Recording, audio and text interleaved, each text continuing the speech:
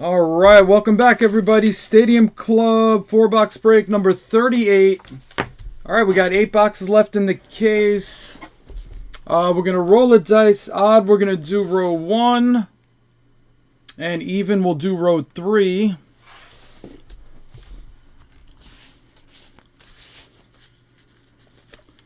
All right, let's get a good row. It's been an awesome product.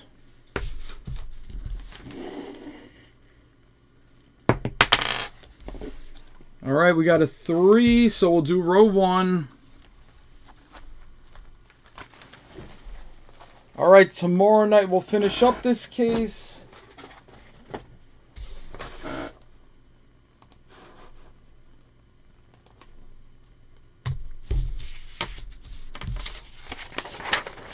All right, guys, here are your teams. Good luck, everybody.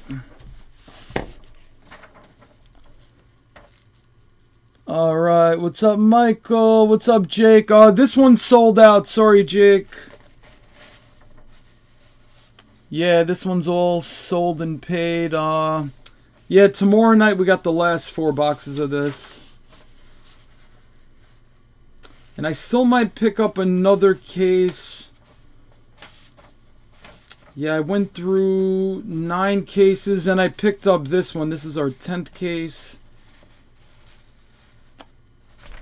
I know I have 8 cases of Top Series 1 coming in of 2023. I don't know what else is coming up, but yeah, good chance I'll pick up some more Stadium Club. Figured I'll just go case by case, just because it's been so great, you know?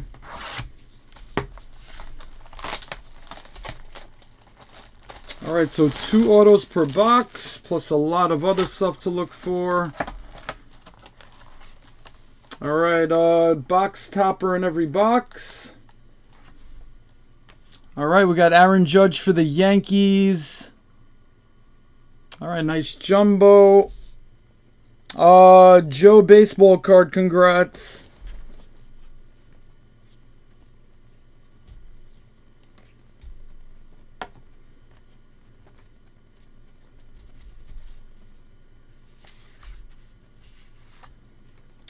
Yeah, we've hit a lot of Julio out of Stadium Club. Yeah, we've done great with him. There's even cases that had like 2 Julio autos. There was a case or 2 that had like a Griffey and a Julio. There was a case that had 2 Griffey. So Seattle's been pretty hot in Stadium Club.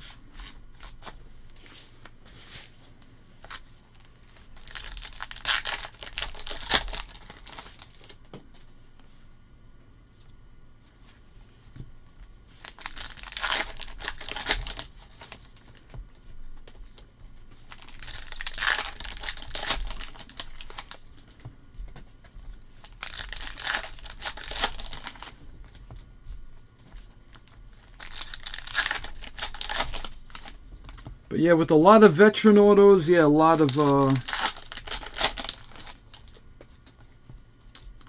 teams can hit something nice in this product.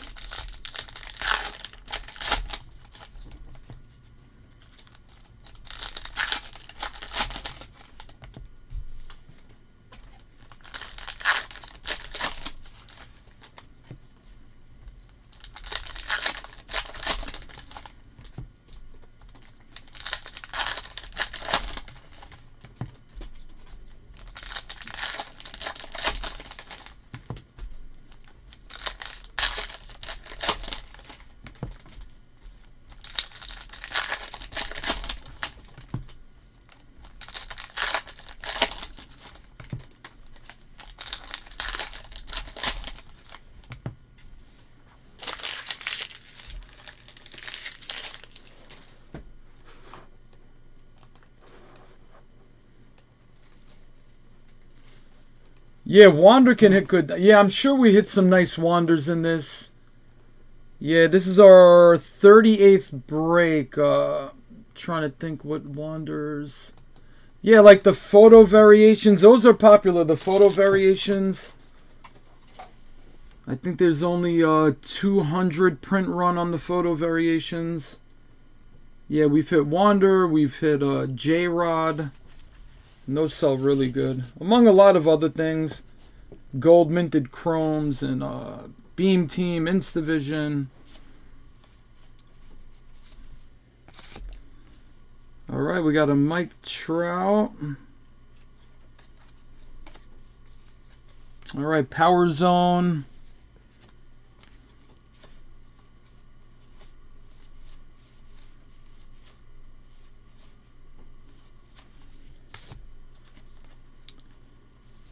Red foil, Jonathan Heasley. The Reds are about 1 in every 3 packs.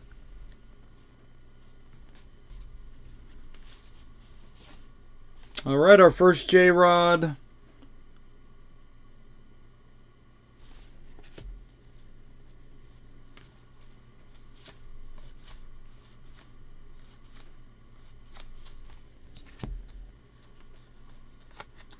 Alright, Alek Manoah red.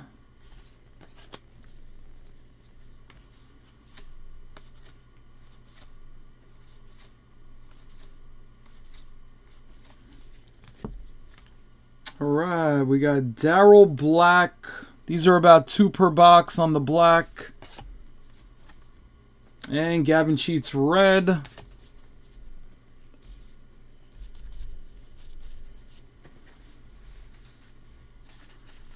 Yeah, even the Rangers hit Nolan Ryan auto to 10. That was really nice. Red Sox they've had their hot moments too. Jim Rice auto, Wade Boggs auto to 10. Who else? I know there was another big Red Sox. Early on, like the first few cases, Atlanta was pretty hot. We hit a few Acuna autos, Greg Maddux Chrome auto. Then the Angels got hot. We hit a couple of Otanis, couple of Trouts. Torrey Hunter red.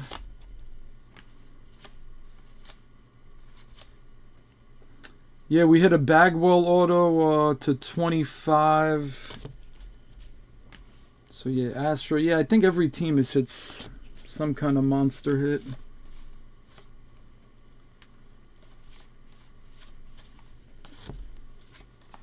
All right, Pete Alonso, Team of the Future. All right, first autograph, Alfonso Rivas for the Cubs. All right, Noah, 11, congrats.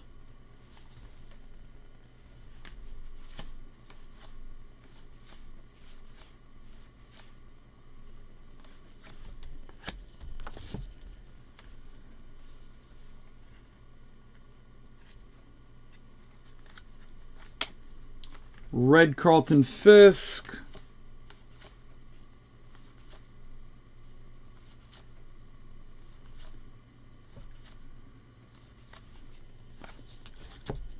All right, Chrome die cut, Paul Goldschmidt. So 1 per box on these. And then the base Chrome 1 per box. We got Buster Posey.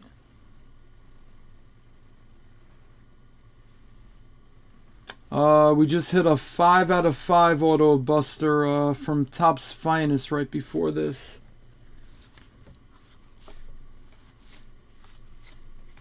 Tyler McGill.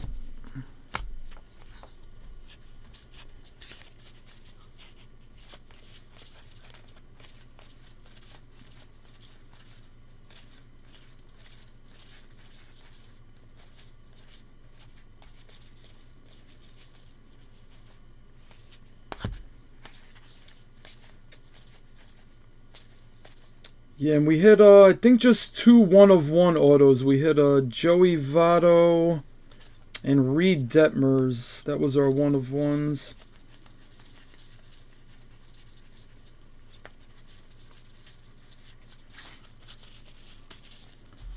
But we hit a bunch of stuff, number to 5 and to 10.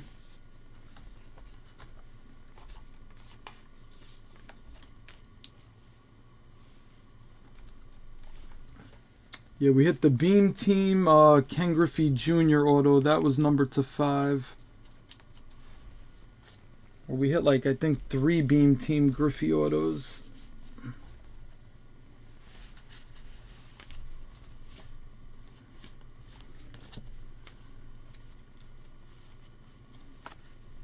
All right, Mookie Betts.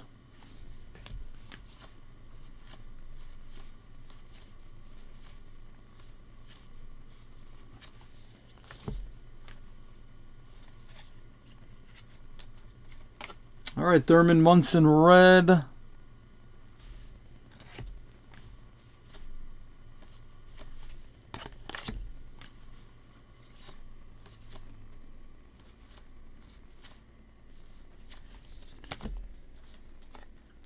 Soler red. Brandon Marsh. Spencer Strider.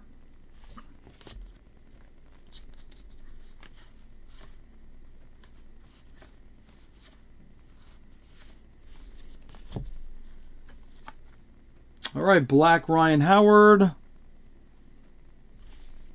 Even the Phillies hit a nice Ryan Howard auto out of this.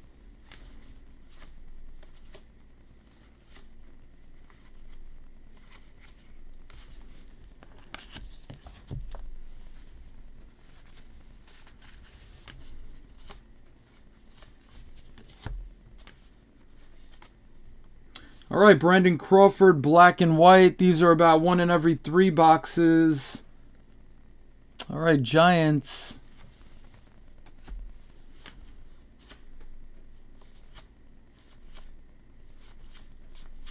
Royce Lewis. All right, Team of the Future, Juan Soto. And we got a Riley Adams. All right, Riley Adams autograph. Nationals. 2LFQB, congrats.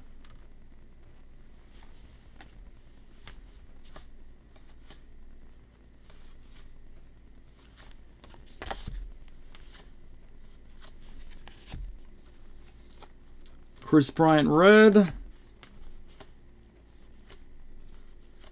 CJ Abrams. There's Ohtani.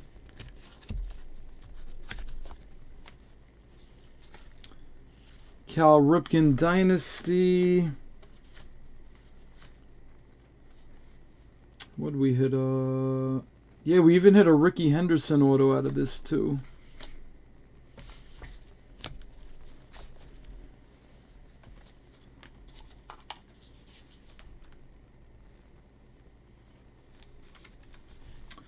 So yeah, quiet first box. That's how last break went, and then the monster popped up.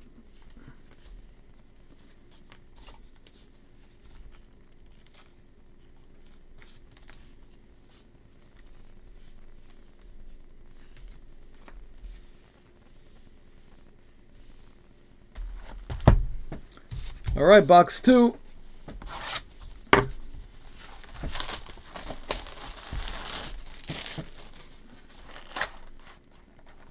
I'd love to hit an auto on the box topper. Those I think are like 1 in every 10 cases or 1 in every 8 cases. We haven't hit one of those yet. Oh, not yet.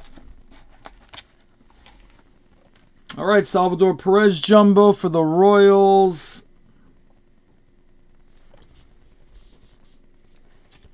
All right, 2LFQB.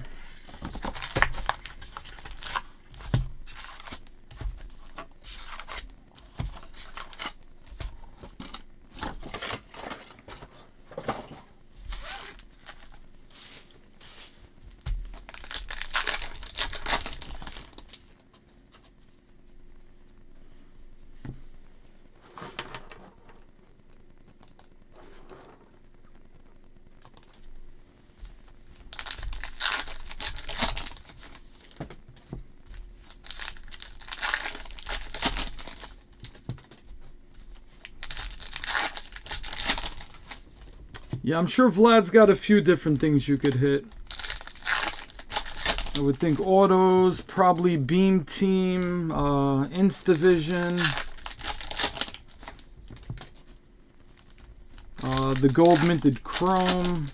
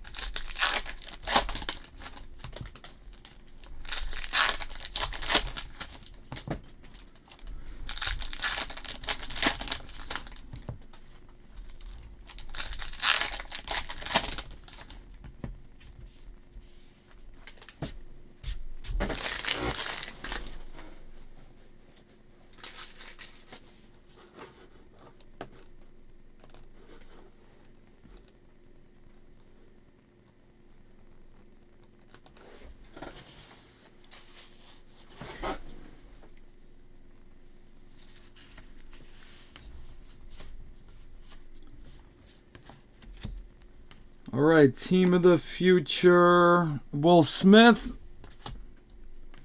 Ooh. We got a redemption, and this looks like an auto as well. Wow, yeah, the redemptions are usually bonus autos, which is cool. So this should be at least a 3 auto box. We did have one box that had like 5 autos, I think. Alright, so Chas McCormick.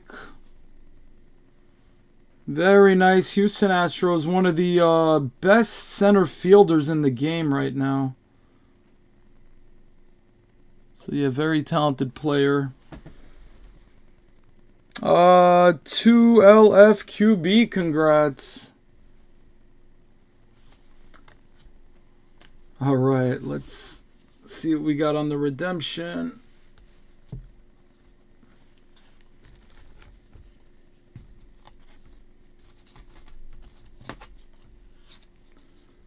Alright, good luck, guys. Ooh, some kind of foil. Alright, base card autograph, red foil. Red, I believe, is numbered to 50. We hit a black to 25 J-Rod last break. Let's see what the red is. Alright, Hunter Green. Nice hit for the Reds. So Hunter Green to 50. Rod High 52. Congrats.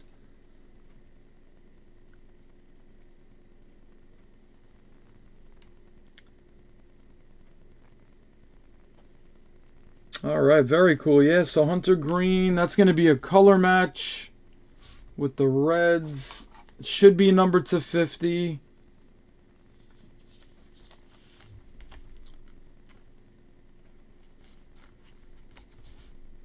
Yeah, it's just red, black, and then I think the rainbow foil boards are like numbered to 10 on the autos, and then the gold rainbow 1 of 1. So it's the base, and then it goes right to the red to 50. So yeah, all the parallels are low numbered. Alright, very nice Rod High.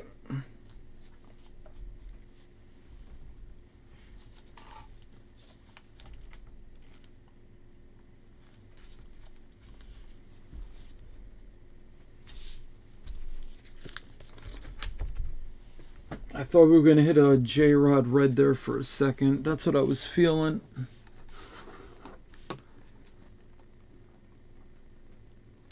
Oh, nice. Yeah, I think Tyler McGill's going to be really good. You'll see this year. He should be number 3 in that rotation if he stays healthy. Yeah, you're not jumping ahead of Scherzer and Verlander, you know. Sammy Long red.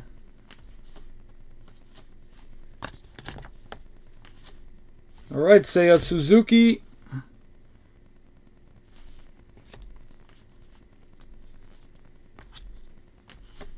O'Neal Cruz.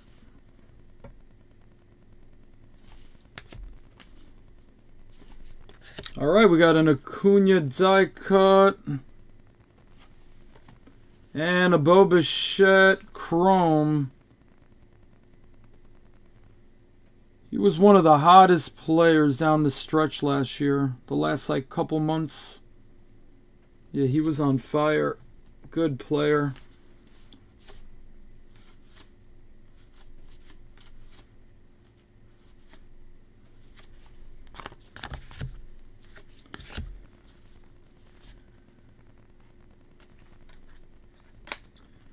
Aaron Judge.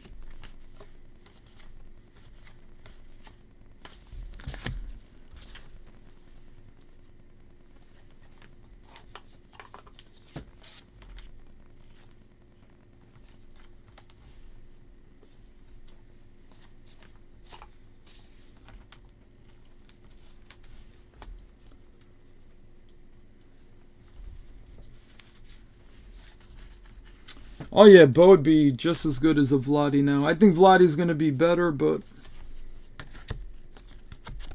Poe's going to be great too. He'll make a lot of all-star teams.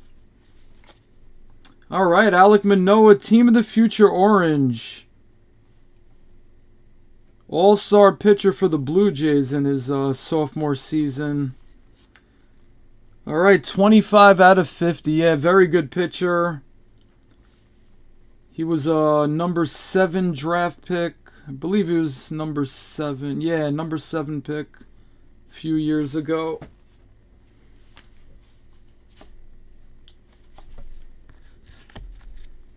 All right, Torkelson.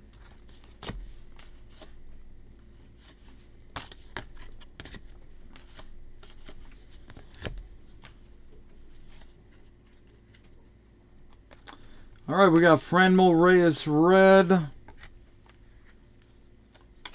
And a Bryce Harper red.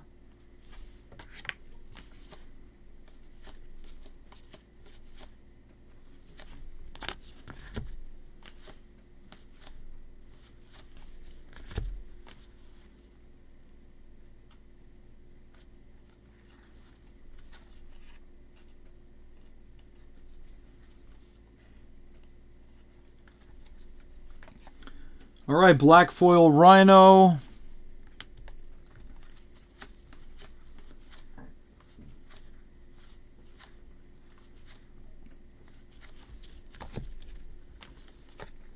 Rivera red.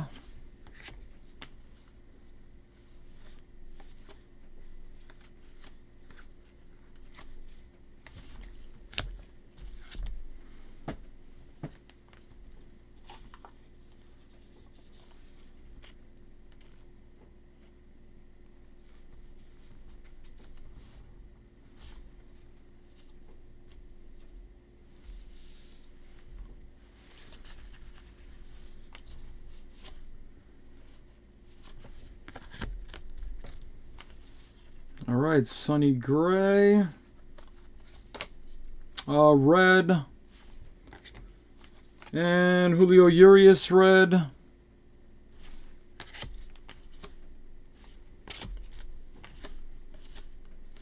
Yeah, and I thought Kevin Biggio was going to be good. He got hot for a little bit in his rookie year. But yeah, I don't know. Kevin Biggio, not on the level. I think he was trying to keep up with like Bichette and Guerrero.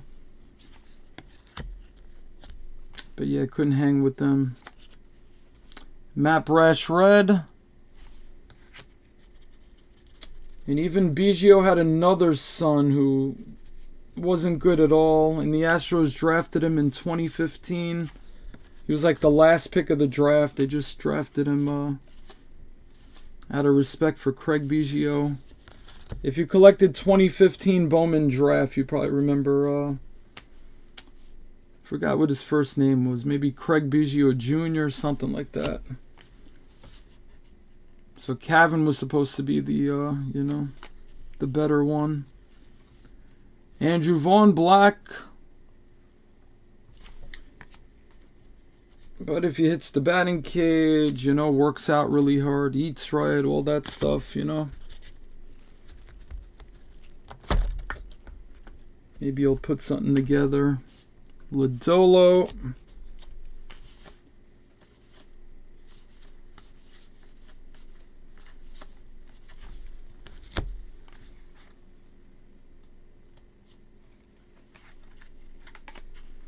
All right, Bryce Harper, Power Zone.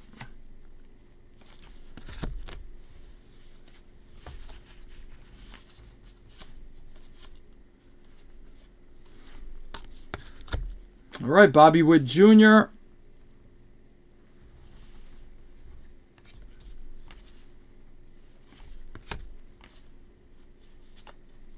Greg Maddux red. Jarren Duran. There's Vladdy.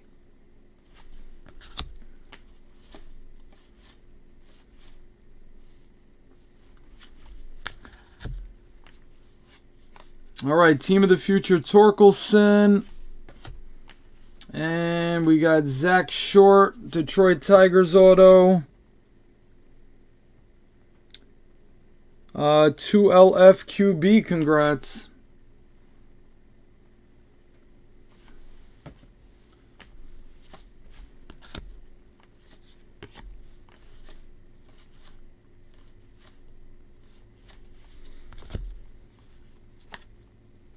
All right, Babe Ruth red.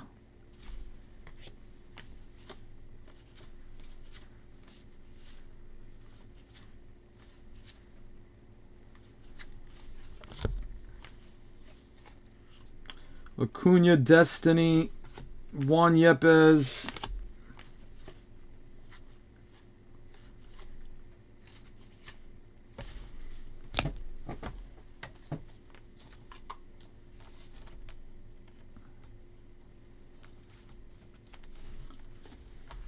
All right, box 3.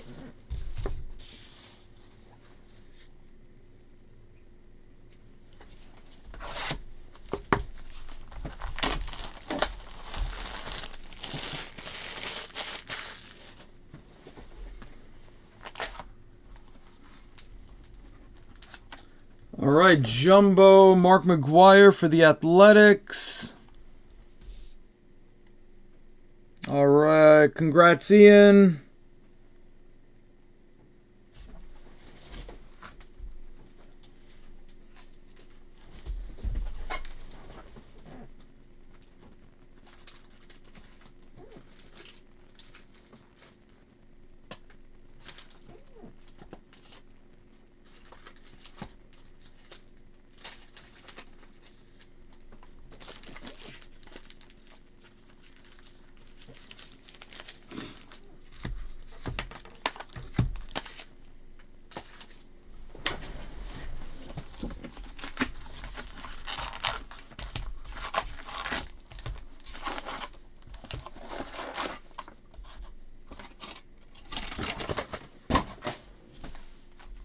All right, guys, box 3.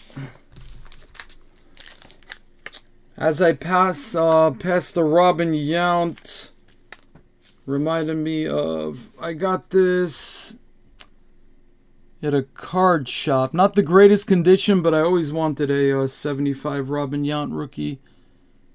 Pretty bad condition, but just to have it is pretty cool. Yes, 75. And he also had a Hank Aaron. They weren't much money, you know, like low grade. This is better than the Yount, but I think Heritage is doing 75 probably next year, I think. Can't wait for that. One of my favorite sets. And a pretty jacked up Bowman Hank Aaron. So yeah, even in like bad grade, I don't have much vintage, so I wanted to start adding a little more vintage.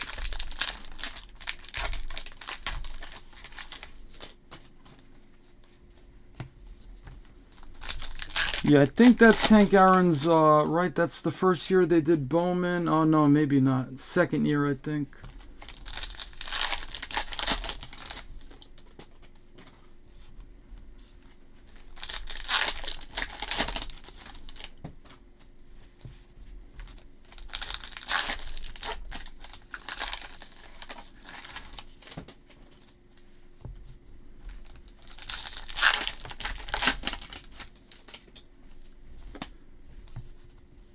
And then last weekend I caught the last like half an hour of a local card show.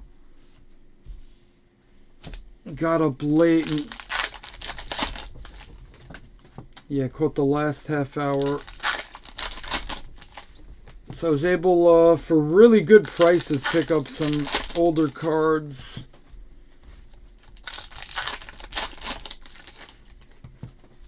Like George Brett and Mike Schmidt.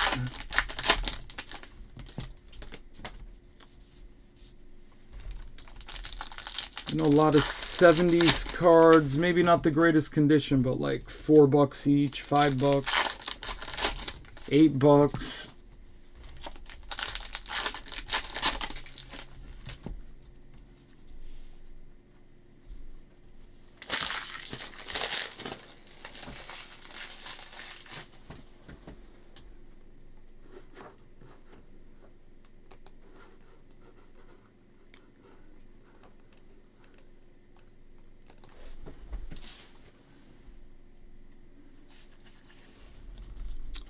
Alright, let's see. Is it time for Wander?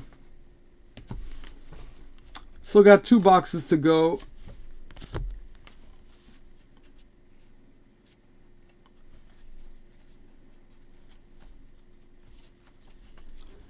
All right, Power Zone Pujols. Jeremy Pena.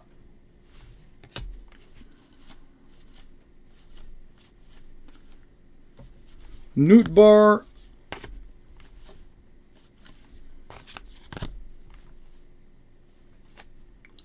Red Tim Anderson.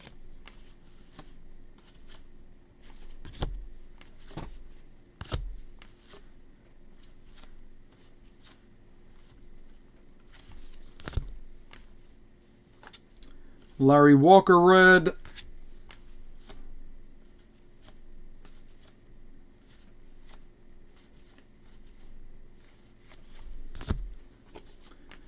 Miguel Cabrera, that's a black.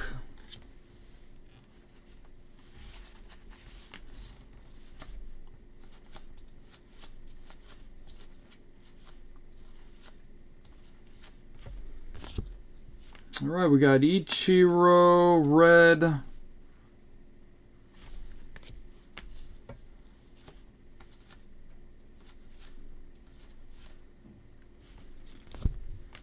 Tyler McGill.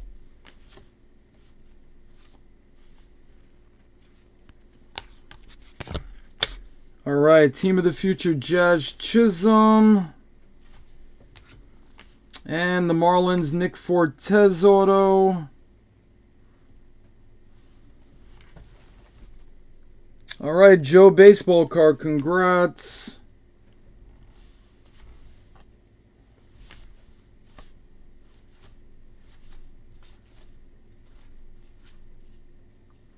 Ooh, we got Instavision coming up. Good luck, guys.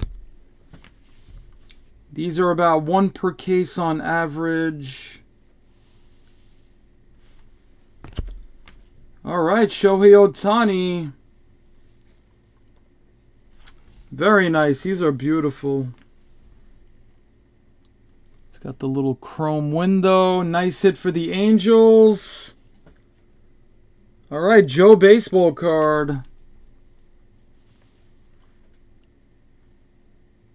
So the only thick card on the checklist.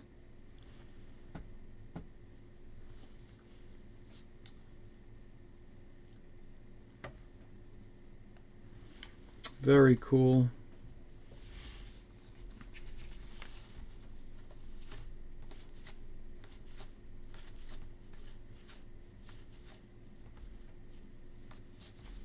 All right, we got a Ken Griffey Jr. die cut. And nice Bobby Witt Jr. chrome. Very nice, very sharp.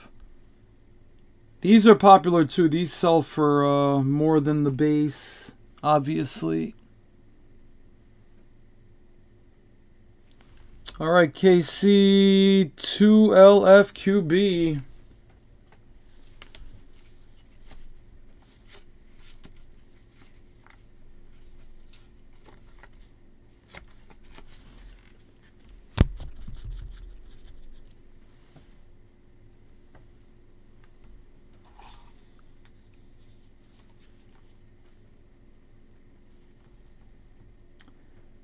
Yeah, very nice surface. I don't see any scratches or anything.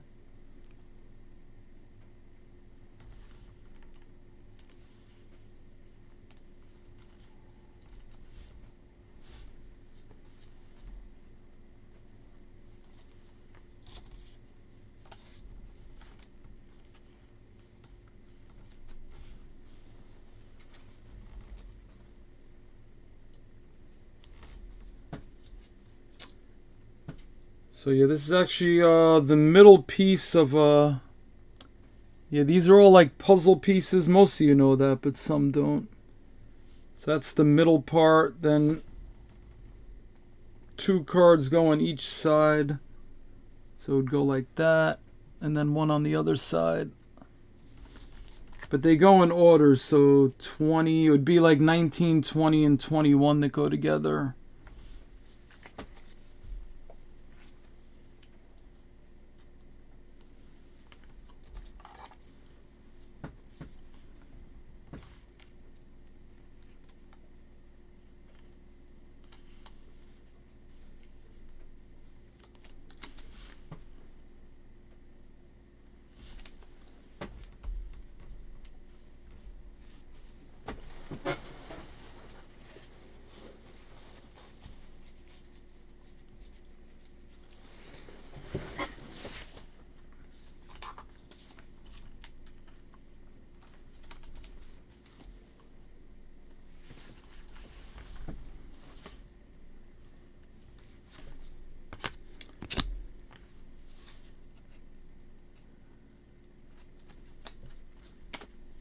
right, Bo Bichette Power Zone.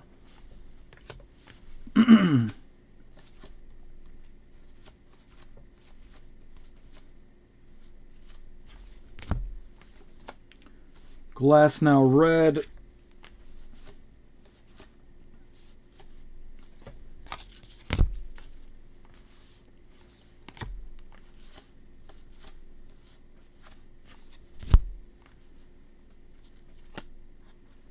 Lodolo Red.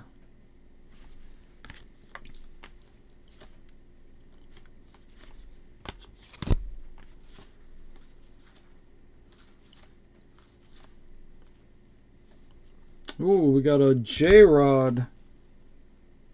Could it be the black? Very nice J-Rod black foil.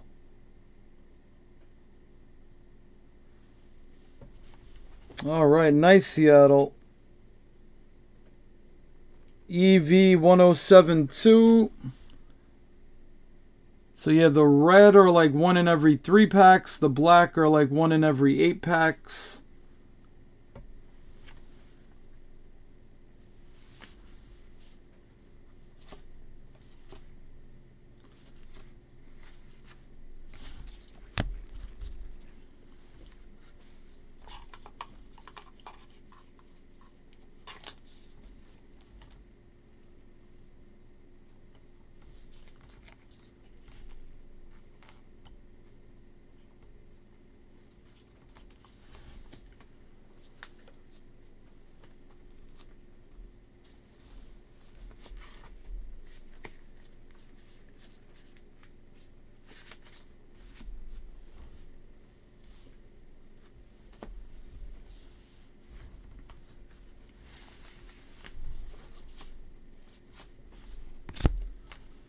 All right, Adam Wainwright, red. He's had such a good career. Hunter Green.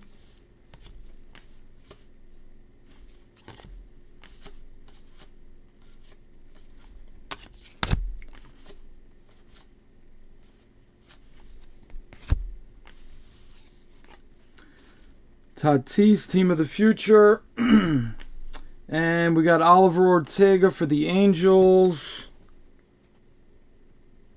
With the autograph. Joe Baseball card, congrats.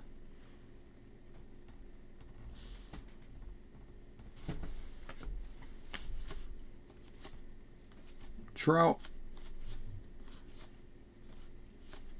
All right, there's Wander.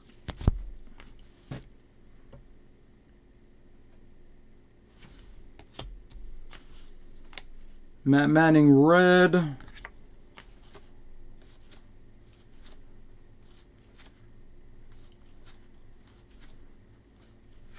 Ooh, another Wander. All right, Destiny.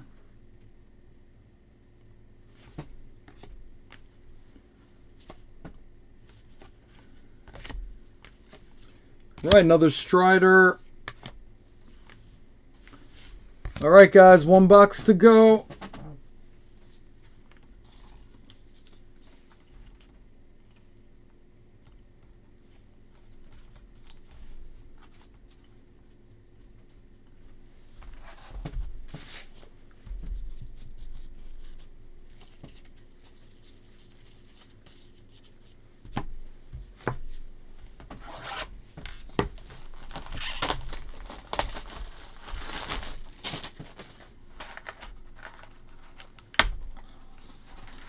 All right, here's a nice box topper.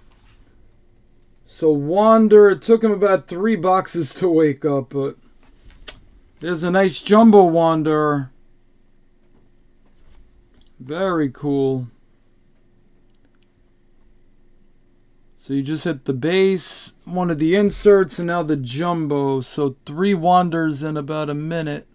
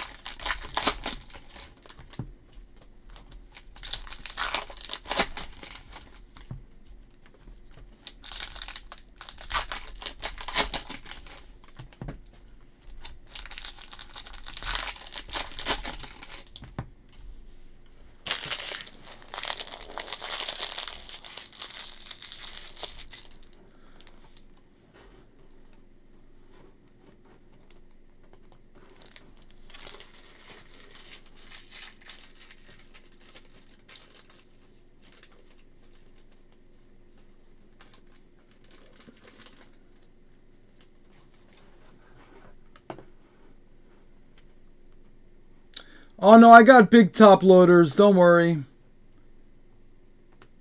Yeah, all the jumbo cards, I sleeve, top load, and put a big team bag over it. Yeah, I got you covered on that. Alright, let's get it for you, Ian. What are you looking for? D-backs, right?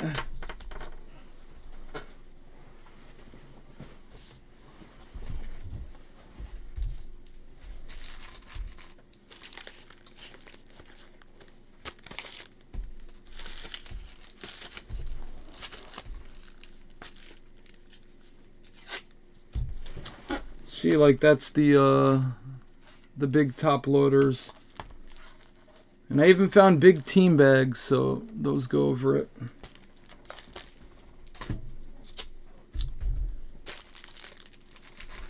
Yeah, I'm a big fan of the team bag. All my personal stuff, you know, that are top loaded, I always put a team bag over it. Just because a lot of my stuff from like the 80s and 90s that I had in the binders with the 9 pocket pages and top loaders. The top loaders would get dust in them and the top of the cards would turn yellow.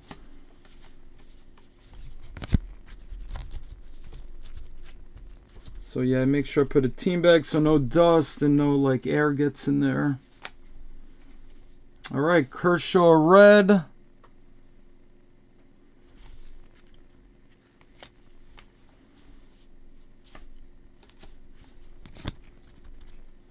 Torkelson.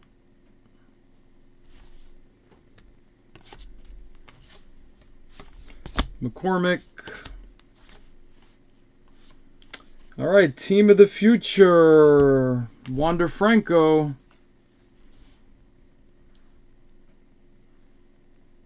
All right, Wander Mania now, huh?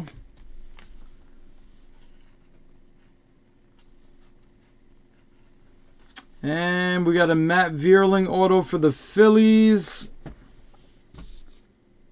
All right, Joe baseball card, congrats.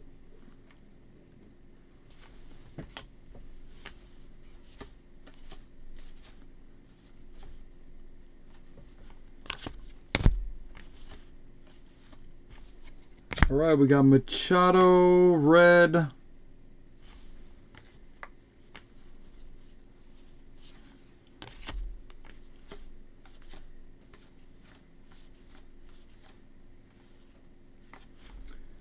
All right, Rafael Devers, chrome die cut. And Detroit, Javi Baez, chrome.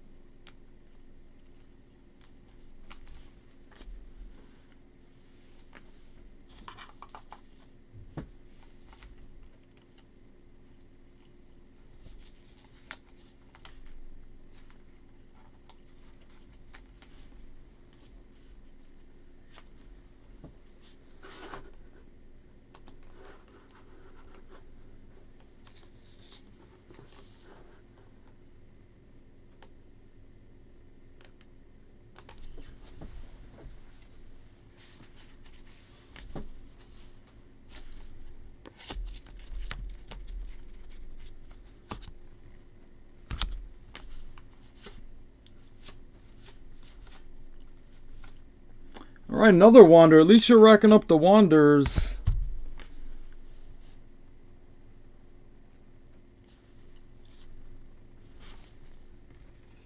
It's like 5 Wanders in 5 minutes. All right, we got a Pete Alonso.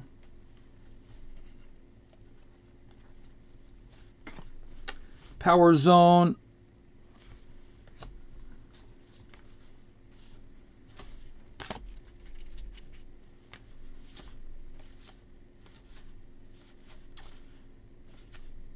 Yeah, Pete Alonso wants to be the home run king. I think he's going to be determined to hit more homers than Aaron Judge this year. But Judge is just so big and monstrous. All right, Kyle Tucker red.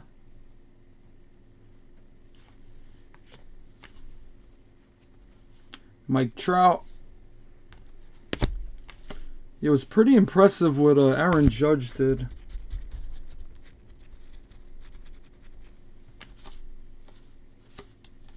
It's almost like the fans turned on him because they didn't go deeper in the playoffs.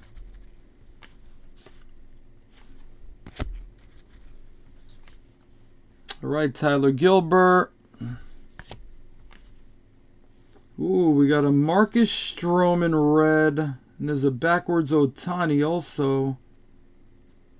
Good luck, guys. This is one product never give up on, man.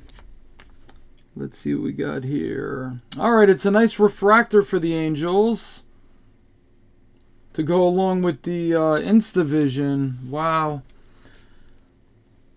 So only 4 per case on the refractors. Joe baseball card.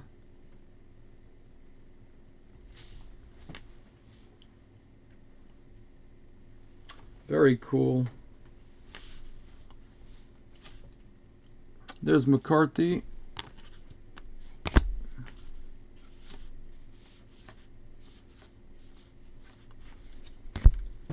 All right, Dr. K. Black foil.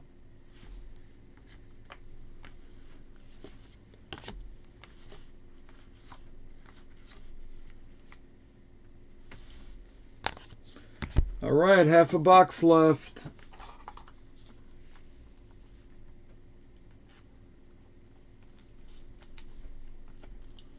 So should have one auto left. Hopefully we find some other goodies, variations or something.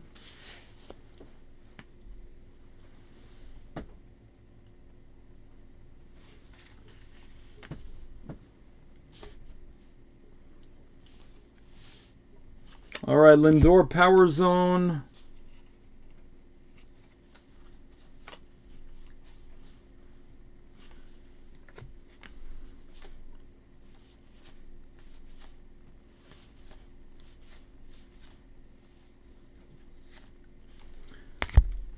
Power Zone Torkelson.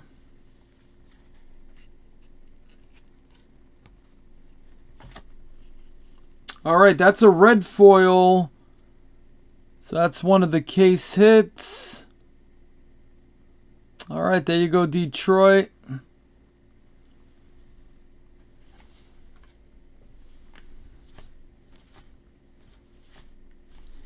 Seiya Suzuki.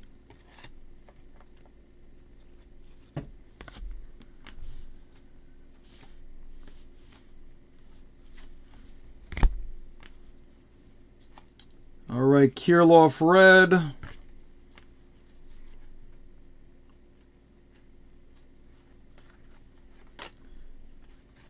Jim Abbott red.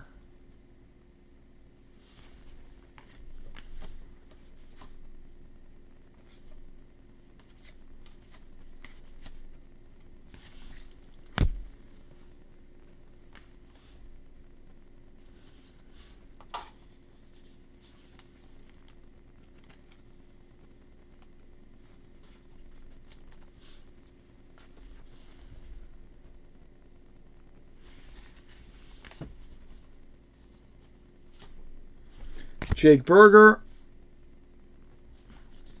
All right, Andrew Jones. That's a black foil.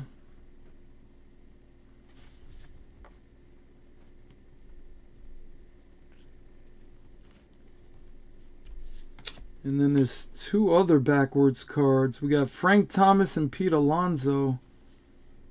All right, Frank Thomas. That's a design variation.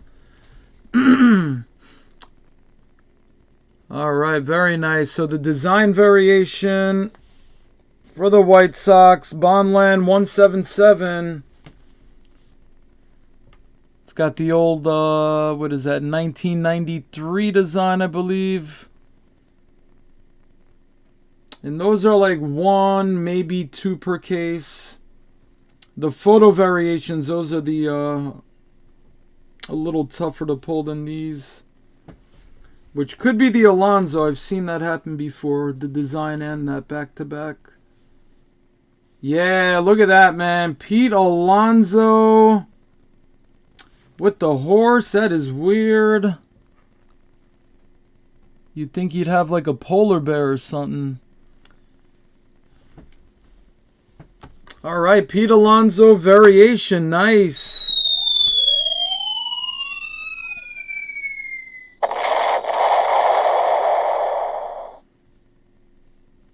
So yeah, these are more valuable than the design variation. These still have value, but these, supposedly there's only 200 print run on these. So yeah, only 200 of Pete Alonso with this horse. That's weird. What's he doing with the horse? All right, New York Mets. Pens fan 58, congrats.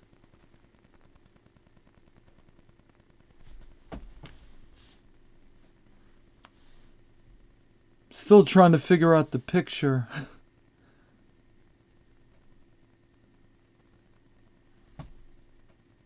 It's got to be some kind of dugout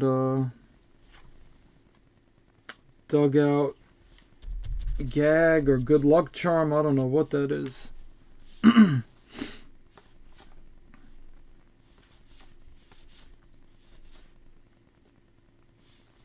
Mackenzie Gore.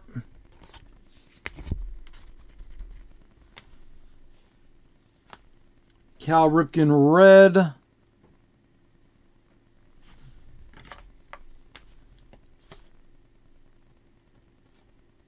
This is Miguel Sano's patented move. I've seen him on a few cards, like throwing something like that. He'll throw like dust or a beanbag or something. Yeah, that's his photo pose.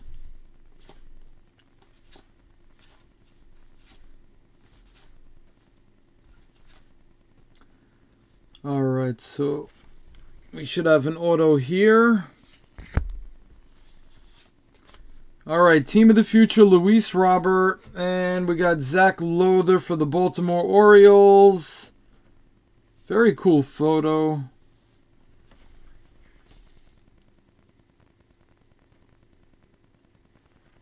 All right, Baltimore. Nick with the C, congrats. Like an old Sport Flicks.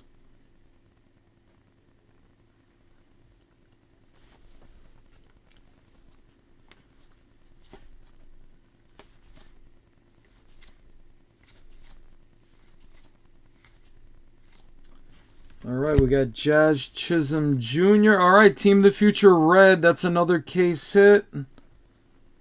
So all the inserts have red foil versions that are about 1 per case. 1 in every 254 packs, something like that.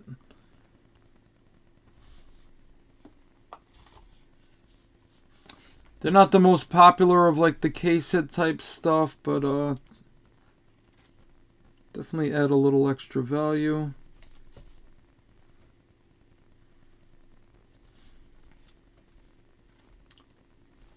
If the regular insert's like $1 or $2, I'm sure the red foil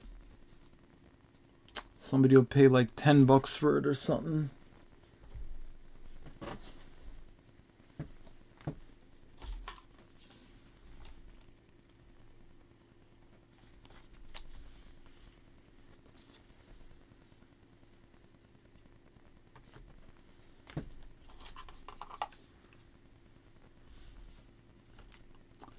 So that was after his 400th home run. See the 400 down there? He was awesome, man. Always had that high batting average, too.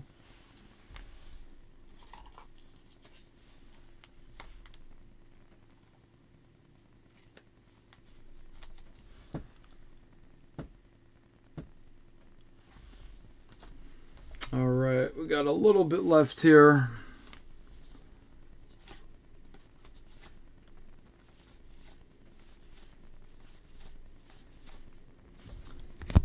Alright guys, and we'll do a recap after this. And tomorrow night we got the same breaks. There's a couple of finest breaks. We'll go through a case. An optic break. And the last 4 boxes of this case.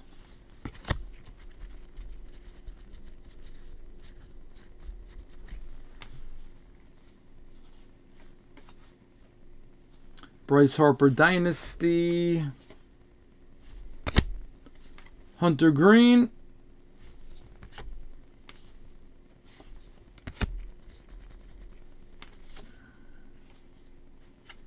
Alright guys, that is gonna do it.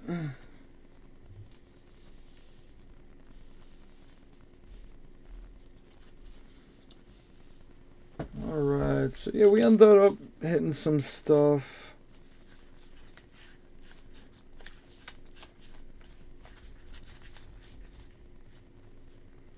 Yeah, the Ohtani Instavision, Ohtani Refractor, photo variation to 200, design variation,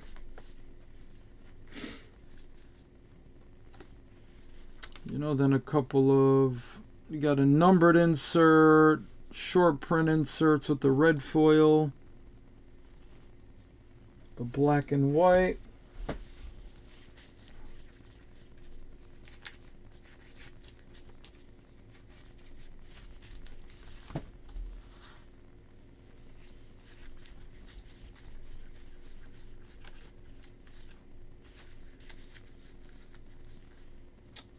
All right. Yeah, we'll see. Hunter Green was a number 2 draft pick. When he was drafted, he was a two-way player.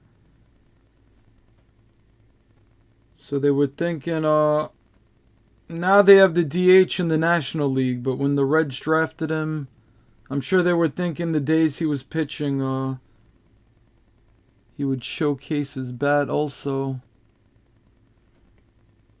Who knows, maybe one day he'll try to do like what Ohtani's doing. So yeah, he was supposed to be a really good two-way player.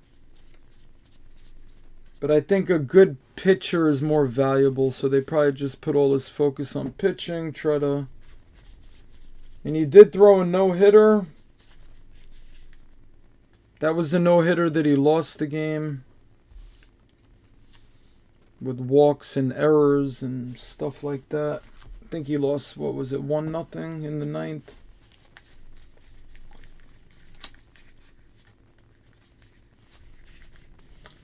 But if he could get off, you know, right, he's got some star power too. If Hunter Green can get off to a nice start, you could really see his cards go up. Even as a pitcher.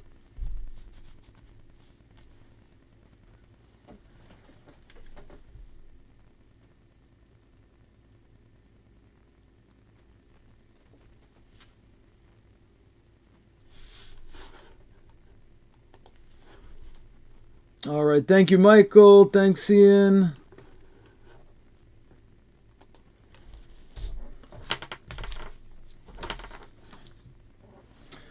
So, yeah, there's a card show in 5 hours. Yeah, they start early, man. They start at like 10 a.m.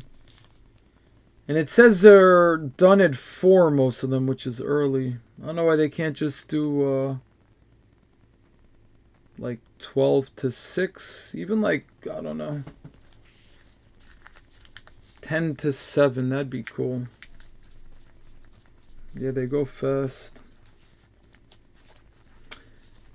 Maybe I'll run some card shows and make them like really long. Or do like 24-hour card shows, that'd be cool.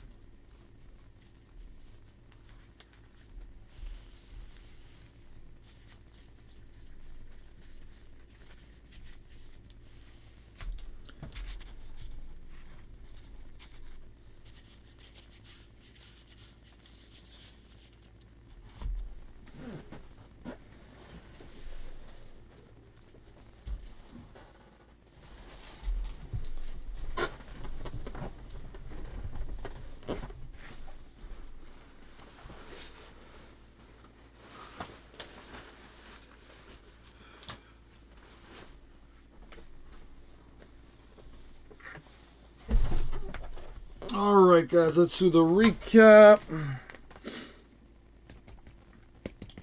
Oh, and next weekend I'll be breaking Top Series 1.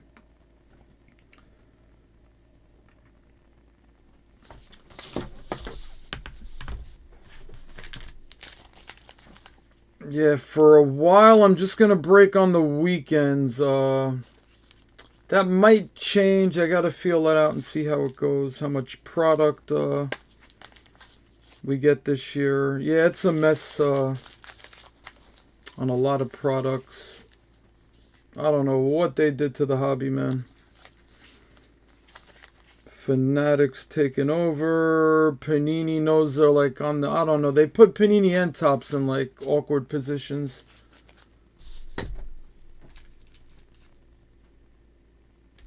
I think Fanatics saw the big boom for a couple years. And if Fanatics saw like the prices going down, I wonder if they would have even got involved with the hobby. Because they put a lot of money in, so I think they want things to be like how they were for those couple years. Unless they plan to build it like that, you know, with a lot of advertising and making the hobby gigantic. But we'll see what they do. I know they made it harder to get product for sure. But then there's certain products that they're having a hard time selling, so those products, like, you can get as much as you want of. But like the really hot products,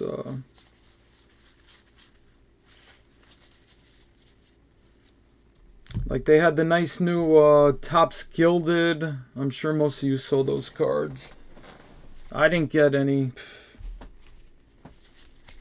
So no allocation on Topps Gilded. There was like 20 boxes in a case. I don't know. They couldn't even throw me like 5 boxes or something of that. I don't get it.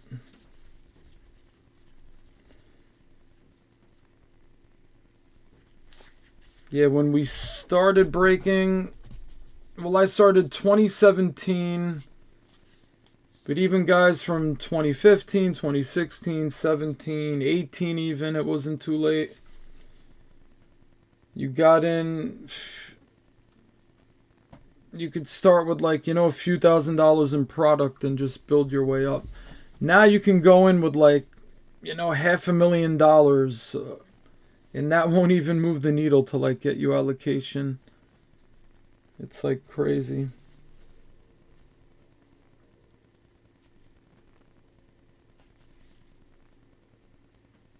I think there was one year I bought like 800,000 worth of product in a year. I was like, I was working my butt off, you know. It was always a small operation. So yeah, it was a lot of work. I was not sleeping a lot. I'd sleep like every other day. It was just all work, sorting and breaking. I was breaking like 7 days a week sometimes. So yeah, I was just working my butt off, and at that point I was like number 5 or number 6 customer, like, and then like the next year I turned into crap. A year or two later, I don't know. So I was spending almost $1 million, and that wasn't even enough during Corona to like get you, you know, get you like good allocation. A lot of products you had to spend like 1.5 million in the last 12 months just to get like a full case of it. So that's what happened with that. So yeah, 1 year I'm like, you know, the new kid and spending a lot of money with them. Business is booming for them.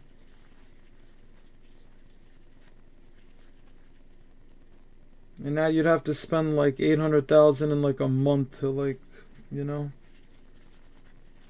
And some companies do that because they have, you know, employees and like a big operation.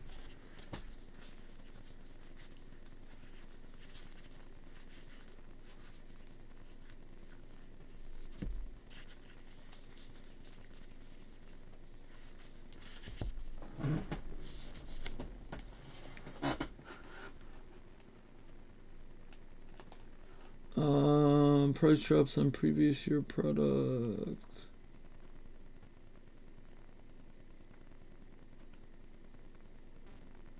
Oh, well, when a product first comes out, yeah, that first few days, first week, prices are always a lot more. Yeah, people want to get them first, you know? People like the new stuff. You know, and it's new. It's like when you first see some pictures of a product that's coming out and it looks so great. Oh, this design is awesome. And people are going nuts and spending like, you know, $100 for like a $20 card. And then a month later, after you've seen that product over and over and over, and your eyes are used to the design, and it's not doing it for you anymore, and something new, you know, a new shiny product comes out. Yeah, that's how it's always been. Or if a player does something, yeah, Brock Purdy, Cameron Thomas, even Trevor Story back in 2016. That was like the first I remember from. Yeah, Trevor Story had like this big streak. Nobody knew who he was, and then became a phenomenon overnight. His cards were selling like crazy. That happened to Gary Sanchez. That was also 2016. Yeah, the first half of the season, it was Trevor Story. Second half of the season, Gary Sanchez. And their cards were selling like crazy. Yeah, so you gotta strike the iron while it's hot. But that's how that always is, you know? Or like now, baseball season's coming, you know, once it comes and players start doing really good and doing crazy things, yeah, then the prices. In the off season, it's, you know, you get a little hype on some players, or it's just weird because a lot of the products released, you know, after the year was over. So you knew who you were, you know, you were chasing Julio Rodriguez, Bobby Witt. Even Wander fell, you know, to the back a little bit. Just because of the way the year went, you know. Strider did awesome, but even now Strider, a lot of his stuff doesn't sell as good as you would think, you know. But during the season, especially the first half of the season.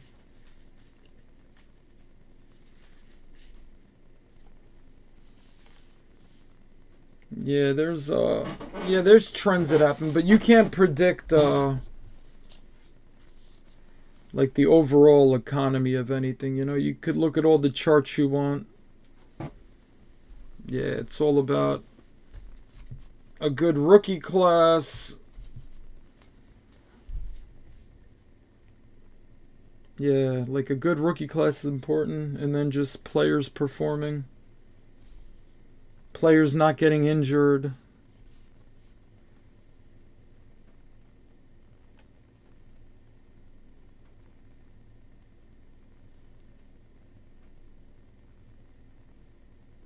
And not even previous year product, just previous month or weeks.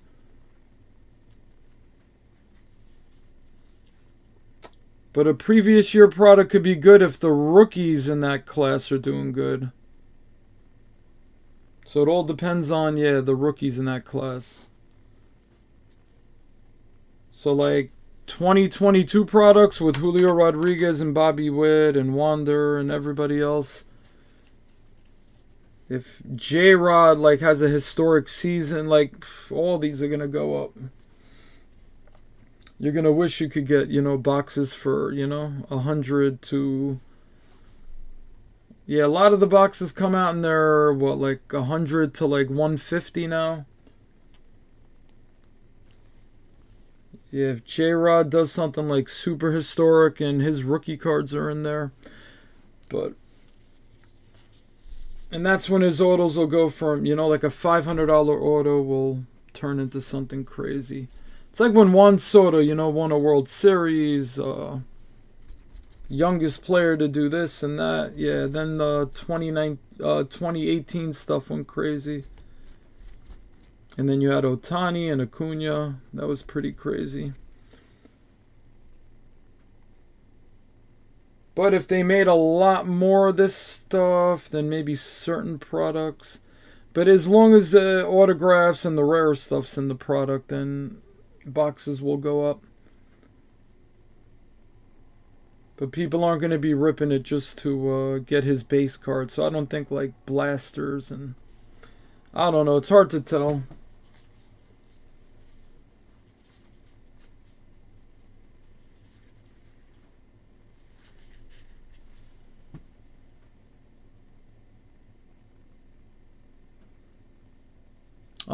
Well, I only listed like 20 cards. I didn't have a lot of time.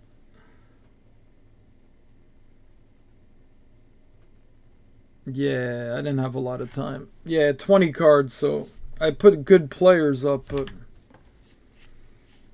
Yeah, on my eBay, you're going to see a lot of stuff other than breaks on there, you know, just single sales.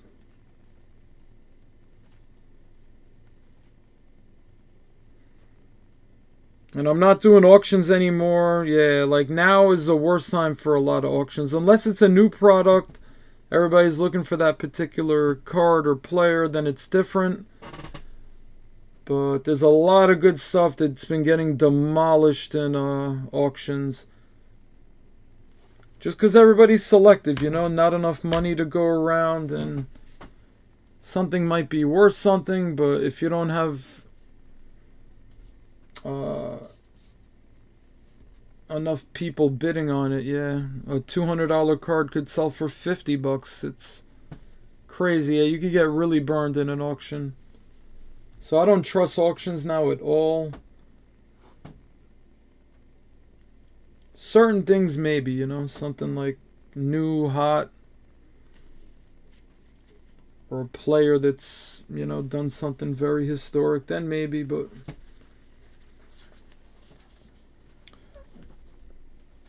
But you could put like an Ohtani autograph up for auction. And, you know, there might be a bunch of other Ohtani autos there, and people, you know, oh, I don't want to get this one, I want that one. So,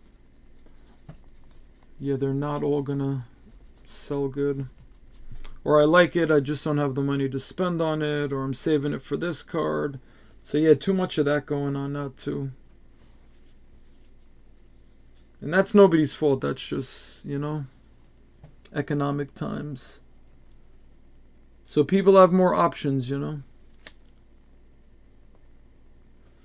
I don't think I put a LeBron up. No. Yeah, I tried to put some like big ticket items to start just to get a nice boost. I'm going to have to pay my taxes soon and all that. So trying to get ahead of it, you know. But I have a lot of cards I can post. You know, I have a lot of things, like tedious things to post. Like I have tons of cards that are like $10, $15, $20. But I'd rather start putting some of the bigger stuff I have up first, and I guess when that starts winding down a little bit, then maybe I could start putting, you know, an assortment of, you know, lower value stuff too. Yeah, I just have a lot of cards, a lot. But eventually, if I have tons of inventory, people will know, you know, that I'm constantly putting new things up. Then they can, you know, I'll have people that just go in to check and see what I'm putting up, you know. Because I do have a good variety.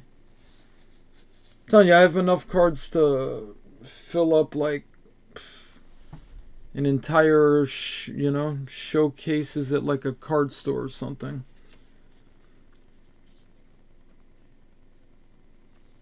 And fill up dollar boxes and all that. Yeah, I could definitely have enough inventory to have like a card shop, but definitely don't want that overhead. Alright guys, let's do the recap.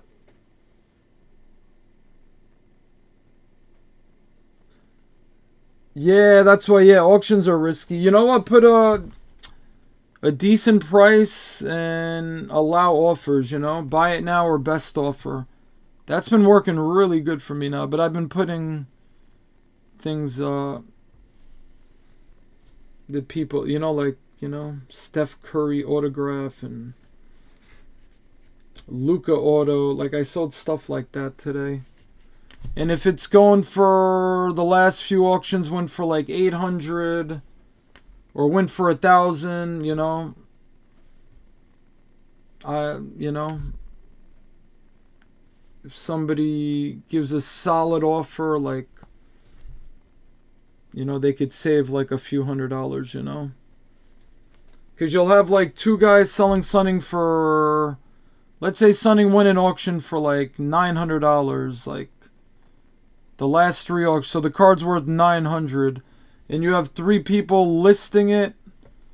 One wants 1,500, one wants 2,200, you know, and one wants like 1,300.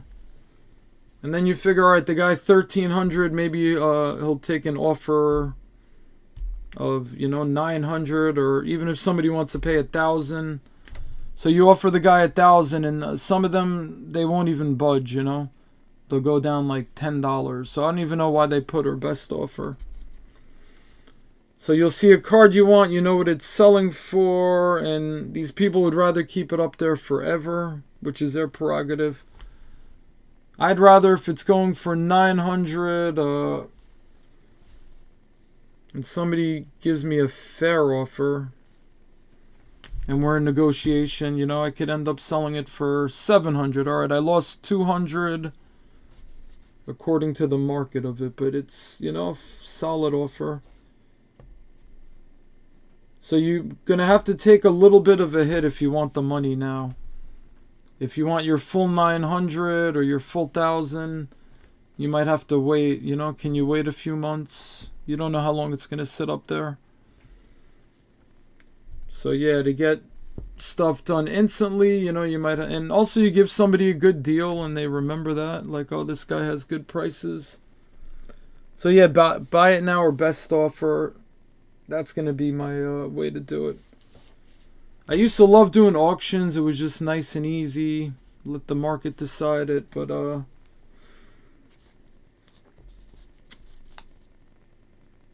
because a lot of times you get a little more in an auction, you know? You might go less or more. Now it's like almost 90% of the time you're going to get much less in an auction. So you do the homework, you know? Just see what things have sold for. And your buy it now can't be ridiculously high. Like if you want like $500 for a card, don't put 3,000 or best offer. You're gonna like scare everybody. They're like, wow, 3,000. So if you want 500, you know, maybe put a 700 or best offer, and then maybe somebody will offer you 500 or, you know, 400. You might have to take it. So that's it. Yeah, give people good deals. Yeah, I'm not like a nickel and diamond kind of person. In the long run, that'll probably be like, you know. In the long run, people will remember you gave good prices, and they'll come back and they'll support you more, and you'll build your brand. But if you lose 200 here, 100 there, 300 there, 1,000 there, 50 there, by the end of the year it might be like, wow, you know, I lost, I would have made 50,000 more if I would have, you know, waited. And or maybe you never get that offer though, you know, so you never know. But you might be like, wow, I could add 50,000 more if I got what the value of the cards were. But I think if you do the right thing and, you know, you take care of people, I think, you know, it builds your business and people know where to look, you know. Because a lot of times I'll just look for a specific card, you know. But a lot of people, they'll, certain buyers that they buy from a lot, so they'll keep going there. So if I have a ton of cards and I know I'm going to be listing, you know, a really good variety of stuff, and I'm going to be very fair and work with people, it'll pay off in the long run.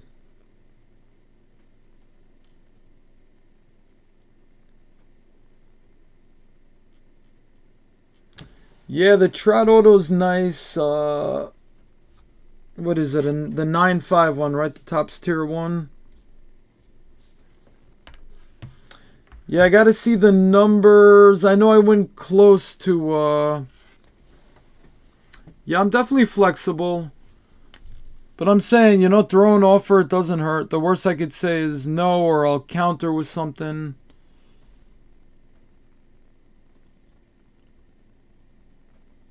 And I'll let you know what, like, my lowest possible for a certain card is, you know. But on that card, yeah, I'd have to look, but yeah, that might be feasible. I was probably looking for, yeah, something close to that. But yeah, definitely, yeah, check out the listings. You see something you like, throw an offer. The worst that can happen, I counter with something, or, you know.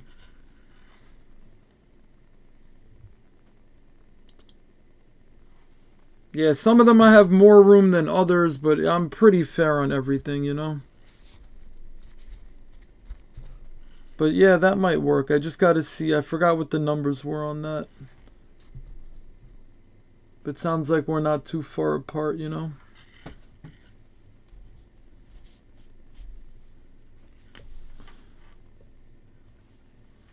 Alright, let me do the recap. So yeah, always, you know where to find them. Always do that. Definitely, yeah, definitely just check it out. And yeah, just do it all legit on eBay.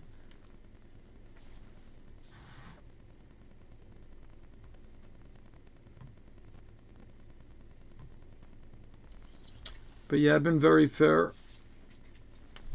Alright, guys. We got Wander Franco, Spencer Strider, Wander Franco Destiny, Wander Franco, Jeremy Pena, Bobby Witt, O'Neal Cruz, Strider, J-Rod, Wander, Team of the Future.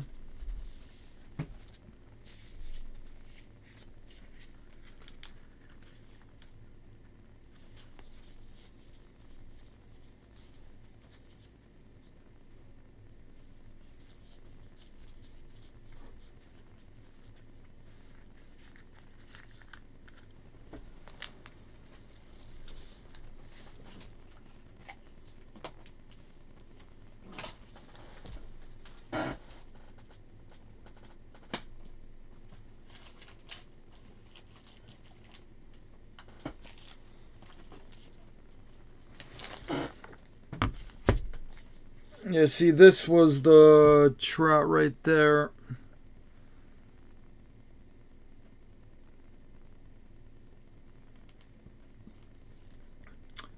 Yeah, what is that? Is that $6.99 or best offer I put? See, and most people, they'd have like a graded card. It's a 9.5 with the 10 auto. You know, beautiful Trout. You can see a lot of people, a card like this, just because it's graded, you know, they'll think it's worth like $2,000 or something, you know. Sometimes the grading thing pisses me off, you know. You have a card that's worth $1,000 graded, even if it's a 9, and a raw version is worth like $300. Like, some of them don't make sense. And you could see, like, I put a lot of pictures on the non-graded stuff. You could see what the condition looks like.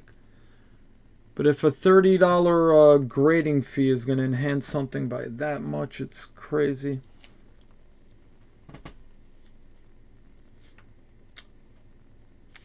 But yeah, this could be somebody's for a good price. Yeah, nobody's going to...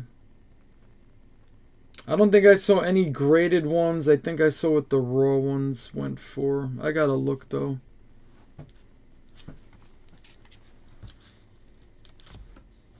I'll be fair.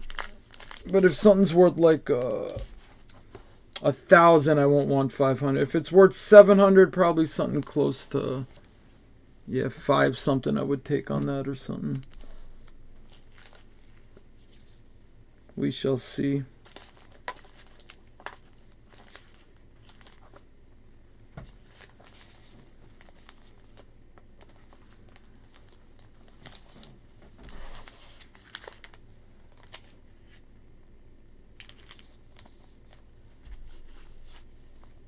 Like this one. This is probably worth a lot because it's a Ohtani 1010. And it's numbered to 25. It's an on-card auto. It's from 2020, so his second year. Oh no. Third year. So yeah, that one. I got lucky with the grading on that.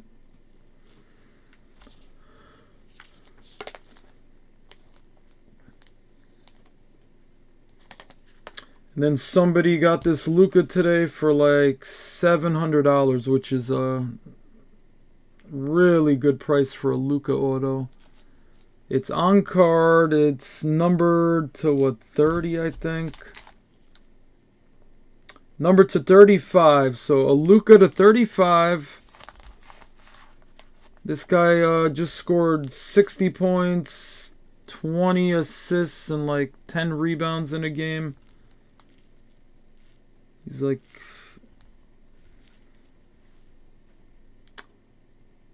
and I think, yeah, I don't know if anybody, I don't think anybody else would sell it for 700. I think I was asking like 1,000 or best offer, and then I probably took 700. So yeah, to me, sometimes to get the quick sell, you know, I'll take the hit. And then somebody gets on a Luka for it. Because a lot of people now, they're stuck on old prices and they do not want to budge. That card could have been worth like $3,000 like, you know, a year or two ago. So maybe in their eyes, you know, going down to 2,000 is taking a big hit or something. But if the market is selling for like 900 on that, that's what it is, you know.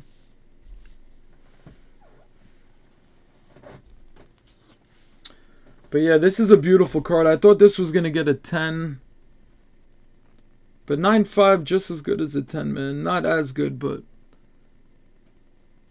if it was a Beckett, that 9.5 would be like a 10.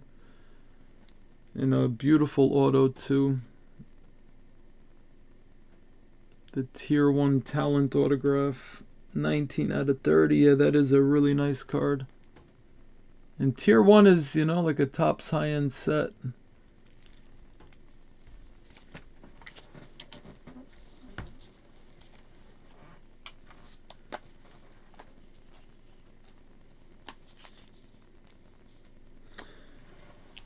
Yeah, it's alright. I got 10s, a lot of 10s from SGC, so I wasn't going to complain. See, like this, it's, look how nice the stained glass is this year. That's like the old school stained glass. This looks really nice. And these are consistently selling for either 200 or 300. I think they're going for like 200. So something like this, if it's worth like 200, I wouldn't get rid of it for 100, but you know. If everything's selling for 200, 220, you know, I would do it for like 175 or something, you know. So yeah, the higher the price, the more I'd do it. But something like that, that's a couple hundred, yeah, I'm not going to lose 50% on it. But yeah, I'm really easy to work with. Now this one, these, some people have these up for $9,000, $6,000. I saw a couple in auction go for like $3,000, so I figured that was yeah, about 3,000. It was a little different than this. But for some reason, the impeccable, yeah, certain impeccable ones are worth some money. So they have the impeccable numbers. Those are the ones that go for like big bucks. And this goes also not as much as the number. This is the impeccable stats. So I think, yeah, I think I saw a couple auctions that went around 3,000. And then another one might have sold for like 2,500 or something. So I put it up for like 3,000 or best offer. But yeah, a lot of people had similar things like this, and they want, yeah, 9,000, 6,000. That's what most people, the cheapest one you could find was like 5,000 or something. Which they were all, yeah, a little high. So I put it up for 3,000, and I ended up working out like 2,000. I gave it to the guy. So if I realistically thought it went in auction for 2,500 like a couple months ago, market's a little lower now, you know, I'd rather get the 2,000 on this, you know. So yeah, that's sold. And I don't have to sort it or anything, so easy. Just, you know, pack it up nice and ship it. Nah, you don't have to do it to support me. Nah, if you want something, support yourself, man. Yeah, if you see something you like. Because I'm telling you, a lot of things I have are going to be very reasonable.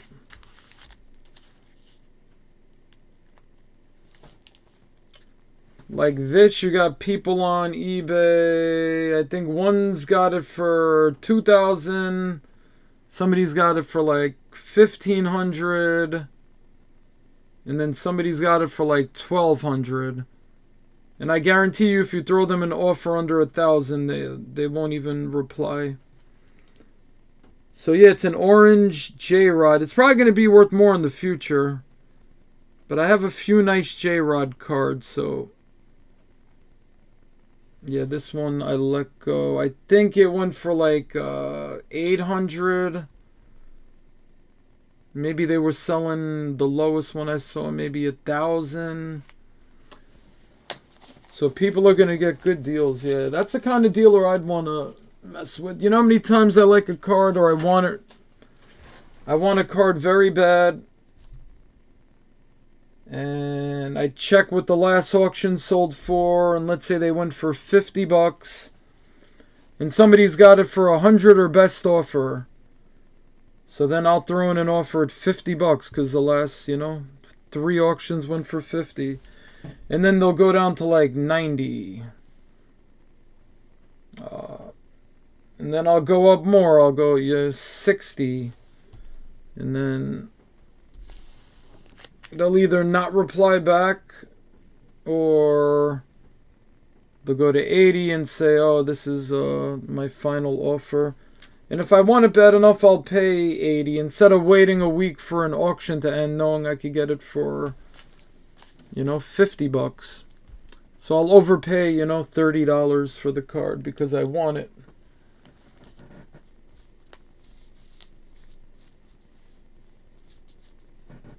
But if I had somebody like me that's fair, and they'll go no more than what like the last sales were, and might even go lower.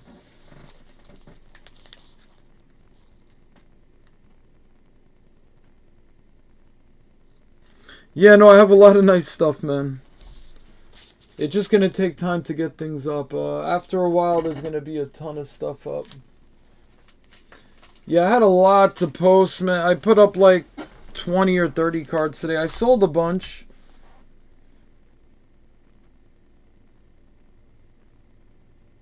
I'm at the point where I have so much stuff that I'm not going to regret selling anything, you know?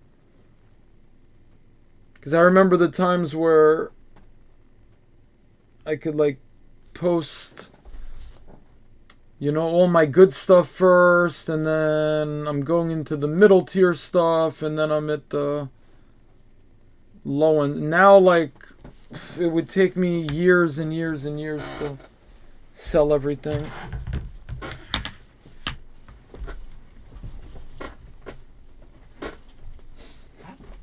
Oh, I gotta keep doing the recap. See, just for instance, because I'm going to a card show later, so I didn't want to post everything today. Not that I'd even have time, but this is like a little Zion case. I have one that's like double the size of this.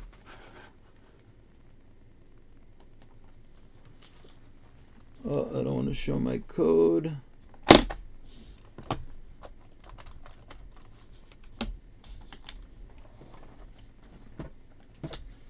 So I posted like 20 cards today. I didn't have time to post everything, but just to see what kind of stuff is in here. Like right now, basketball's going on, so yeah, Jalen Suggs auto. I have a lot of things that are, 100, 200, but I have higher stuff too. Like this is a 1 of 10 Jonathan Kuminga. These gold to 10 are very popular. I got a 1 of 1 Scotty Barnes auto. I pulled that out of an elite box. I got a 1 of 1 Cade Cunningham auto. I gotta wait for him to come back. I think he's gonna be really good, so I wouldn't sell that now. Evan Mobley Spectra RPA. I got a Giannis on card auto. The Greek Freak.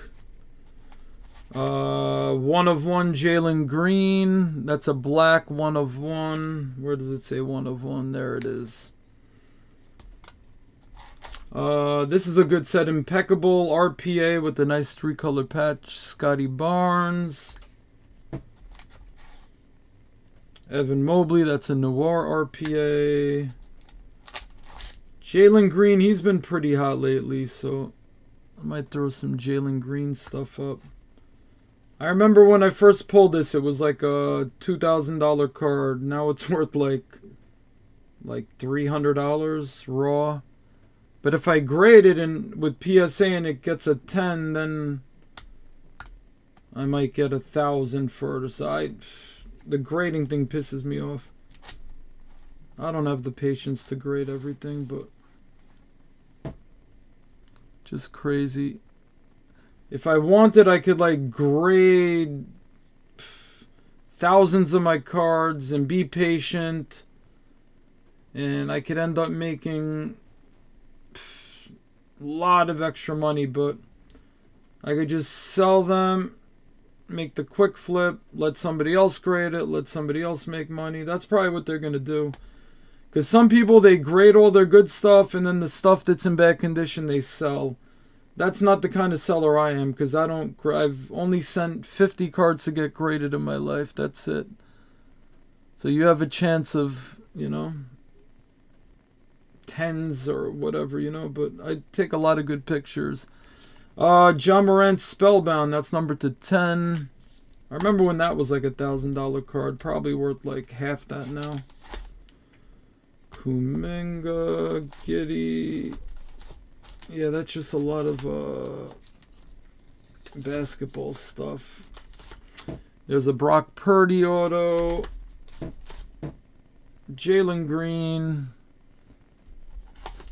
There'll be better stuff. Hold on. Jalen Green.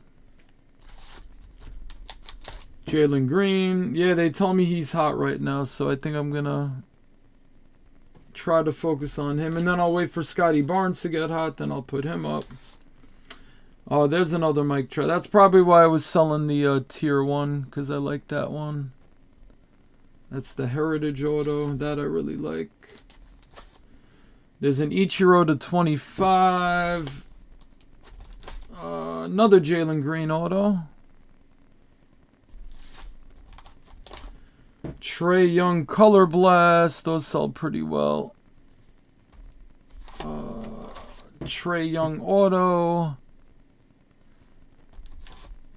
What else? Duncan going. Oh, it's Tracy McGrady. I got other sports too and stuff. Jonathan Kuminga. This is a gold Isaiah Thomas auto. I don't even know what that's worth. Hall of Fame auto. Evan Mobley. Another good one from that rookie class. Another Jalen Green red. Oscar Robertson, gold /10. The legend. From the original Kaboom, Blake Griffin. That's like from the first Kaboom set where they actually drew them. They're more cartoony. Richard Sherman. Oh, now we're getting into some football. Aiden Hutchinson.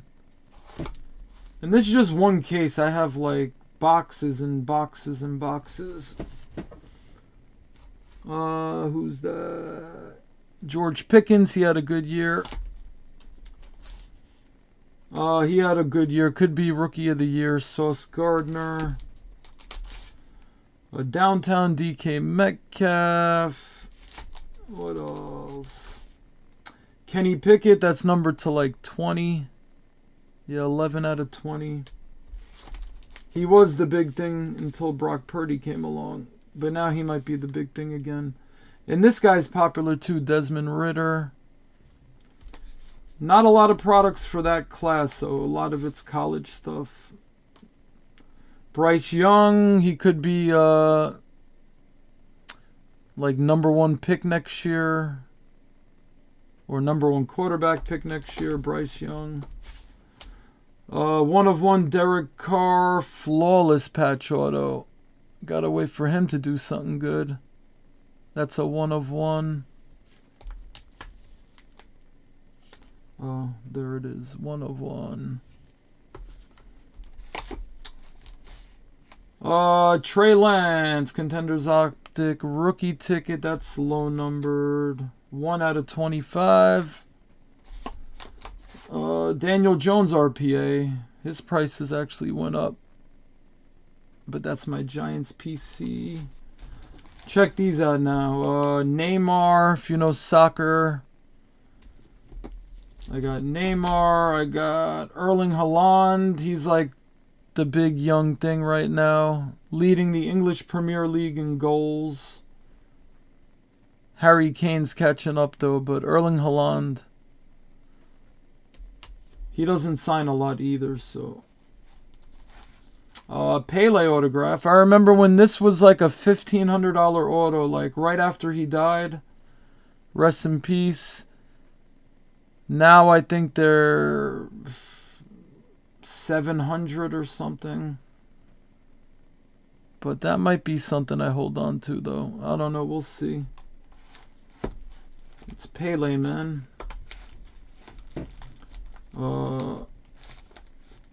Shawn Michaels, Troy-Ounce of Silver.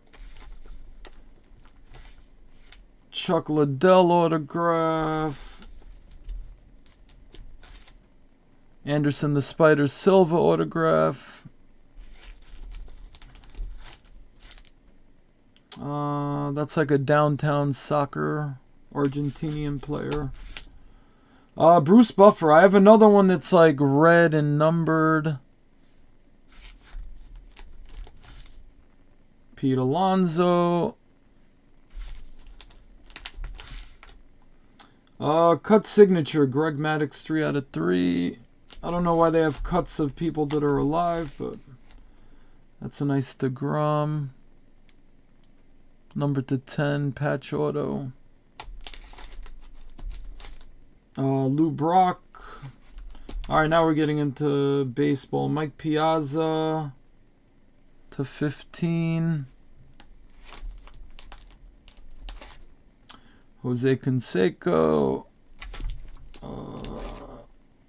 Miguel Cabrera. Mike Piazza, number /10.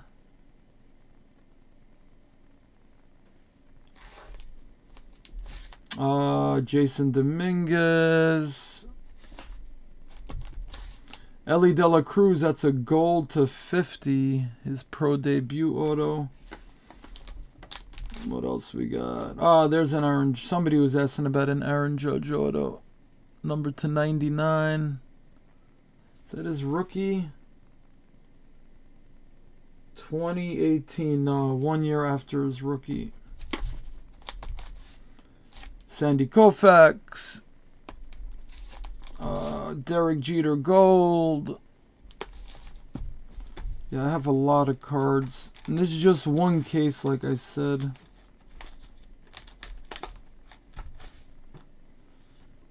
I like that card. Case hit from Cosmic, Juan Soto. Carl Yastrzemski cut.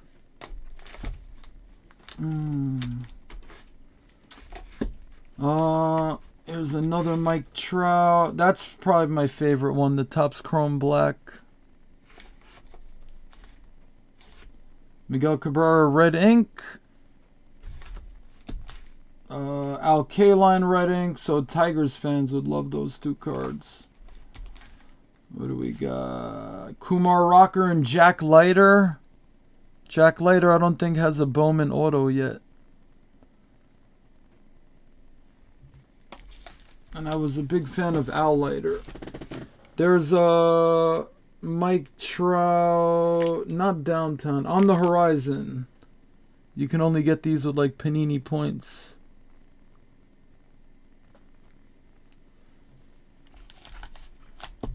I got O'Neal Cruz. That's low numbered. 11 out of 13. And that one is out of 50. Yeah, this was out of, I think, Optic Choice. No, Optic Fast Break. Something like that. It's like the version I didn't break. The one with the donut circles. Yeah, it wasn't from the hobby. It was from the other one. Oh, this one I want to show you. Couldn't believe this, man. Jonathan India, 2 out of 5. His Topps Chrome rookie auto. He was in Topps Chrome Update. So this is his Topps Chrome autograph. Topps Chrome, home of the rookie auto in the red.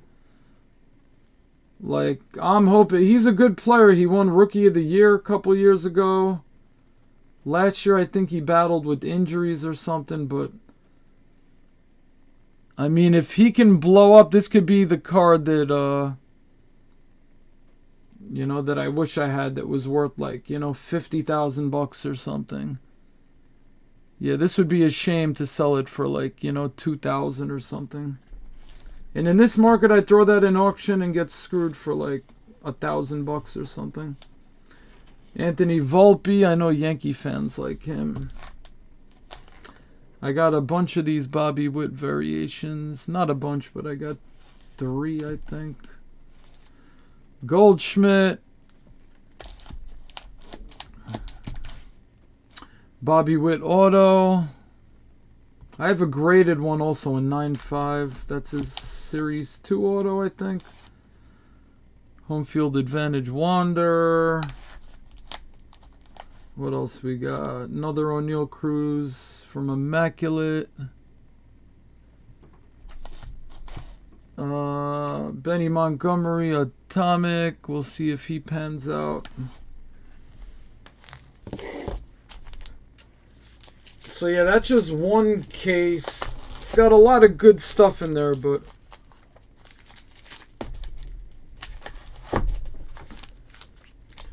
the time it would take to like post everything, just very time consuming. So yeah, this is my smaller case. And then I have a bigger one that I didn't even finish filling up. I kind of rushed it because I wanted to catch the show last weekend, and I kind of rushed and filled it up and got there with 30 minutes to go. Most of the people left. What else we got? Yeah, there's just so much shit. Oh, what'd I do?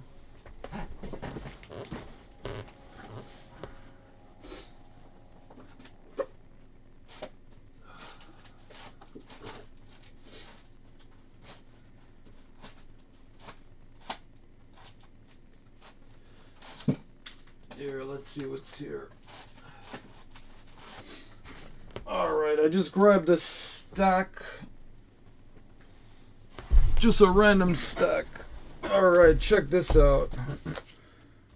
I got Hulk Hogan's autograph. Islam Makhachev. I think his prices just went up tonight. Who's that? Alright, Matt Corral, one of the promising quarterbacks from the class. Bailey Zappi, the number 7 pick, Frank Mazzucato, Bowman first to 75. Ray Allen auto. I have like random stuff. Kareem Benzema, this is from Mosaic Soccer. That's a Genesis. That's like the ultra rare, super short print. And he's one of the best strikers in the world. Jalen Suggs, Court Kings, level 4. This is like very hard to get. See the Roman numeral 4 on the back? That's like a super short print. This is just a nice patch. Malik Willis, one of the quarterbacks. Denny Avdija Gold Prism. If he actually was a good player, that'd be nice. But any gold prisms are nice. Number 1 draft pick, Trayvon Walker. Look at that. 10-10 Julio Rodriguez. A Bowman Sterling 10-10. This one's worth a lot. Bobby Witt Jr. The variation with bat. It's numbered to 25. 21 out of 25. Bowman from the Mega Box, but it's the variation. That's why it's numbered low. And it's a mint 9. At one point, I know this was like a $5,000 card. Now it's probably half that, if that. What else we got? Yeah, I got a lot of everything. Derek Jeter. Nolan Arenado. PSA 10. I got tons of Alonso. Tons. Vladdy Guerrero Jr. Gem in 10. Rated rookie signature. So that's a 10. First edition Jason Dominguez 10. This guy's really good. Still underrated, man. But I think, yeah, it could break out.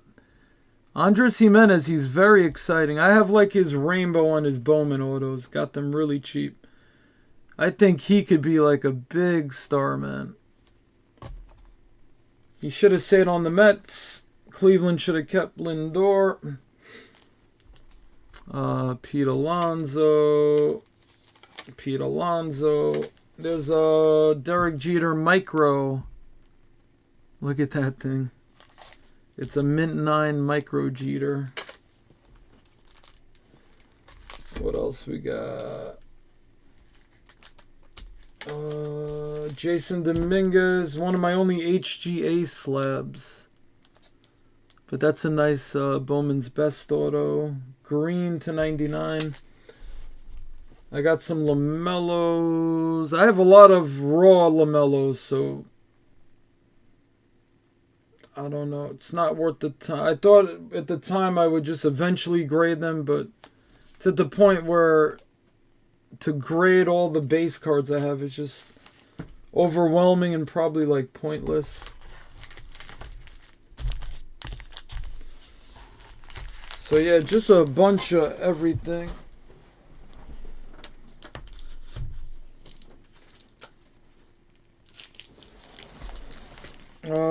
Justin Jefferson. He's pretty popular. That's like number to 30. This J-Rod, that's from that, not the Hobby Optic, but the other one, the Choice or something. Number to 46. Now, I think these sell pretty good, man. I seen, like, his Silver Prism sell pretty decent, so... That's gotta be, like, I don't know, a few hundred, maybe more, I would think. But the sad thing is if I graded it and it came out like a PSA 10, it would like triple the value. But I'd have to wait like months, like 4 months to get it back. I guess certain cards that I know are going to be hot in the future maybe sent to like PSA. I don't know. The grading thing ticks me off because I know you leave so much money on the table.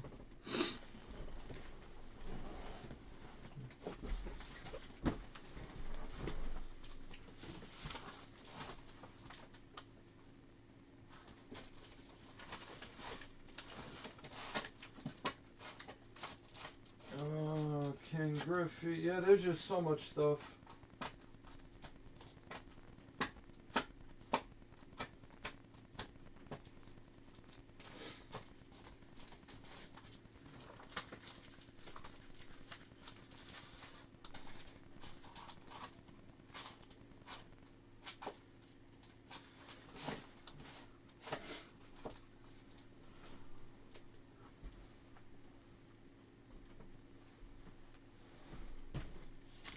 And then I got boxes and boxes and boxes. I bought a ton of those 5-row boxes and the shoebox towers and just loaded with like top-loaded cards, like low-numbered stuff, like big rookies. I don't know, just a whole bunch of stuff. And just a ton. You know, it's like, things are organized. They could be organized better. I could have them in like, not everything. Sometimes you'll find like different sports mixed up, but I could separate them in sets, or I just never had the time when you have like a ton of cards, like 100,000 or more or whatever. I don't even know how many. Just you need a lot of time to, if I was to get it in an order where I knew exactly where everything was, it would just take so long. I know where a lot of the good stuff is. I know a general idea of most of the stuff, but then there's stuff like every day I'll just grab a box and like I'll forget I even had that, you know? So yeah, it's all about being organized, but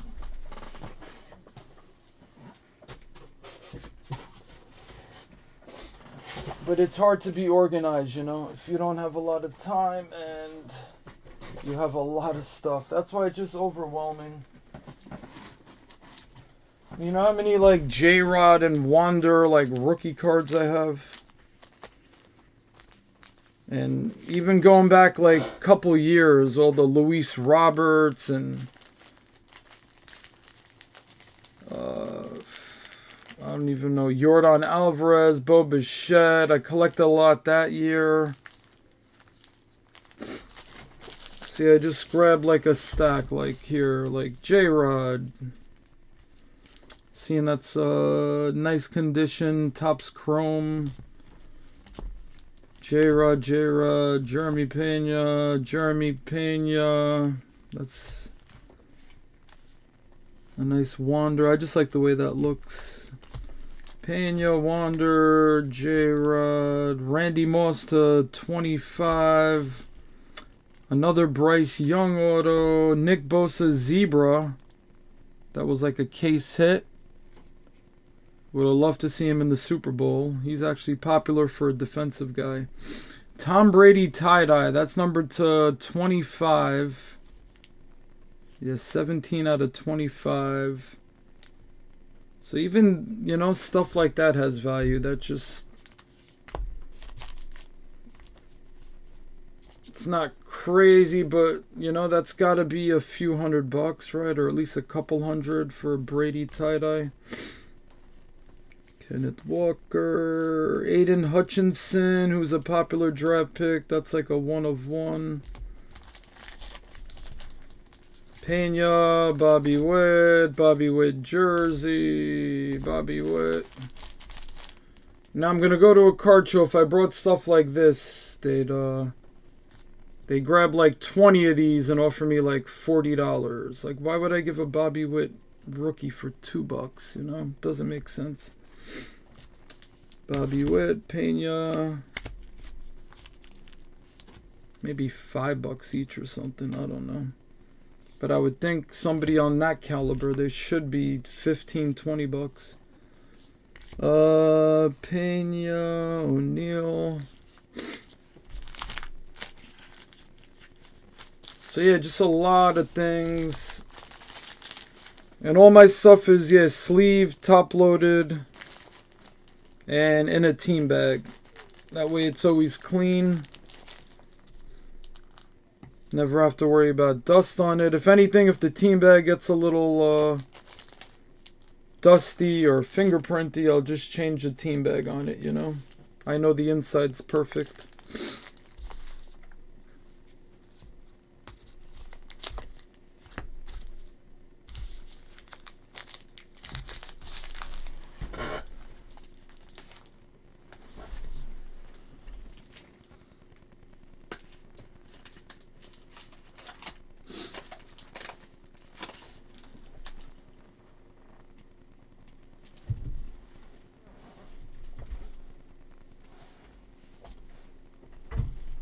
Oh, I thought I saw something else in there. What'd I do with it?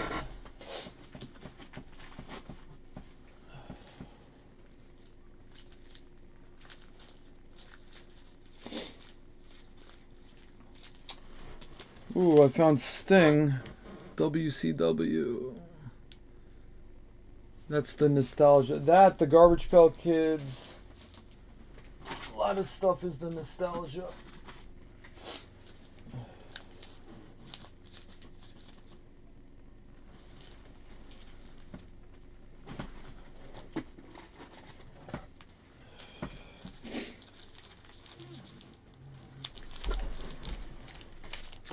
See, just like a ton.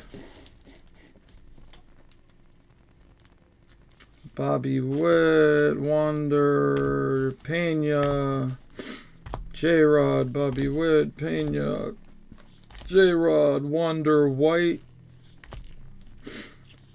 J-Rod. These I really like. Bobby Witt, Bobby Witt, Bobby Witt.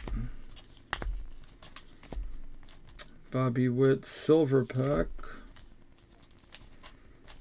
J-Rod, Witt. I only opened up like 2 Blasters of Fire. I really like the way they look. But they're mixed in with like everything else.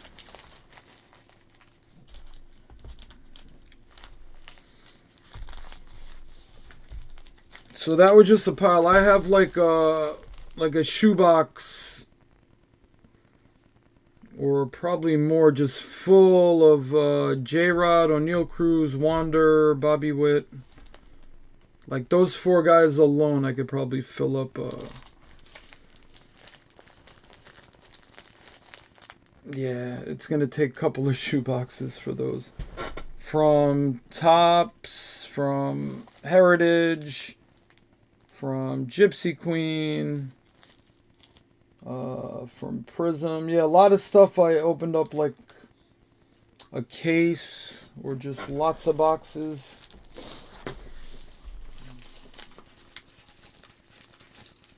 I had a lot of luck with Topps Heritage, and the price was right too. A lot of luck with Topps Series 2, a lot of luck with Topps Update.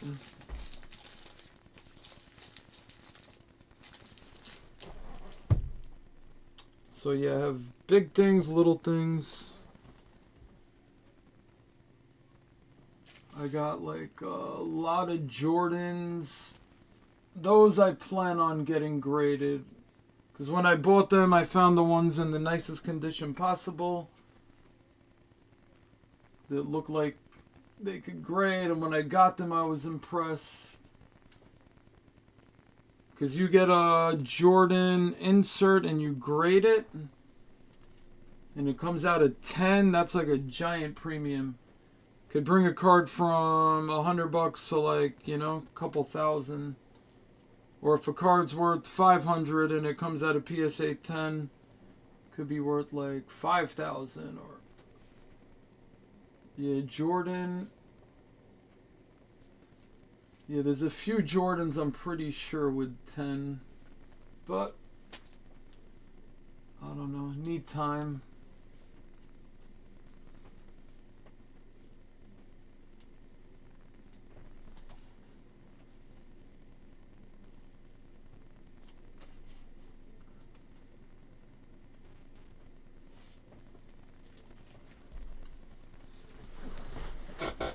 So yeah, overwhelming.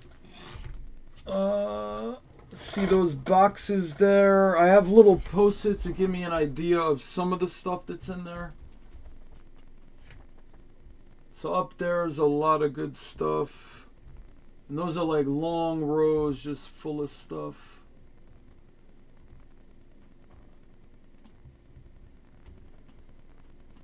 Yeah, I don't know if you could see all the boxes. That's just like one shelf. The shelf's about to like collapse. It's hard to see. There's just so much weight on it. I don't know if you see the curve. Well, there's a big curve. Like under there is going to just bust one day. I'm going to be live breaking. It's going to bust. Then I have like autograph helmets, baseballs. Who do I got? Eli Manning, Lawrence Taylor, Daniel Jones. That's a Brett Beatty baseball autograph in there. I have the entire 86 Mets autograph on a... yeah, memorabilia I have a lot. Like, I have a J-Rod, Wander, Soto, Giannis, autographed jerseys of like all those guys and more. Yeah, autographed jerseys, Mike Tyson autographed boxing glove. My 86 Mets thing is dope, but I don't even know if I could get to it now. Let's see, where is it?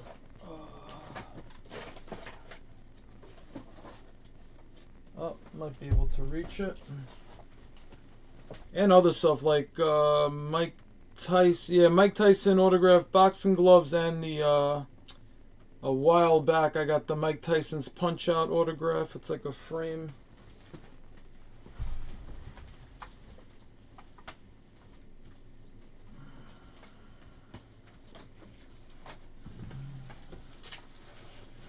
And then apparently everybody has that now. I'll be watching YouTubers and stuff, and in the background, some of the guys that are older like me, and they're like early 40s. They grew up playing Nintendo. Yeah, a lot of those guys will have the Mike Tyson's Punch-Out framed poster with the Mike Tyson autograph. Yeah, check this out. This is one of my favorite pieces. Oh, shit. Oh, drop some Bobby Wicks.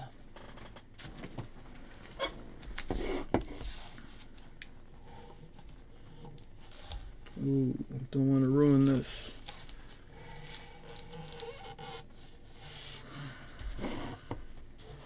I don't plan on selling this, but if for some reason the Mets win a World Series and then the 86 Mets get popular again and the price is crazy, then maybe. This is, yeah, one of my favorite as a Mets fan. Everything's got a price, but I have so much stuff, that's why it don't even matter what I would take to the grave or not.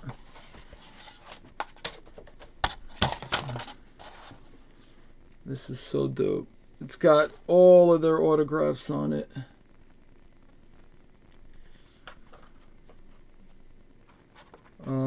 It's hard to keep straight because it's been rolled. Hold on. It's even got Gary Carter. Yeah, there's Gary Carter. Rest in peace. So Gary Carter signed that. That's like the most important one from the 86 Mets. Mel Stottlemyre. They even got the coaches to sign him. That's Darryl Strawberry. Ray Knight, 86 World Series MVP. That's Mookie Wilson over Darryl Strawberry. Lenny Dykstra. This is a good freaking team, man. Wally Backman. Is that Keith Hernandez? That don't look like his auto. No, it's like Kevin Elster or something. Rick Aguilera. Hold on. Where's like Keith Hernandez? Oh, that might have been Keith. He might have changed his autograph. But a really nice color photo too. Very glossy. Oh, Lee Mazzilli down there. Danny Heap. Let's see. Alright, who's... Okay, there's Keith Hernandez. I knew. Keith Hernandez, beautiful autograph. Dwight Gooden right next to him. Or Doc Gooden. Who else are we looking for? Tim Tuffle. That looks like Kevin Elster. Buddy Harrelson. So yeah, the coaches signed this. There's Terry Leach. Only Mets fans will probably know Terry Leach. Barry Lyons. He was like our backup catcher or something. Who's that?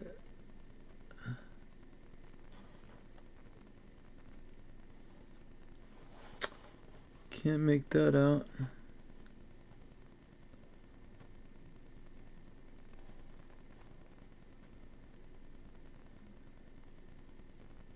Yeah, can't make that out.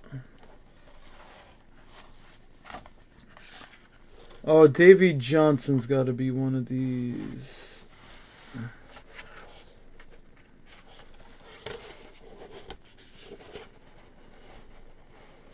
Yeah, this is such a nice piece. Some of them had sloppy handwriting. Can't even make it out. George Foster, Ed Hearn. Who's this guy? Oh, Sid Fernandez has to be here somewhere too. Maybe he's one of the illegible ones. Who is that?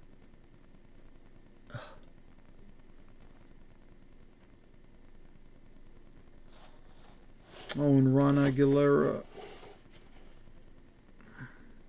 No, Ron Darling, Rick Aguilera. What am I talking about? Now, these are nice autographs. Who is that?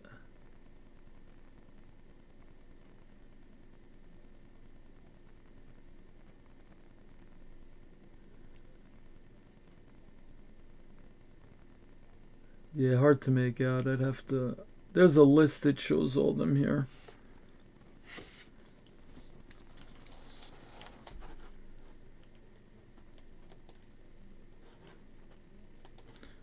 So yeah, if you're a Mets fan, man, I was born in December 29th, 1978. So in 1986, I was just turning 8.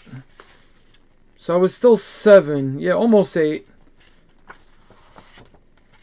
I was hooked from then. I was a baseball fan before that, but All right, number of signatures, 34. Notable signatures include Dwight Gooden, Darryl Strawberry, and Hall of Fame inductee Gary Carter.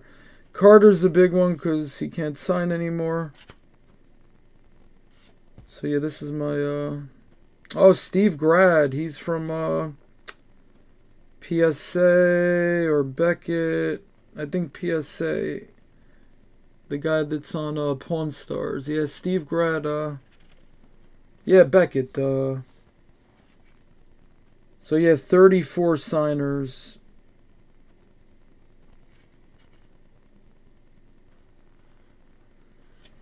So yeah, it's a pretty cool piece.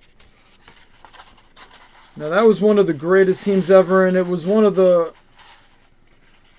most exciting World Series ever, because everybody knows about the ball going through Bill Buckner's legs, and the Mets probably should have lost that World Series.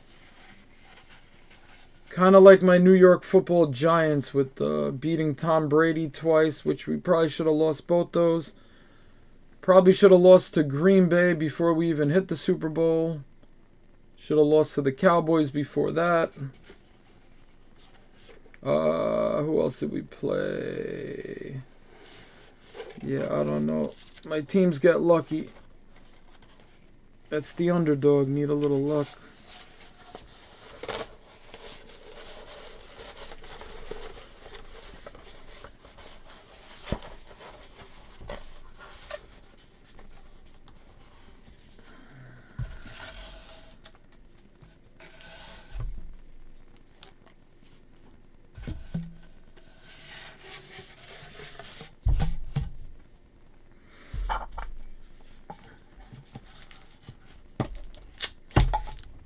Alright, so yeah, I haven't looked at that in, wow, probably 2 years.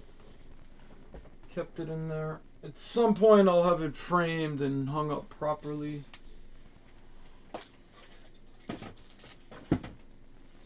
So yeah, I have a lot of memorabilia, a lot of knickknacks. So there's the name Knickknacks. Definitely, I've collected everything my whole life. I like everything, just any collecting. I collect dumb shit too.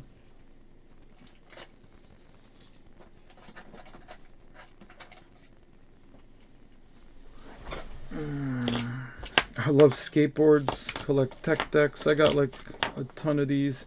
Love the old like Tony Hawk boards. Those really bring me back to like the 80s, early 90s.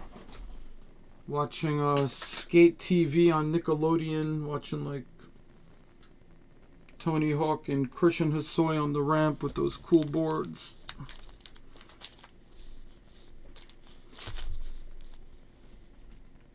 So yeah, I have almost all the original Garbage Pail Kids, but I also get a lot of the newer stuff too. And then sometimes Topps' website will have like bizarre holidays, you know? So I used to like pick those up. But yeah, Atom Bomb, any kind of Atom Bomb does it.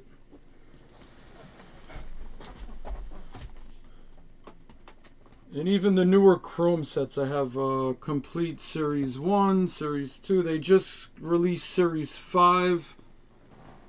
So they just do a Chrome version of the original Series 5. That's how Series 1 was also. That's the one with Atom Bomb and all the popular ones. So yeah, I have that complete set. I know the refractors and stuff could go for big bucks. But even the base Atom Bomb, I'm sure it's like $100 or something from that set. And I remember being at the card store in the flea market back in 2015, 2014. And everybody was selling Garbage Pail Kids Chrome Series 1. They were like so cheap. Now like a blaster box costs you like $1,000 or something. A hobby box is like thousands. Or maybe I don't know, something like that. I know a hobby box is a lot of money of the original Garbage Pail Kids Chrome. But maybe now that things cooled off, maybe they're more affordable now. I don't know.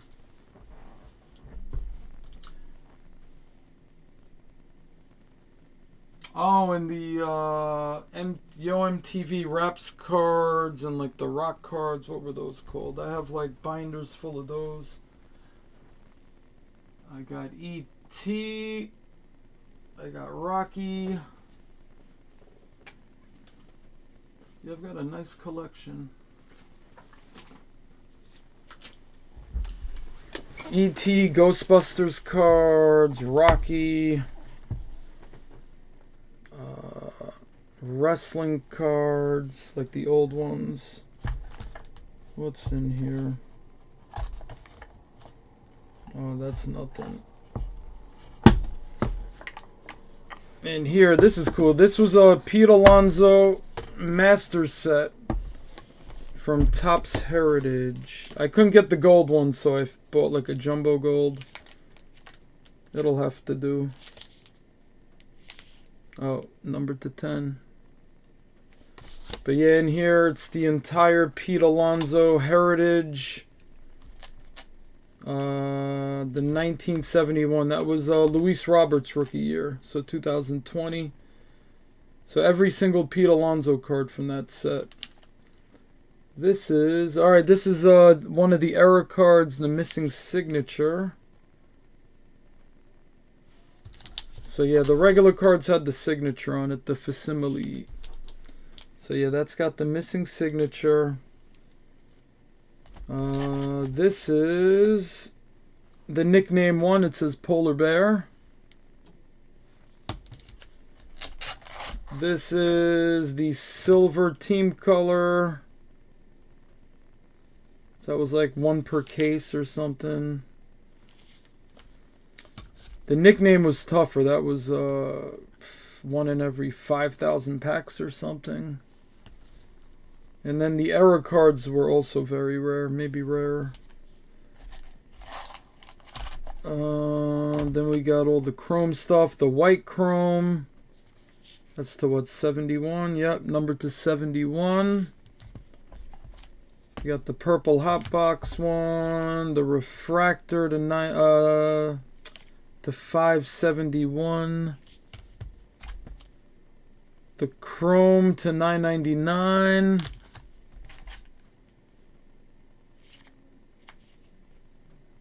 This is the action variation.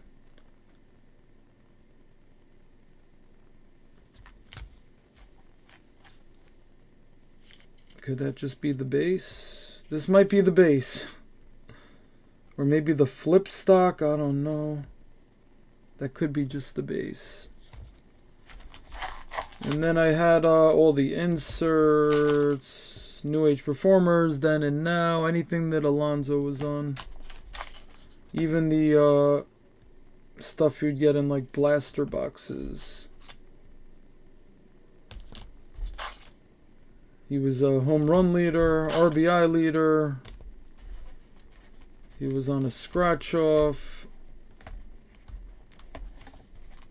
Ah, you see the scratch off there. And here's some of the big boys.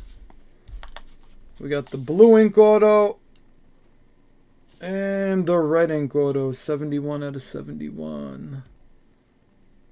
So yeah, I thought that was fun. Tried to put together. Heritage, one of my favorite sets. Pete Alonso, one of my favorite players. It's not his rookie year, so it was a lot more affordable. It was just a fun thing. And that's the last one stamped too, which is cool. And then this was from his rookie year.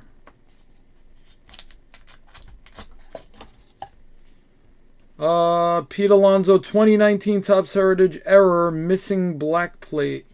So the errors were really tough to pull back then too. So you could see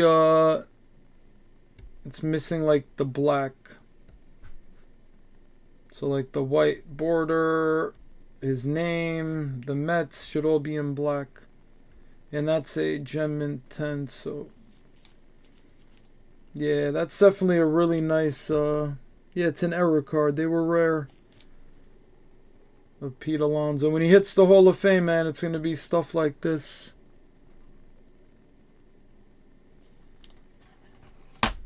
Just, you know, his base rookie PSA 10 from this set won't be worth much. Even those might be worth a little something, you know, if he hits Hall of Fame and stuff. And a lot of years go by. But like the rare stuff like this, you know, this is going to be sought after.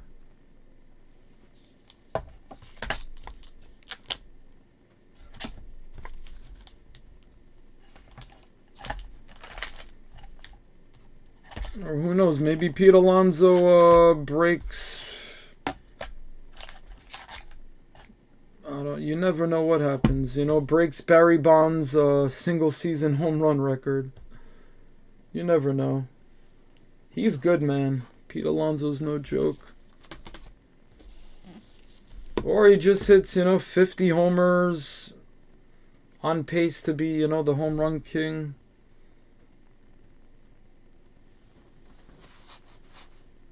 Aaron Judge might be stronger, but maybe Alonso stays healthier longer. Maybe Aaron Judge only plays, 60% of the games in his career. Maybe Pete Alonso plays, 95% of the games in his career. So yeah, Pete Alonso, that was a good person to stock up on, I think. I don't see him doing wrong unless he gets injured. I don't see him batting 230, forgetting how to hit home runs. Like, he gets better at defense every year. Like, he's a very good defenseman now, too. Makes, like, some crazy splits. He's clutch when he's at the plate. There's people who watch him, they know how clutch he is. He doesn't, like, buckle under the pressure, you know? He's a little awkward. See him at the home run derby. The first year, he was kind of very humble, a little quiet, looked a little shy even. And then like that, after he won, then he goes back to next year. It's almost like he had something to prove. He wanted to seem like he wasn't, quiet and shy. So he was like bopping around the whole time. He was like bumping his head, which is good. I don't know. It was a little awkward he comes off. That's all I could say about Alonso. But he... very clutch. That's who the Mets won up with 2 outs in the bottom of the 9th. He's got a nickname. He's got the star power. He doesn't need to be a 5-tool player. Who needs speed? Speed is cool, but if you could hit the ball over the fence, you don't need to run. But if there's a man on third and they need a run to score, to tie up a game late in the game, he'll go the other way. And that's what's good about him, He's not just there hacking. Like, he can go the other way for the... drive the runs in. He'll sacrifice, to get a run in. He does what's good for the team. But any chance he gets it, he could hit a homer, he's going to go for it. I know he wants those homers. So yeah, something very special about Pete Alonso. I don't know why everybody's... He's got value. It's not like he's dirt cheap, but... there's a lot of guys they put a lot more value in that are nowhere near his level. Just because they have a little speed or something, or...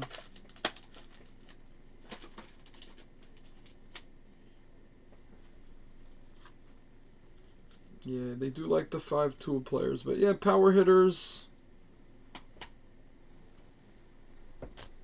power hitters get some love too.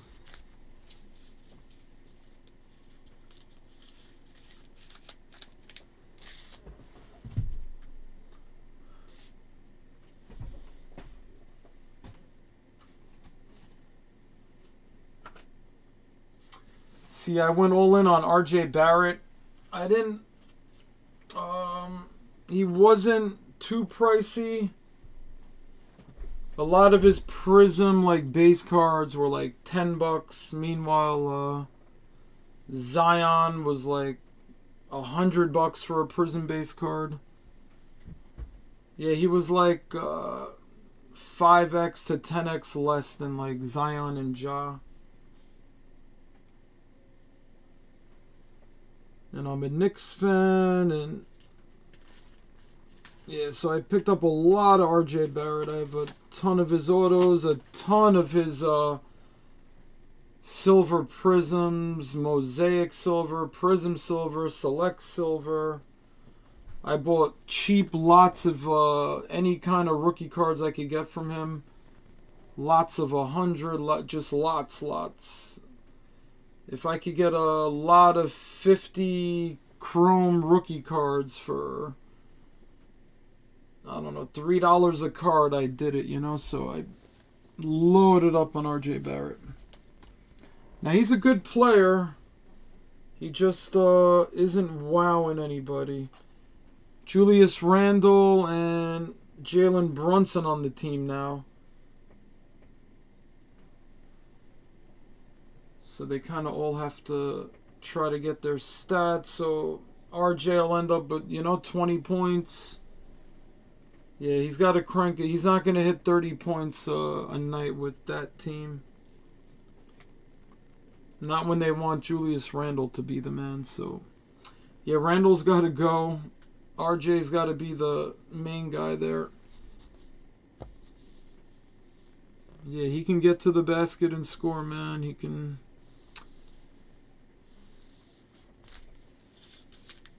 Almost like a smaller Giannis, you know? He's got very nice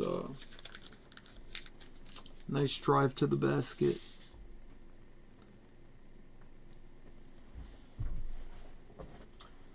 So yeah, we'll see how I did on my RJ stuff.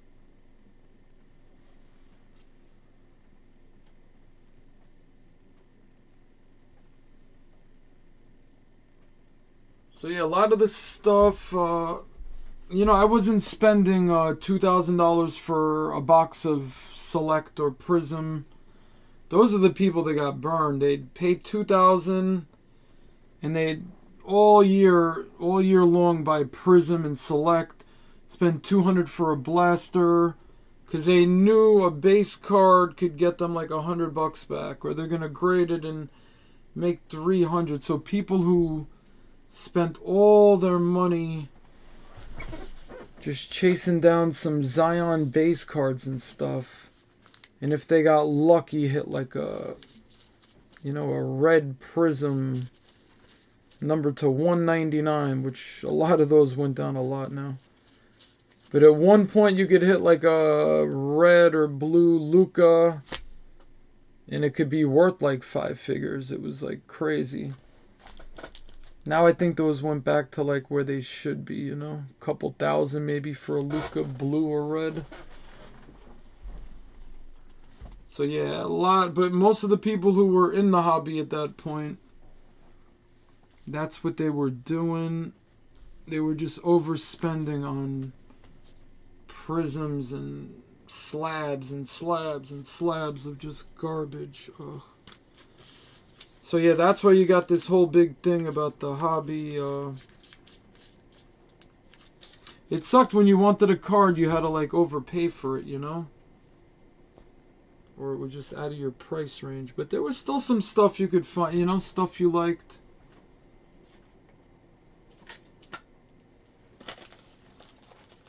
But if you wanted something bad enough, yeah, we all overpaid for like certain things. But as long as the people that got affected are the ones that, overdid it. Their whole collection was just nothing but PSA 10 base rookies that they thought were gonna stay at $1,000 forever, and maybe go up. And then when they drop down to $50 or $100, and they lost $1,000 on each one, and they had like hundreds of thousands of dollars worth of them. Oh, yeah, some people took a big hit. What I see today, somebody, like a LeBron refractor, Pop 1. He spent $238,000 for it, and it's just sold in auction for $35,000. Like, Wow, man, he spent over $200,000 on a LeBron. People throw around the Pop 1 too much, you know? Everything's a Pop 1 now. Yeah, that's like the most annoying thing. Some things, like, alright, there's a lot of them made and it's a Pop 1, alright, but if it's a card numbered to 5 and it's a PSA 9 or 10 or whatever, there's a good chance you're going to have the Pop 1. You'll see that on every video, like, oh, yeah, it's Pop 1, Pop 1. I got a Pop 1. Oh my, you can make anything a Pop 1.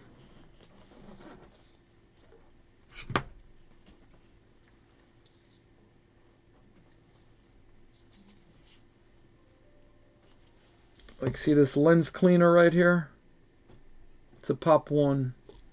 The only person in the world that has it exactly 81.3% full. It's a Pop 1.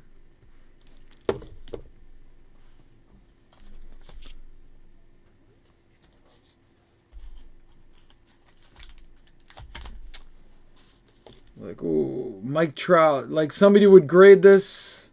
It's 22 out of 349. Bomb Squad. Nice, beautiful card. You know, I get it back. It's a PSA 10, and nobody else graded them. It's a Pop 1 now. But there are 348 other ones. But it's a Pop 1.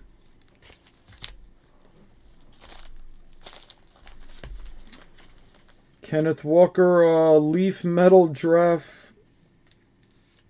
Purple. That's a Pop 1. Yeah, Pop 1. Yep, Pop 1.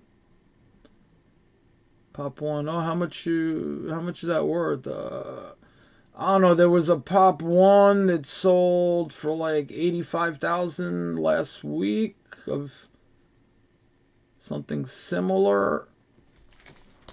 But I'm only asking 40,000 for it.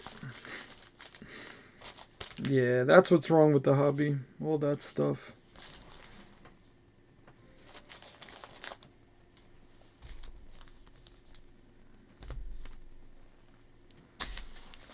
Yeah, you know what? There's just so many cards now, so there's a lot of Pop 1s. So the Pop 1s don't really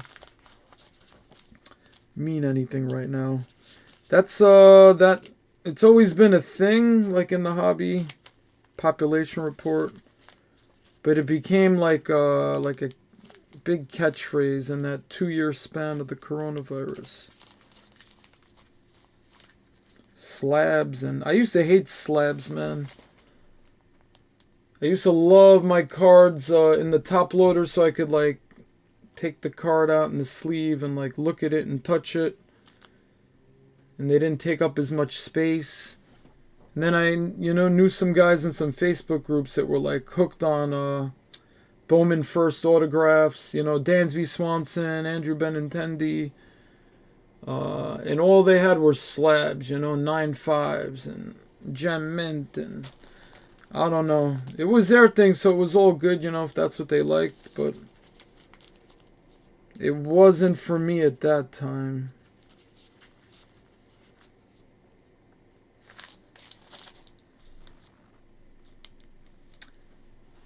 Yeah, I don't know. The slabs, just the bulkiness of them. I don't know, something I didn't care. Like, it took me a while to even, like, pick up on, like, if a card was centered or not. Like, I couldn't care less about that.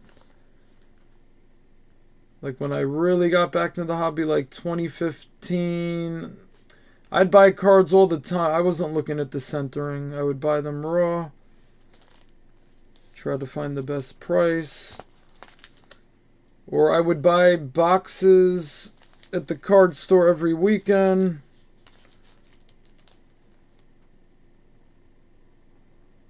And when I started selling on eBay, I would just take a nice picture and post them. But I didn't even like the centering of a card. I assumed they were all centered, I guess. A ding corner, that's another story, You wouldn't want to see like a ding corner or something, but a little whiting or something off center that, I don't know, I wasn't looking out for that.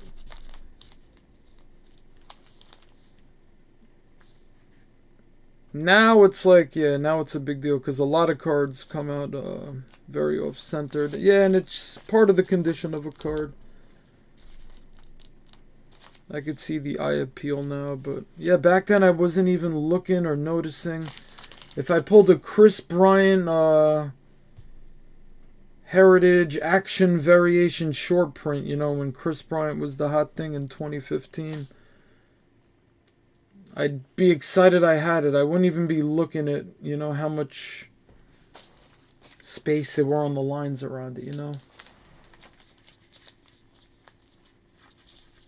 But as you're in the hobby a while, yeah, then it just, especially breaking, opening up all this product, you're gonna pay attention. But I don't know, you can't go too nuts over everything, you know.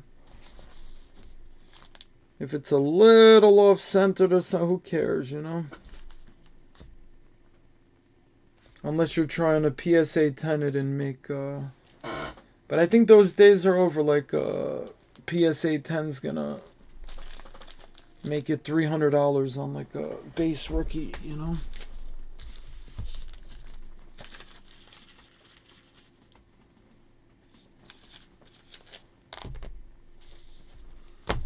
But yeah, I still can't understand how a card that sells raw for $300, like a J-Rod variation of some sort, and then it's in a PSA 10 holder, or even a PSA 9 holder, and somebody's going to pay double that. They're going to pay $600. Then a PSA 10 might even be like $1,000. I don't know. That blows my mind. And that takes it. I know, like, I want to sell something, and I don't have the patience to, like,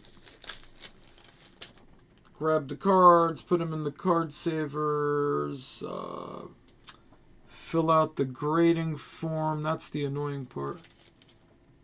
Each card you send for grading, you have to write the name of the card, name of the player, card number, what's the card called, what color refractor.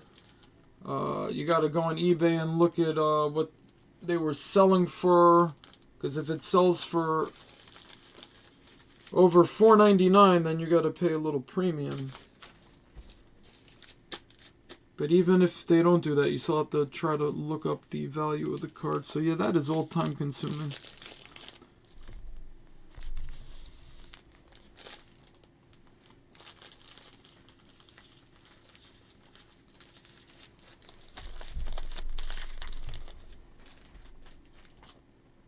But some people, yeah, they like their slabs. I mean, I have nice cases and they hold like slabs, and some of them look, yeah, I enjoy a lot of them. I have like a Pete Alonso SGC Gold label, Topps Chrome Rookie. So it's his true Topps Chrome Rookie SGC 10 with the gold. So that's like the, that's like the 10 corner, 10 side, 10 surface, 10 centering. Everything's a 10. So when you have a Super 10, that's, what is that, Pristine? Yeah, the Pristine, I think they call it. And that's only like a Pop 7 or something, or even less. Pop 3, I don't know. Maybe a 7, that sounds right. So I have like one of the nicest examples of a Topps Chrome Pete Alonso. Like that one's really cool.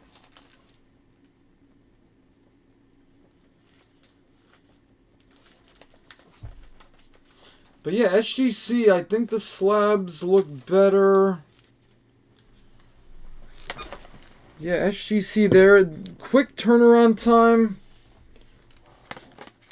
I think I had my stuff back in like 2 weeks.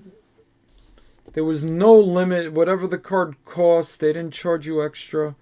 They charge you for the grading service. Why the hell would you pay more? They're doing the same amount of work. Just because the card's worth more, they get a percentage of that? That just sounds like greed. That's crazy. Because our company is going to make your Jordan worth $180,000. We're going to take a cut of that. You're doing the same service, man. And that's why PSA sells for more, because people pay for more to grade them.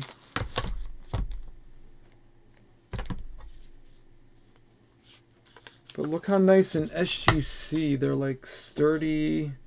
I like black and white. I always have. I guess you got to be...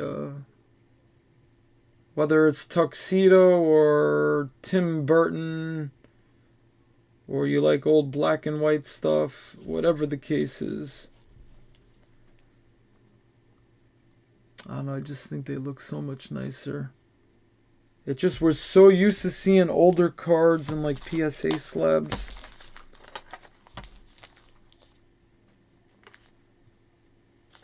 But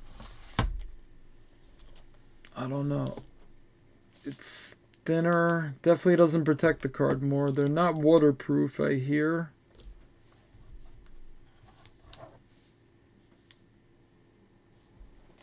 Compared to like that, I think the SGC... And look how much bigger the number is. You could see it from much further away. Yeah, it just looks nicer.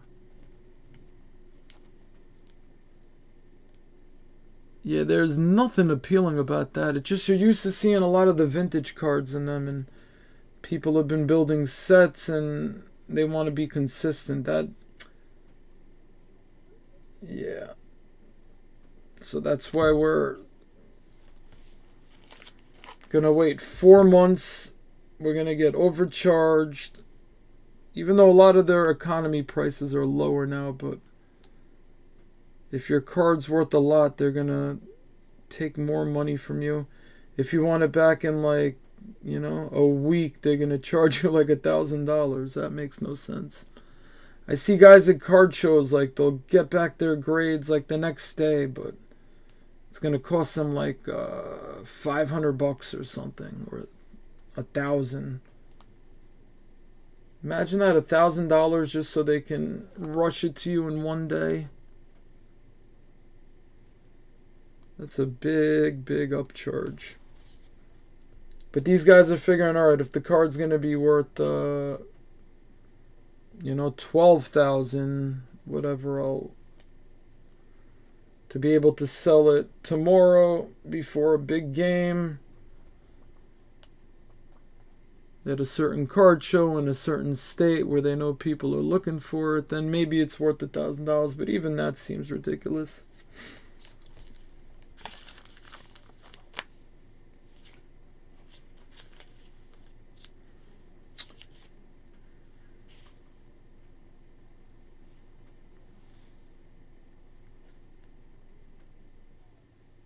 Yeah, the SGC definitely. So the owner looks like he's a really good person too. Really cares about the people in the hobby. Seems, you don't know what goes on behind closed doors and all that, but he seems like a genuine dude. And he's personable, you know, a lot of people like him.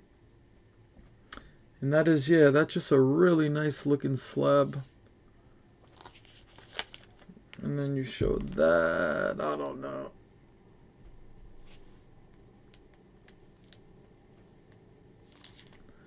I'm sure when you have a whole set in these and you got like 100 of them stacked up or laid out or something, it'll look nice, but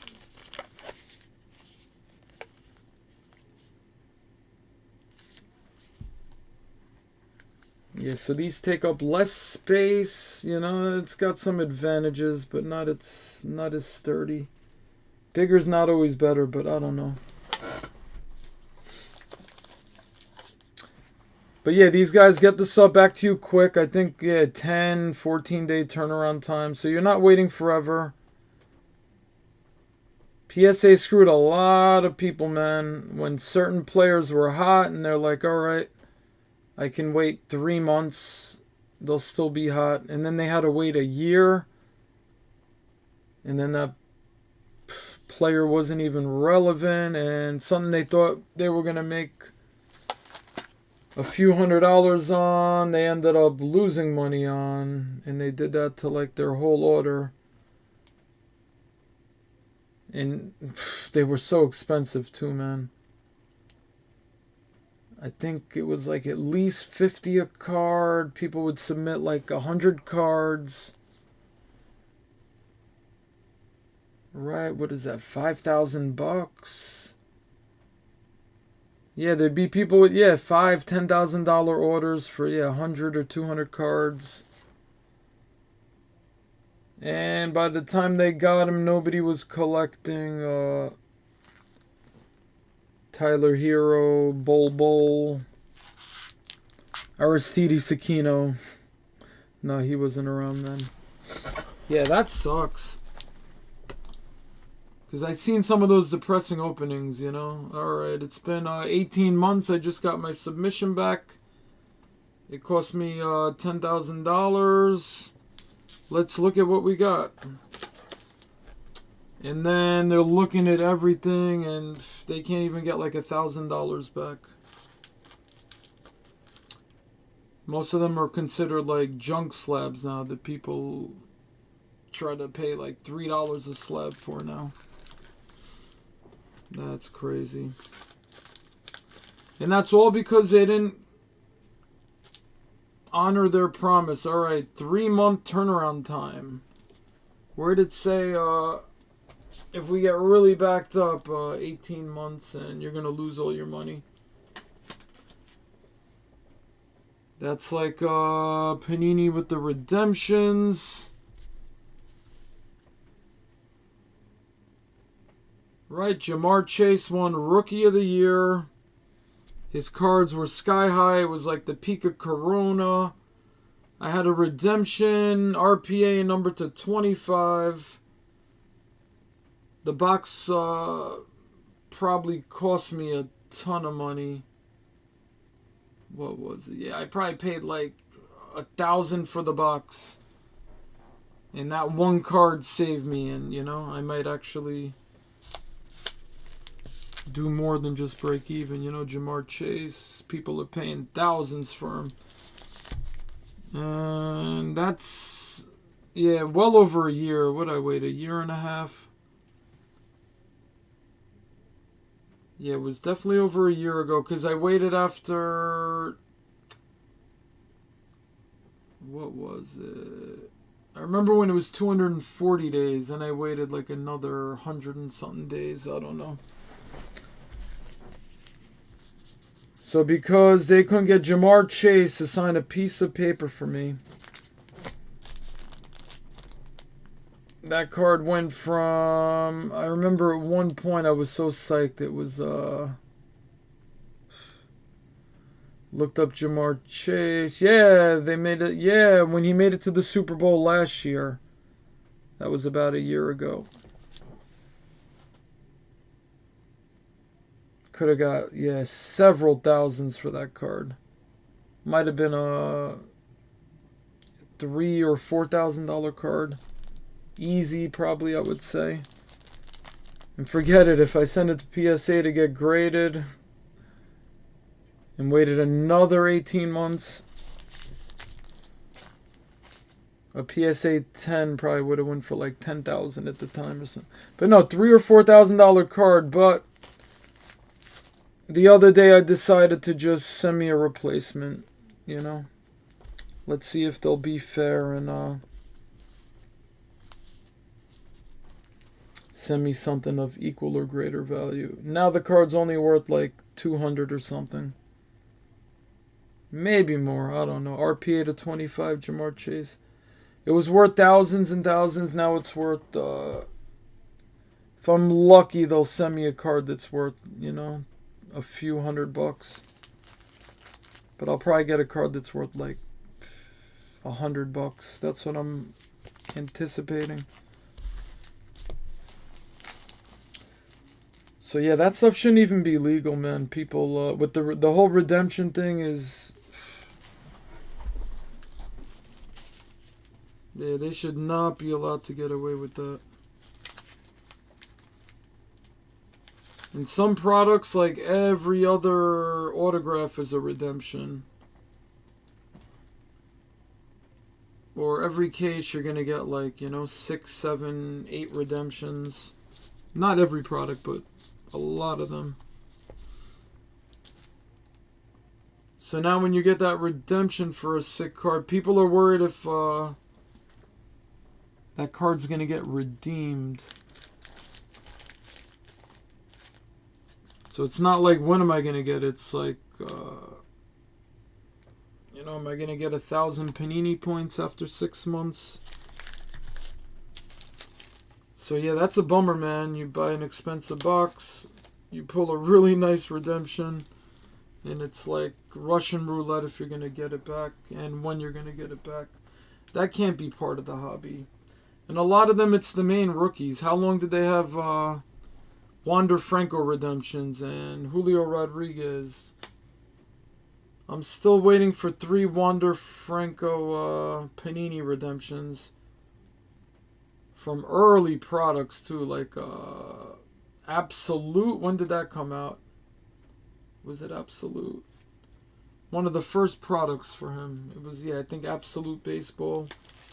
Absolute Materials, one of those.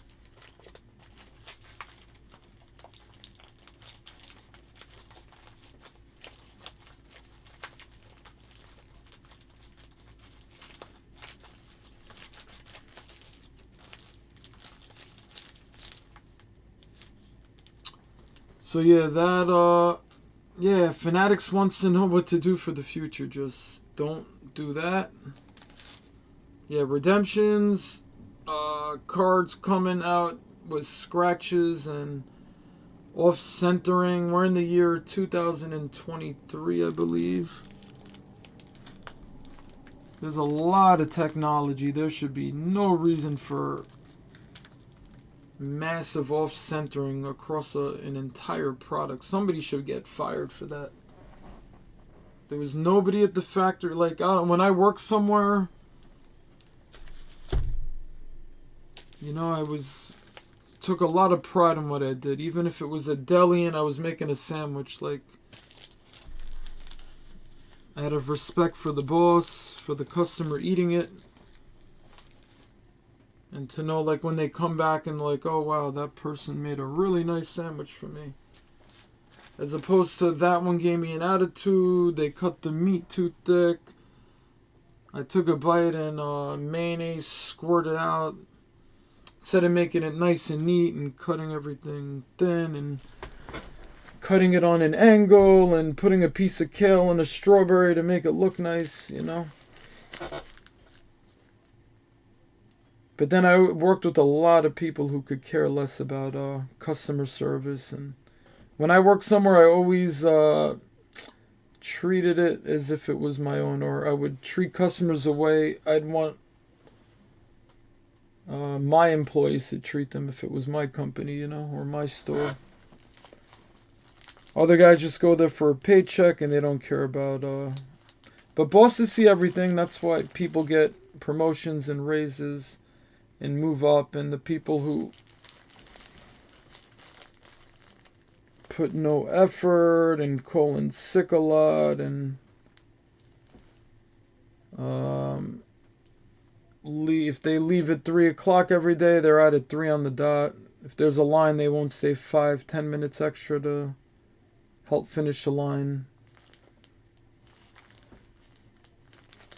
So same thing I could assume is going on at the factory. Just some piss poor workers. Like, how do you not do a test run? See what it looks like? It can't be hard. You got people working in there that are probably just like, here, throw this thing in and let it shoot out the cards. Yeah, quality control. I mean, I worked... I rebuilt machinery. The same machinery that makes the cards, I'm sure there's a lot of tool and die stuff to get the shape of cards, and milling machines and lathes and, like a regular machine shop. They probably have some intricate tool in dies to get the shape of the cards and get the pictures on them and everything. Yeah, it's just all about measurements and getting everything right. And I would imagine like chrome with scratches on them, either they're getting bad, I think most of the time it's probably just getting a bad sheet of chrome. Just getting like defective stuff that's not nice and sharp. You know, I don't think it's the machine's putting little scratches, and maybe some of it is, and like surface lines. But like stuff that has like a lot lately, Topps Chrome Update with all the dimples and all that stuff, that's just bad materials. I would just return that right away. Just tell them this is not acceptable.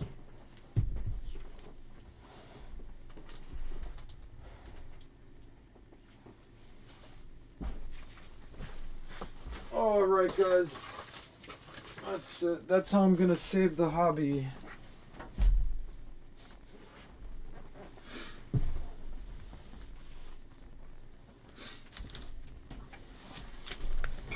So yeah, if the owner of Fanatics is listening, let me let me go to the manufacturer and just do quality control for you before you print out every product. But after getting all that bad feedback from Topps Chrome, they left something out that's a different mistake than Chrome Update having the condition issue. So they probably, there's no way the owner did not hear about that or see how much it affected a lot. You know, I'm sure his sales were affected by it. So if that's a smart guy who just spent a lot of money on a sports card company and doesn't want to sabotage it before it even begins, I would think he's fixing that for this year, you would think. So we'll see when 2023 Topps Series 1, that should be fine. Not too much chrome in that set. I've seen Topps screw up cardboard products before. 2020 Topps Heritage High Numbers, that was a disaster. And then there was that same year there was a Topps set where every card had a little ding corner, a little ding on the bottom left corner of every card in the product.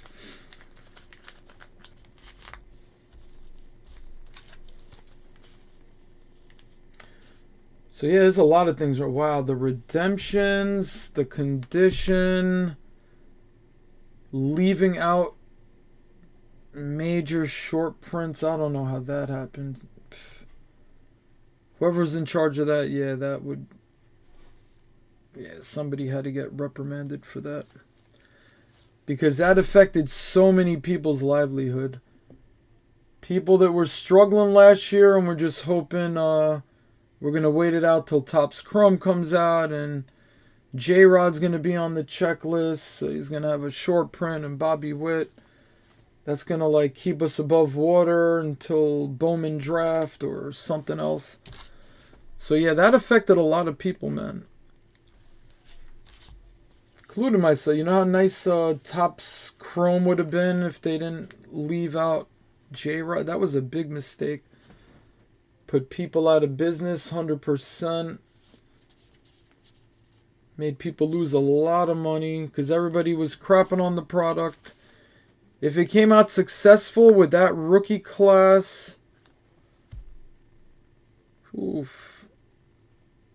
I couldn't believe, Topps Chrome with silver packs, people weren't even buying, even after they tried to fix it with the silver packs. Because they turned into $150, $120 for Topps Chrome Hobby Box. I remember when Topps Chrome Hobby Boxes were $300 a box, for a strong rookie class. Doesn't have to be 2,000 like freaking Panini Prism, but a strong Topps Chrome Hobby Box with that caliber rookie class should have been $300 a box. So you can imagine, took thousands and thousands and thousands of dollars off of people. Card shops, breakers, like myself. Alright, and then, alright, don't worry, Topps Chrome update's coming. It's gonna save the day again.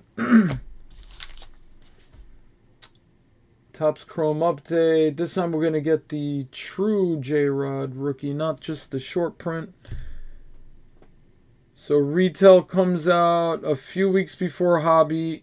It's all over YouTube that the condition is like, it looks like somebody was biting the cards and everything's off-centered.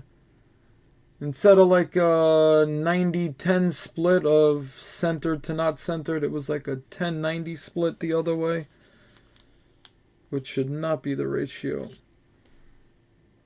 So even before the so-called hobby came out, the retail was getting destroyed. People returning stuff. Not my style. If I ordered it, I'm going to take it. I'm not going to return it. It's not my distributor's fault. It's Topps' fault, unless they send it right back to Topps or something. That's who they should have returned it to. And then you have to order them early, so before you know that there's crap condition or there's missing cards, your distributor says, alright, this is coming out, how many cases do you want? So when Topps Chrome Update came out, I was thinking, oh, that's going to be a really nice checklist. And first time they're doing hobby. Yeah, give me, I'll take 5 cases. That'll be good. There were some people that took, 50 cases, 100 cases.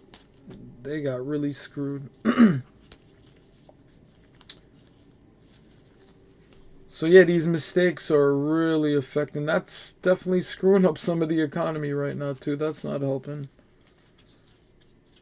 So sports cards are negatively affecting the economy, putting people in bad situations. And then a lot of times you're breaking, and it could be a random product, and you pull a nice card, and there's a huge scratch on it, or scratch or ding, or really off-centered. So the person you just pulled it for, and you're the one taking their money and opening the product for them. So the breakers have to be feeling like crap. It's almost like, yeah, at one point it was just getting ridiculous. It's like, alright, it happened again.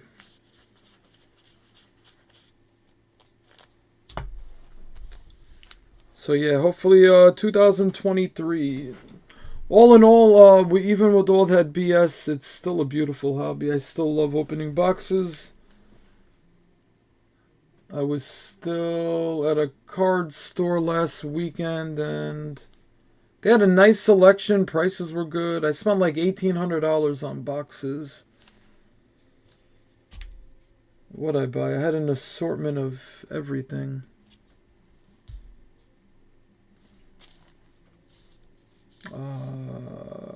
Topps Chrome Platinum Anniversary. That product I really liked. But that was a bad box. Oh, I got some Classics Football, which was like a retail exclusive or something. Bowman Chrome Light. Picked up like 2 or 3 boxes of that. Yeah, I picked up a bunch of stuff. That's where I got my Robin Yount rookie card and Hank Aaron. So yeah, I spent money on that. Trying to think. Yeah, I guess I knew what products to really stay away from.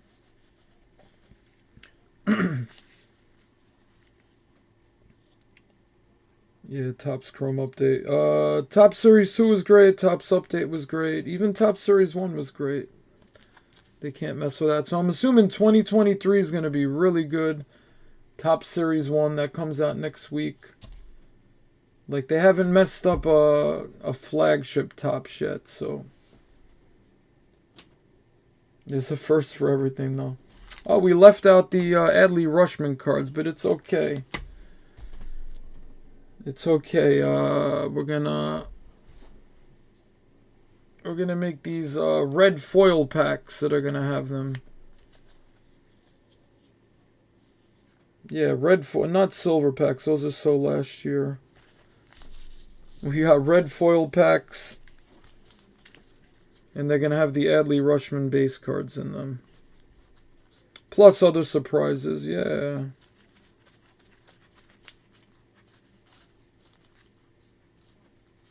We left Michael Harris, Gunnar Henderson, and Brett Baty. Imagine at the Orioles spot, the Braves spot, and the Mets spot, which would have been killer spots.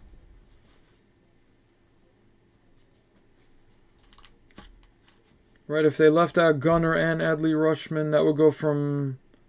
Yeah, that spot's going to go crazy, I think, for Topps Series 1. That'll be like your triple-digit spot. Turn into like a $10 spot. I mean, they got Ryan Mountcastle on the checklist. No, that should be really good. Yeah, design looks good. They got these new variations with the golden mirror or something. They're like short prints, but they're doing a new thing with them. Yeah, some kind of golden mirror image. I don't know. I got to see it. Sounds really cool, though.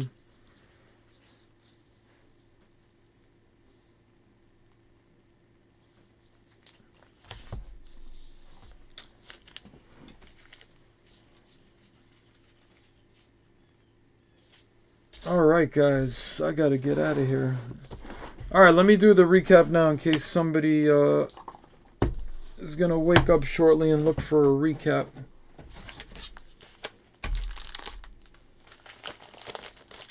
Yeah, I was talking with people at first, and then I guess they disappeared, and I just kept rambling, talking to myself.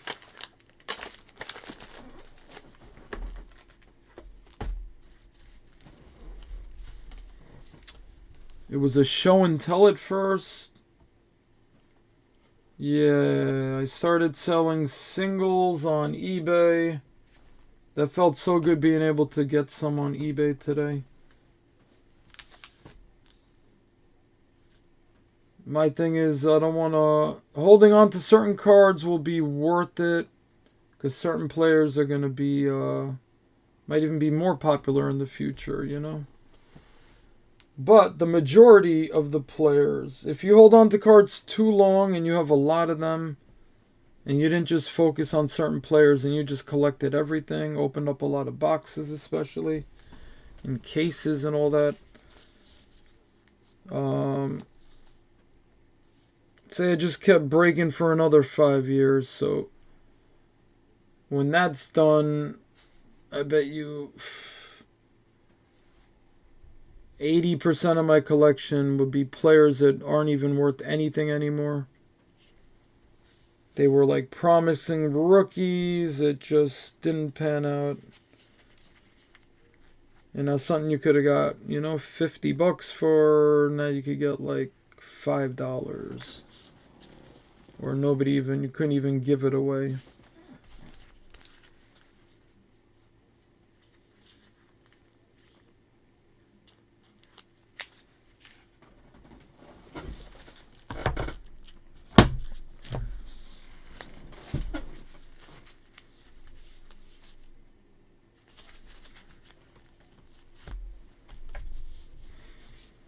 Yeah, especially if you collect like Bowman. You got Bowman first, and you want to...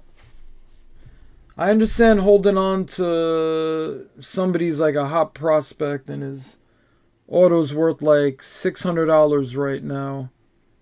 He could get very hot and that auto could be worth $2,000. You know, for the base auto, let's say. If he ends up being like the real deal.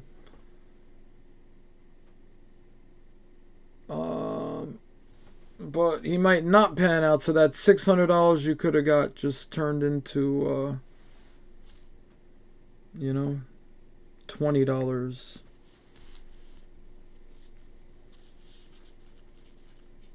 But I've seen too many rookies sell really cheap, and at the time, like, most people could even afford them at those prices. And like the Lucas and yeah, Luka, Ja Morant, Otani, people were crapping on for a while. They thought he was a fluke. His prices crashed.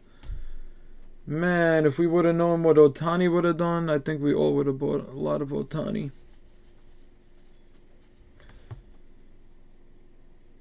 But thing is, the majority of your cards, yeah, if you hold on to them, yeah, just think about how many players really make it. It's those few home runs. Maybe you try to guess on a few and hold on to those guys. But a lot of the stuff you're going to probably have to, you know, sell as fast as possible. Especially when a product first comes out. But yeah, at the time, and even at the time, some boxes were like 200. When they hit 300, that was absurd for like a box of Prism.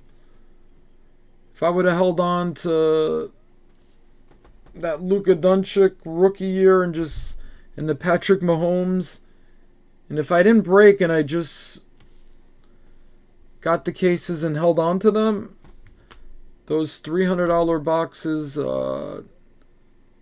turned into like $5,000 boxes. And like the National Treasures, which were $400 a box, those turned into like, yeah, like $5,000-6,000 a box. Or like a Flawless that would cost me like $1,000. If it's a Flawless with Mahomes rookies in there, you know, what are those, 30, 40,000? Somebody would pay for a Flawless. Or an NT with Mahomes in there. Yeah, those were more than 6,000. Those were probably like 20,000. So if I didn't break everything, because I used to get like 3 or 4 cases of Prism. If I would have just broke like a case or 2 and held on to the other ones. During that Corona boom, just product alone. But I think, yeah, like if we all knew that, forget it. We'd all be doing the same stuff. Buying up the Lucas, buying up the Acuñas when they were like $200-300 for a Bowman first. At one point, they were like a little over 100, I think. Kevin Maytan was the big guy, not Acuña. That's when I first started breaking. Aaron Judge's rookie cards were in there. And Acuña, Maytan. Nick Senzel was bigger than Acuña in that set. It was crazy.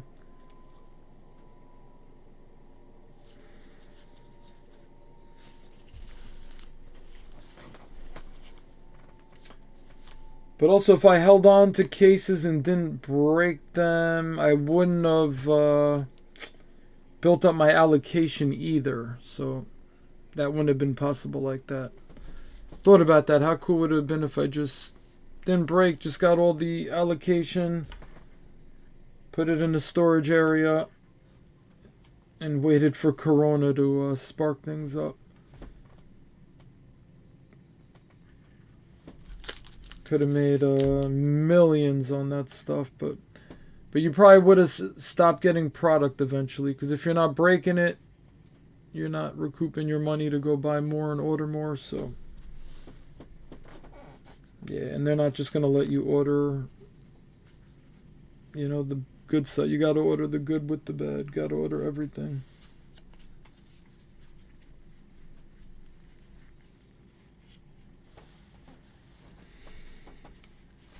Okay, enough talk.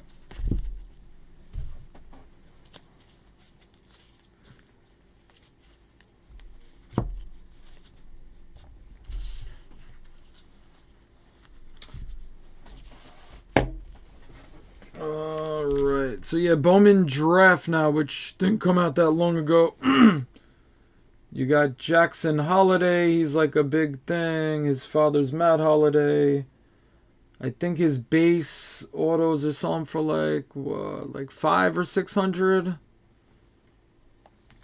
And you got like Vaquero. There's a few guys that are promising, but is it going to be like 2015 where like nobody really panned out that big? Well, Austin Riley is actually a really good player. He was in that draft. Benintendi flop. I'm glad I sold all my Benintendis when I had the chance, or I gave them away in Knicks Snacks packs to you guys. Dansby Swanson, great player. At one point, number one draft pick. Cards had really good value. Maybe like a 3 or 4. At that time, $300 for a base Bowman first was a lot. That's not when you were hitting super fractors of the number one pick and you were getting $200,000. Super fractor, that would get you maybe 10,000 and you were like ecstatic. Different time back then. But Dansby Swanson did not turn out. Benintendi was pretty good rookie, so it looked like he was going to be the guy. And then Swanson just disappeared. Nobody talked about him. And now Swanson's a great everyday player. Got a World Series ring. Very clutch. But he's just not like... he doesn't have the star power. But that's when they drafted him, they knew that he was going to be a solid everyday player. That's what they said. Doesn't have the highest ceiling. He's not going to hit 50 homers. He's not going to bat 330. He's not going to... he might make a couple All-Star games, but it's not going to be a Hall of Famer.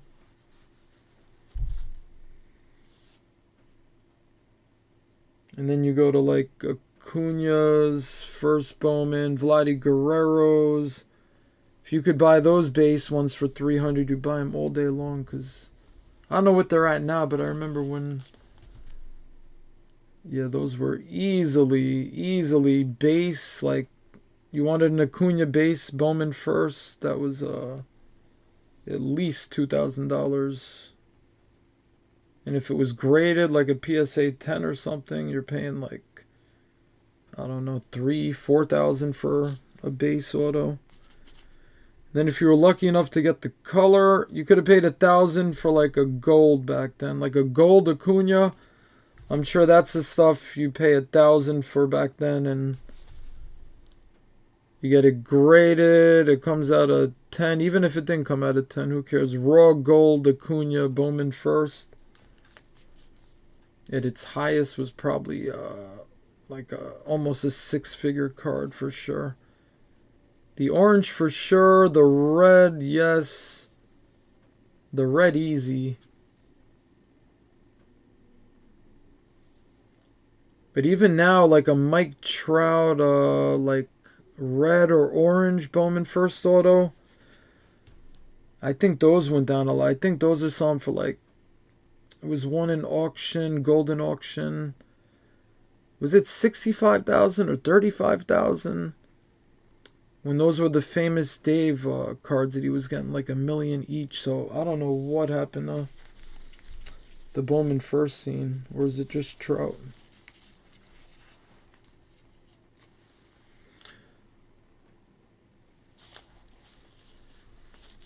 But if you hold on to everything, you're only going to hit on a couple and then the rest are junk. So if you go with the mentality to sell almost everything right away, making that quick, $500 on a Bowman first auto now rather than have it go to $0, just for the chance that it might be worth a couple thousand in the future for that base one. Or if you have an orange one now and you could get like $1,500 for it, of a, semi-decent guy, it might never, most like 97% that they won't pan out. If it's like a, number 10 best guy from the draft. The guys whose orange you could easily get like over 1,000 for. And if they pan out and they're really great, that orange could be worth, tens of thousands. But get that quick 1,000 now, I don't know.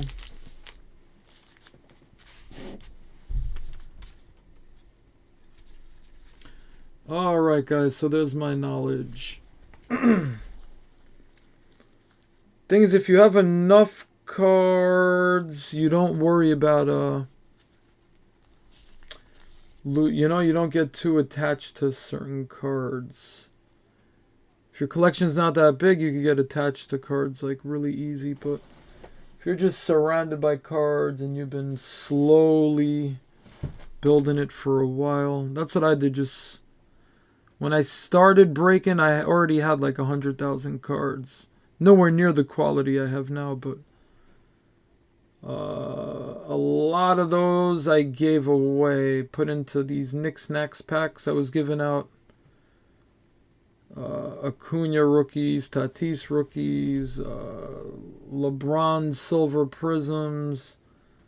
At the time I was making them, those were, nice $5, $10 cards. And I'd like load up these packs. It was just too time consuming. But almost all my star cards, out of the 100,000 cards I had, almost all my star cards, stars and like star rookies, I put into those Knicks Knacks packs. And then when the hobby kind of blew up, when those silver prisms started being worth money, and the Tatis and Acuna, anything with their name and an RC logo was going nuts.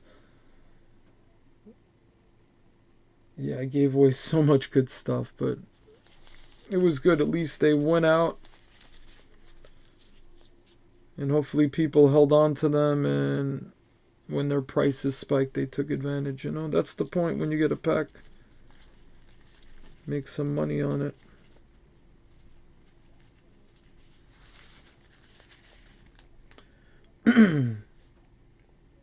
So then I worked my butt off getting the break in.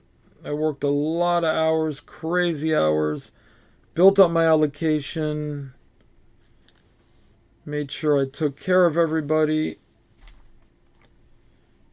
It also, when you first start a company, you should be privy to giving some things away. Whether you do a raffle after the break or any business in general, you got to give to get. So yeah, I knew between my logo and I had these nice cards I put aside, and I did these little raffles at the end of every break when I first started for the first few months until I ran out of cards. Gave away like Ken Griffey Jr. high school cards and Topps Tiffany Greg Maddux, that was one of the big ones. Yeah, gave away a lot of nice cards. So I knew, between my cool logo, my background, that was the key. And just good customer service, Nobody's perfect, but when there's a problem, you got to take care of it and make sure that customer is completely happy when they're done with their transaction with you. And then just hard work ordering the products. I didn't know anything, so I didn't know how much to order. It was really weird at first, so I just went. I believed in myself, so I ordered pretty big, because you had like 4 or 5 months in advance to order the Topps products, and like Panini was like 2 months in advance, a month or two. So I was like, all right, I know by 6 months I'll be in a position where I could pay for 15 cases of Topps Chrome or something.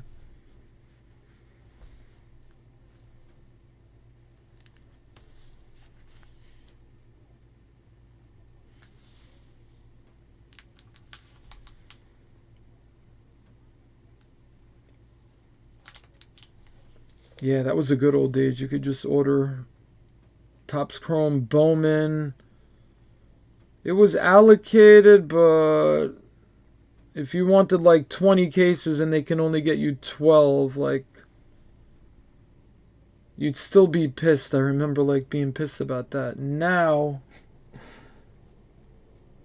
you order 10 and you get like 6 boxes. They're like, oh, sorry, you can't get this product. And even before that, it gradually went into that. You would order, just your normal. If I was ordering 20 cases of almost everything baseball, and I was getting close to the allocation, and then like basketball and football, that was a little more in demand. But every year I would get one more case, so I'd be getting 3 or 4 cases of National Treasures, Prism, all that stuff.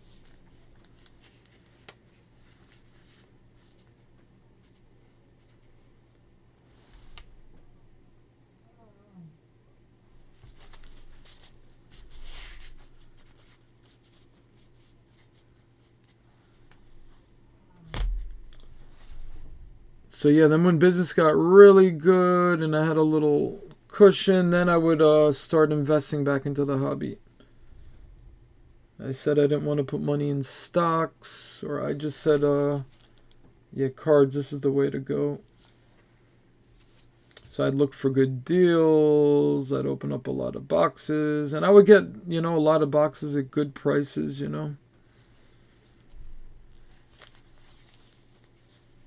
then even just things that we all got at good prices at one point.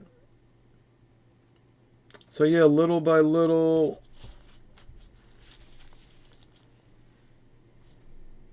I'd be like, all right, I want to make sure I have every relevant player in my collection. I want autos of, at the time it was like Soto, Acuna, Tatis, Trout, Ichiro, Jeter, Koufax, like any good player you could think of that wasn't like a big risk.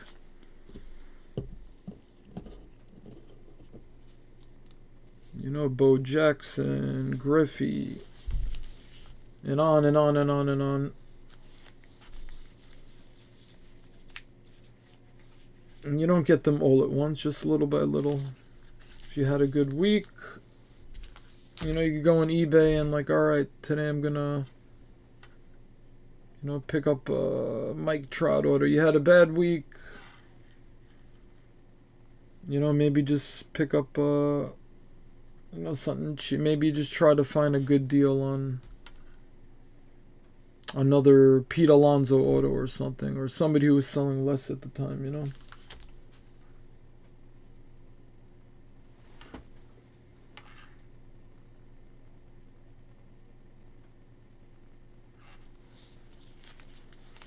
And then after 5-6 years, boom, you got, little by little by little by little.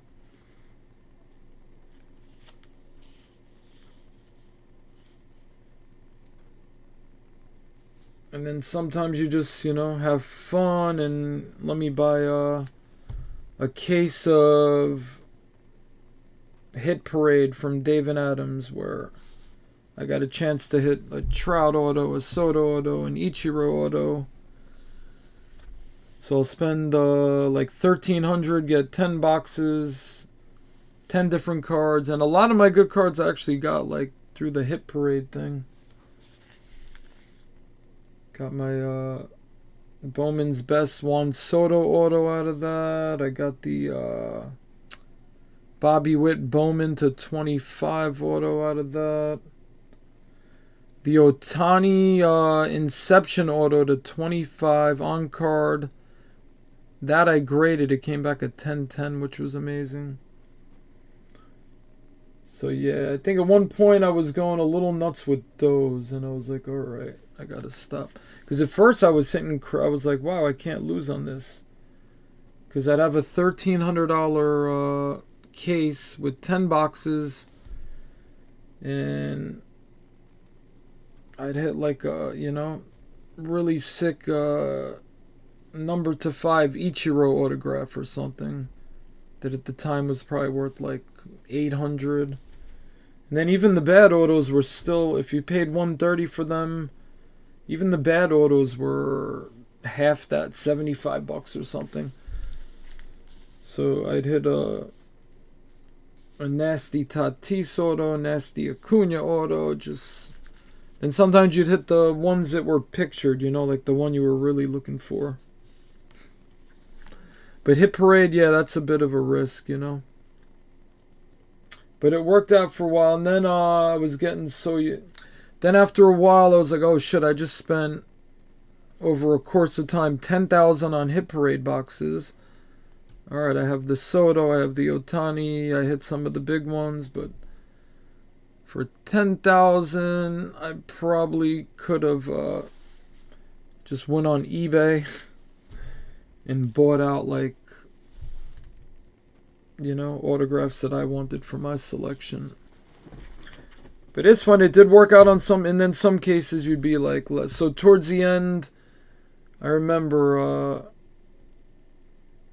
I had like 2 cases of 2 different things, spent like $3,000, and yeah, that was an underwhelming. At first, like the first few cases were like amazing. I was like, wow. You could even still see a little Hit Parade sticker on my collection. But yeah, Hit Parade, it's fun, you know. They have all different level. I never went crazy and got the they have like the Sapphire edition and the VIP edition and 1,000 a box, but you can hit one of these and they'll show you like you know,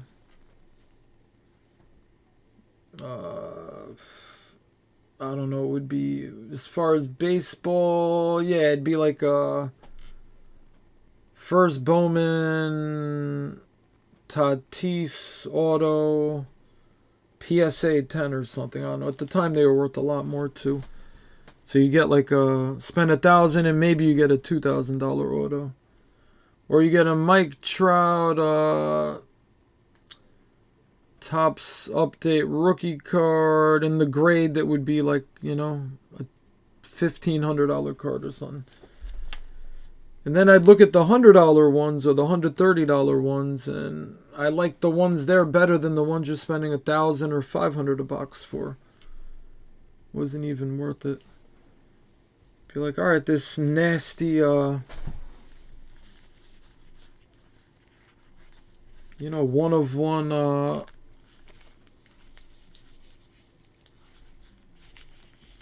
or nasty patch auto of Mike Trout from, I don't know, some nice high-end set. I'd rather have that than the Bowman first PSA 10 Acuna auto or something.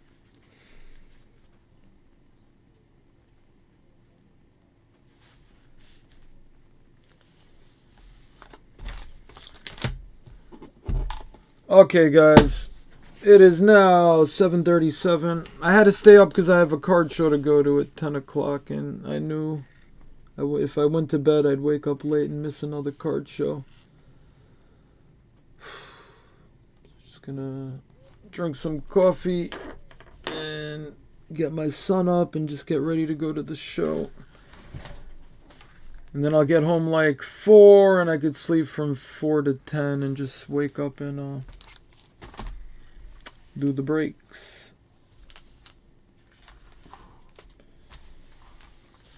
Alright, guys, I have to do a recap. Stadium Club, break number 38.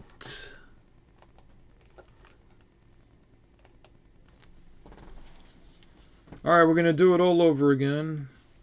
Alright, rookies. Wander Franco, J-Rod, Strider, O'Neal Cruz, Bobby Witt Jr., Jeremy Pena, Wander Franco, Strider, Wander. Alright, what else we got here? Oh, there was a black foil, Julio Rodriguez. Very nice. 2 per box on the black foils. Congrats, Seattle. Black and white. 1 in every 3 boxes. Brandon Crawford for the Giants. What do we show next? Alright. Alright, let's do the chrome. So the base chrome and the base chrome die cuts. Alright, so here's a big rookie. Nice chrome base. Bobby Witt Jr., Kansas City Royals. Buster Posey for the Giants. Javi Baez for the Tigers. Bo Bichette for the Blue Jays. Alright, we got Rafael Devers die cut for the Red Sox. Acuna for the Braves. Griffey for the Mariners. Goldie for the Cardinals. Team of the Future, red foil, 1 per case on average. Jazz Chisholm, Miami Marlins. Red foil, Power Zone, Spencer Torkelson for the Tigers. A lot of people riding on you, Spencer. You better kill it this year. You can't get off to a slump, because we know once you hit the slump, then plays with your mind, and yeah, you got to get off to a hot start. That's it. Just attack the first pitches that come to you, man. I'd be swinging at every first pitch.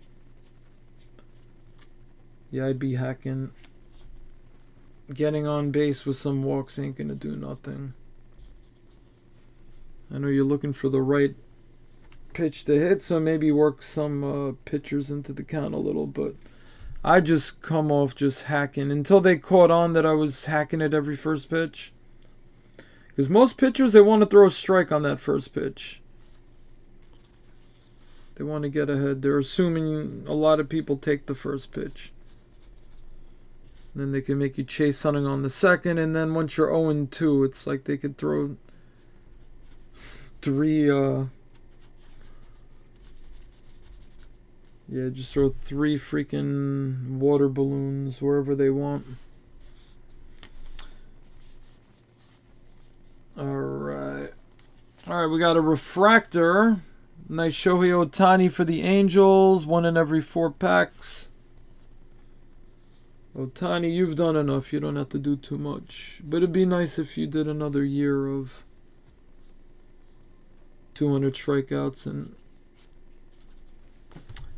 20 or 30 homers. Maybe 40 homers. 300 strikeouts. Yeah, I think he hit 40 homers last year, right? Alright, then we got... Alright, Team of the Future, Alek Manoah. That's an orange. Number /50. Toronto Blue Jays, all-star pitcher.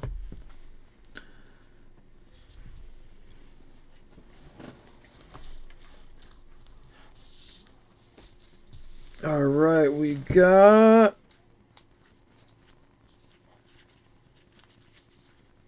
Alright, design variation, Frank Thomas, Chicago White Sox. This guy batted like .330 with 30, 40 homers every year.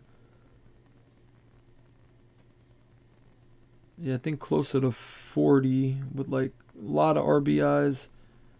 But his batting average was like 320, 330, 333. Insane what he did. Yeah, the true power hitters with that above 300 average, there's not a lot of them in history. Those guys you got to give props. There's a handful, but it's a very rare feat.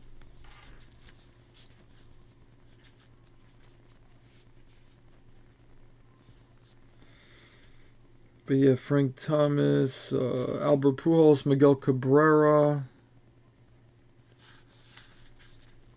I mean, now Aaron Judge is even... No, Yordan Alvarez, I think that he's the close to that. Vladdy Guerrero Jr.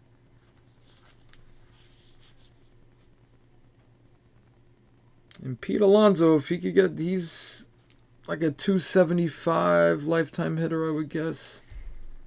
I think he cranked it up to like 280 something. It looks even better. But if he could get that even up to like, yeah, like 320 or something, that'd be sick. Yeah, I need the polar bear to be the new big hurt.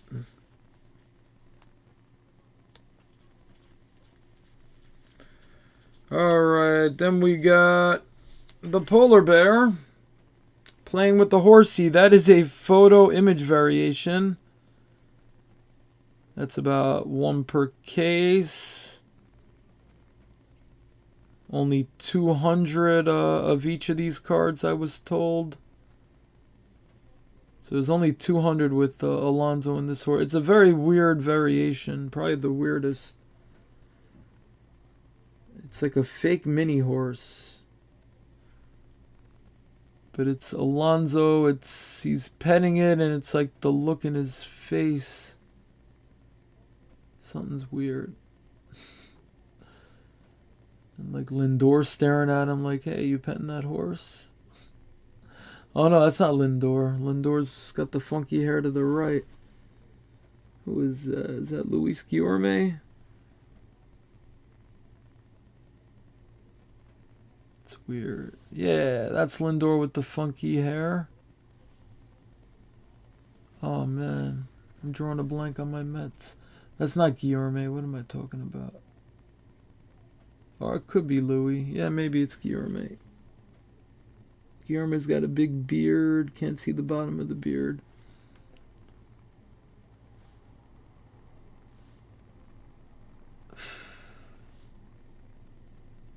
What are you doing, Peter? Some weird stuff going on with that horse.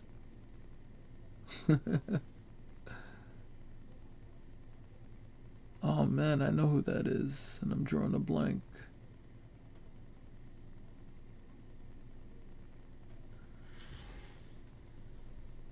Okay, congrats, Mets. We got an Instavision, Shohei Ohtani.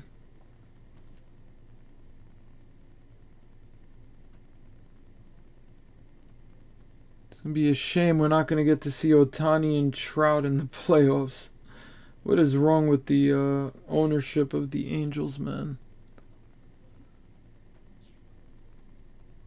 You get two guys who are like the best at the game, and you know they both love the game too. A lot of respect for baseball. And you're not going to surround them with pieces to make it to the playoffs even. See these guys in like a wild card game. Crazy. Yeah, whoever owns the Angels, you suck. It's just... That's why the Mets, with the Wilpons, it was horrible. They did not want to spend any money. Didn't care about the team winning. Just cared about making money.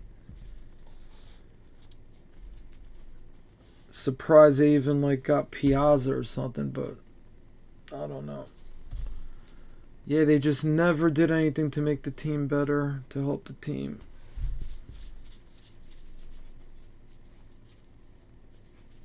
Now we got the guy that just spending like crazy. They want to win, man.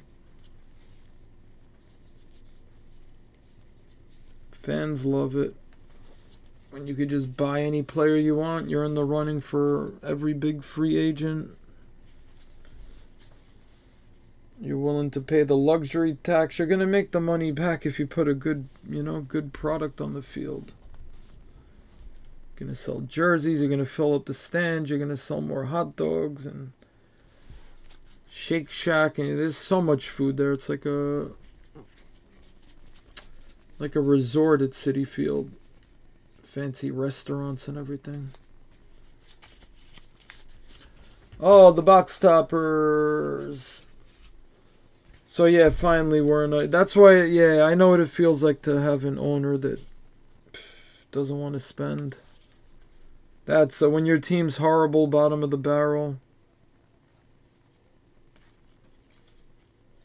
And you got a couple of nice pieces and they don't want to do anything to help. That sucks. See, those are the guys that don't get it. They're like, we're making plenty of money without giving this guy a $300 million contract.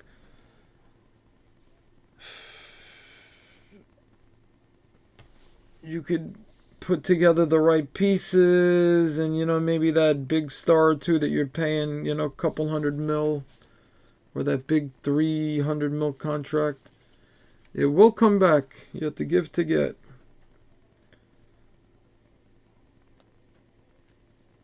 Yankees, it's pretty much World Series or bust for the Yankees. They sell out every Yankee Stadium game for as long as I can remember. Like, people always want to see the Yankees because they always put good players on the field, exciting talent. As a Mets fan, I just always found the Yankees boring, but that's a Mets bias. But the rings and all that, I guess, proved me wrong. And Jeter and all that. But yeah, Steinbrenner was spending some money, and Cashman was spending, Brian Cashman spending a ton of money. But Yankees are the most marketable team in the world because of that. Believe me, they weren't. Steinbrenner wasn't in any economic stress at all. Neither was Brian Cashman. They were spending all that money and they were making more money. Just some people, they just don't want to take the risk, or what if it doesn't work? I make enough money now. Yeah, some people just own it to own it. Some people have a passion. Like the Mavericks owner, Mark Cuban, like he's got a passion for it, man. You could tell that guy wants to win. If I was a Dallas fan, I mean, they got Luka. I don't know how they let Brunson go, but Cuban will do something to compensate for that, which I think they started doing now, right? Kyrie's coming to town. That guy wants to win. All right, guys. Athletics, box topper, Mark McGwire. Then we got Salvador Perez for the Royals. Aaron Judge for the Yankees. And Wander Franco for the Tampa Bay Rays. All right, guys. Now the autographs, and then I'm out of here. I doubt anybody was listening to me, but I did ramble about the sports card industry, how much it's great, how much it sucks. Some of my buying strategies.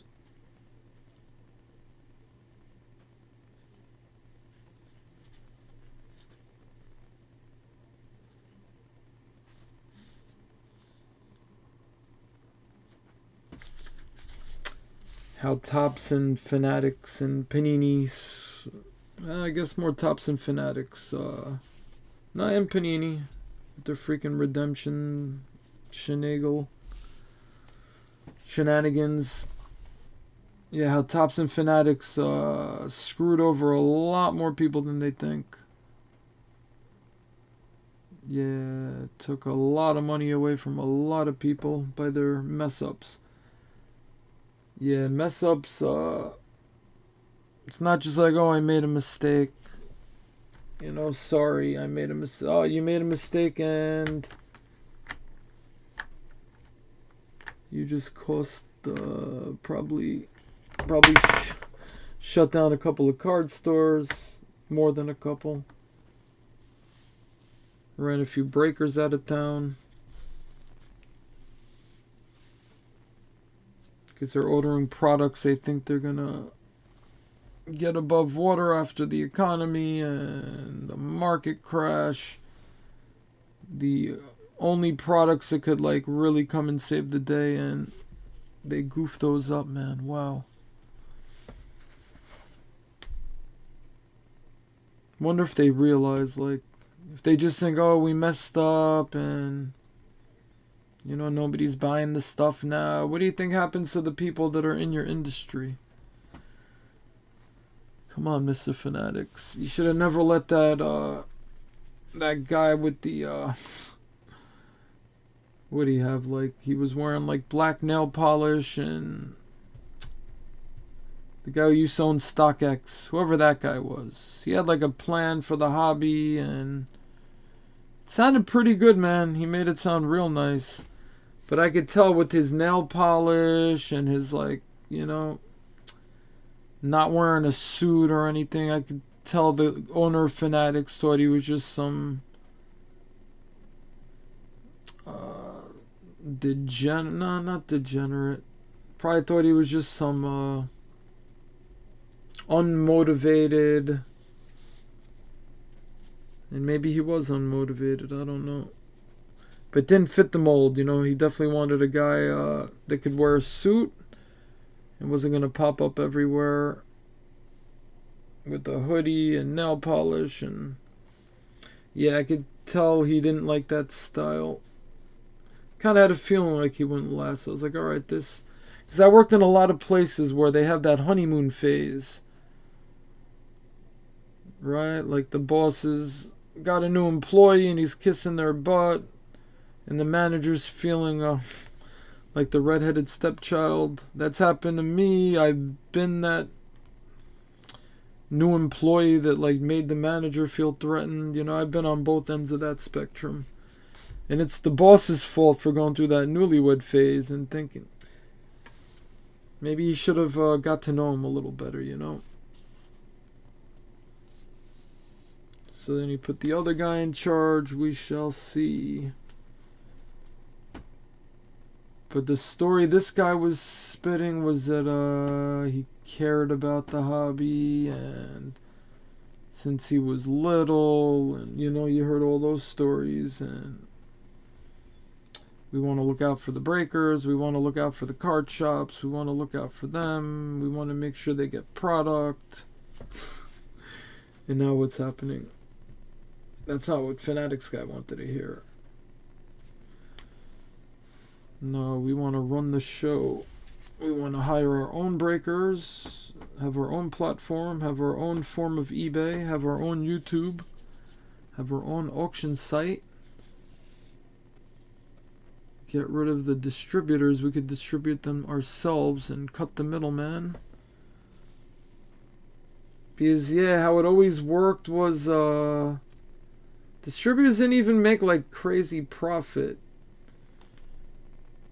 It's like they would get, if they got a box for $50, like they would sell it to us for $55, so they'd make like $5 a box or something. That's how, like, the format was, like, way back when. Yeah, if boxes cost to the public, they cost $70 a box for, like, Stadium Club back in 2015, let's say. I don't know. If it was $75 a box to the public, or 70, let's even say. Yeah, like my distributor Peach State would pay $50 for a box, and then we would only pay like it was something crazy, like 2% more than that, or 2 to 5% more, nothing crazy.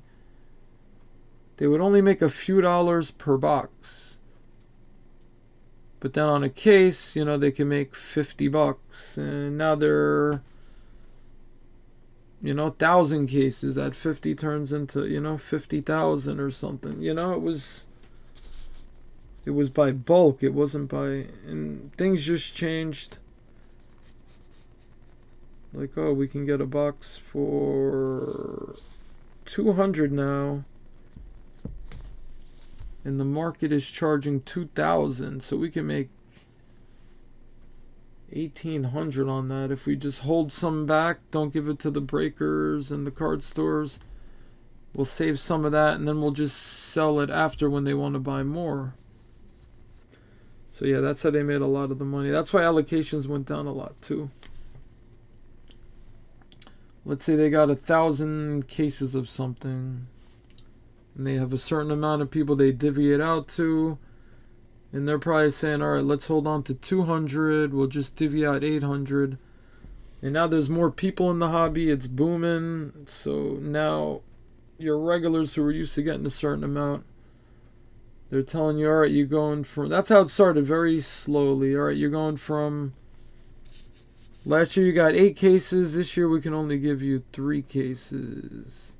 We're getting less product.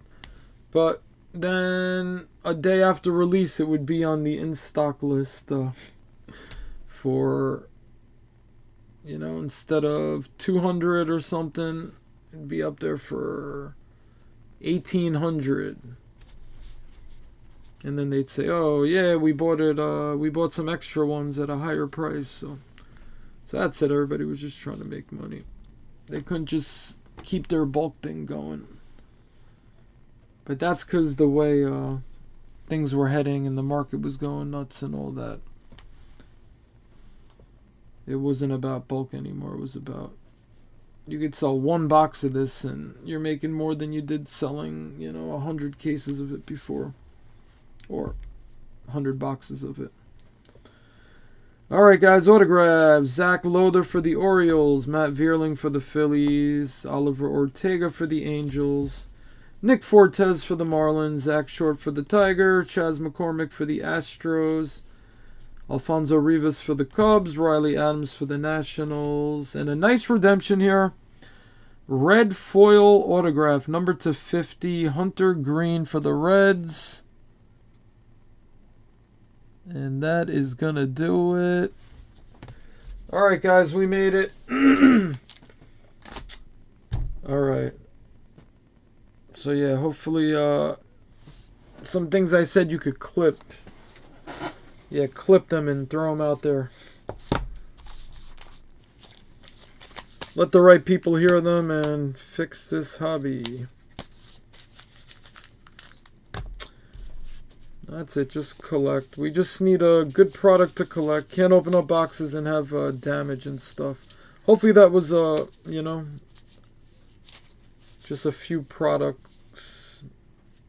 And the guy is so smart that he figured out how to have the quality of the cards go up, you know.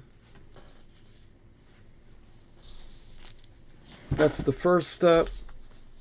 Prices are good now. Boxes are where they should be. People shouldn't be spending insane amounts of money.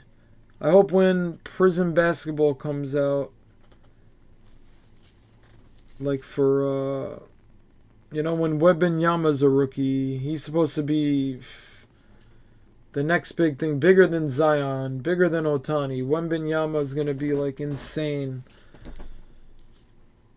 So now if this was 2020 and a Wembanyama came, those Prism boxes, that even for a good rookie like LaMelo Ball, like they didn't go, you know, they went pretty nuts. Or like Anthony Edwards, they went up to like over $2,000 a box for Prism. Or close to it, or they come out a little above it and then maybe chill out to like 1,800, 1,500. But when the market's right,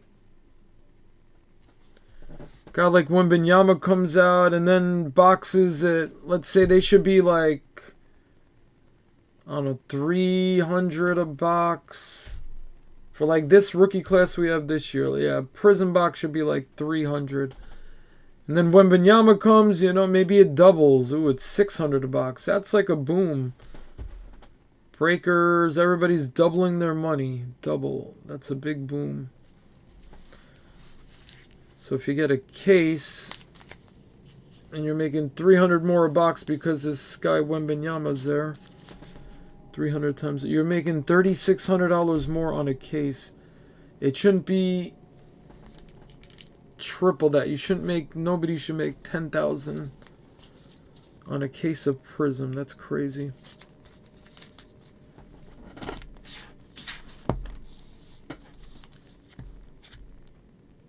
And then there's some companies that get like 20, 30, 40, 50 cases of that stuff. which is crazy. Yeah, like the biggest breakers get the same cases from the distributor that I get from. They probably get from all the major distributors because they're that big, but supposedly the owner of the distributor, not my rep, but the owner.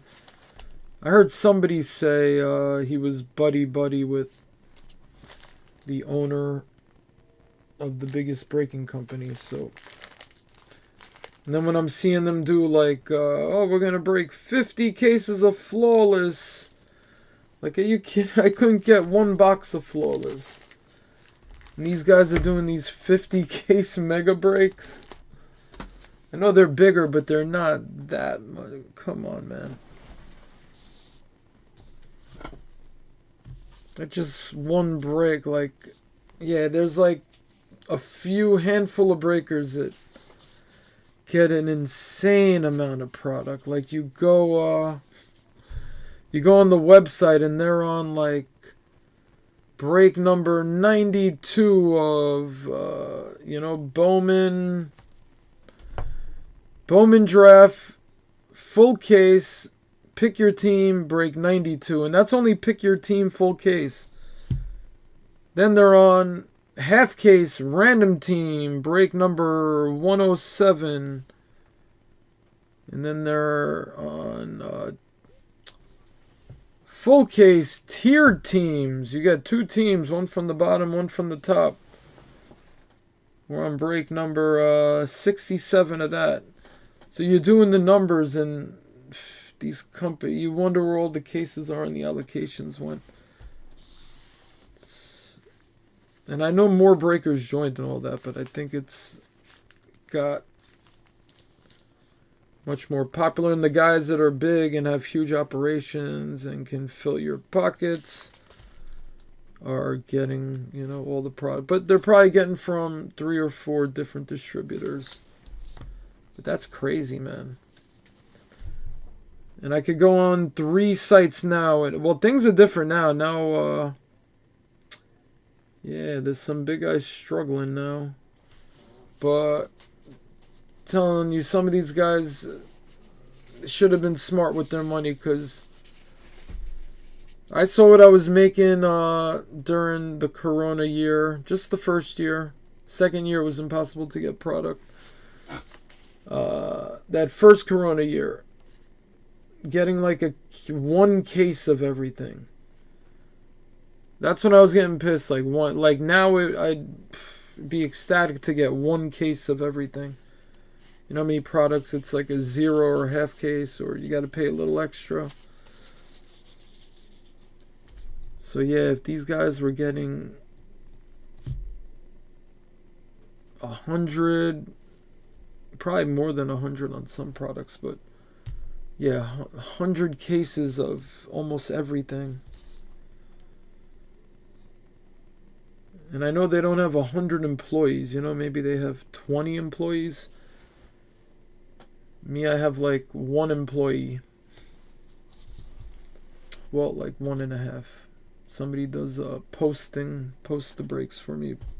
It's not like very like a part-time. 1 full-time, 1 part-time.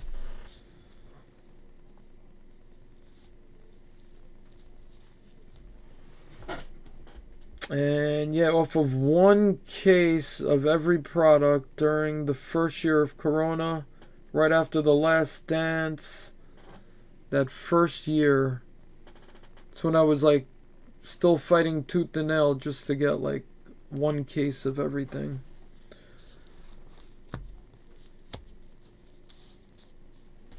Yeah, case of National Treasures. I pulled the $100,000 Zion card for the guy. He paid $8,500 for the spot.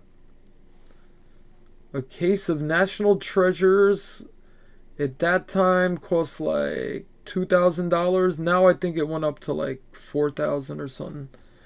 But it was like, yeah, like $500 a box for a case of NT. 4 boxes in a case. So breakers, card stores are paying $2,000. And that Zion class, those were going for $20,000 a case.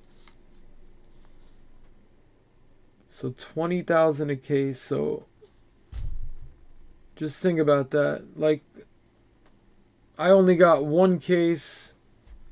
I was happy I could pull a $100,000 card for somebody. Everybody else I sent, like, they spent money. I would send them like hobby boxes and stuff. It was just, yeah, it was a lot of profit on one break that had like 40 cards in it.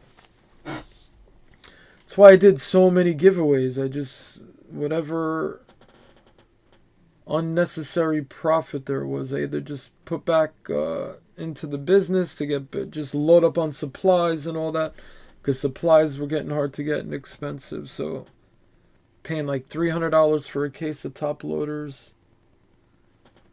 And I did a ton of giveaways. If you go back to the videos and you count up the giveaways, yeah, it was pretty crazy. There was just a lot of cards that were worth like, you know, a couple $100. But there were some $1,000, $2,000 giveaways. There was a Donovan Mitchell Select RPA Purple. It was graded. That was a $1,500 or a $2,000 card. So yeah, I gave that away one night. You know, when you're making one, even on one case of everything. So I can't imagine what the guys that were getting 20 cases of everything. Or the guys that were getting 100 cases of everything. Just insane. I mean, that's probably where they're driving. Yeah, I'm sure if you go to the parking lot, it's some. Unless they didn't do the right things, and when things crash, they kind of freaked out. No, I think a lot of them, yeah, made their big money, were smart about it, and put some aside. Got their Lamborghini in the driveway of their sports card store. It's alright to have a nice car, but I'm sure there's some supercars outside of some of these places. Because off of one good week, they could probably afford like a Lamborghini, you know? And what also helped me, I got in on the ground with the Project 2020. That was during the Corona year. I paid $20 a card. I got every single, just one of every card that came out.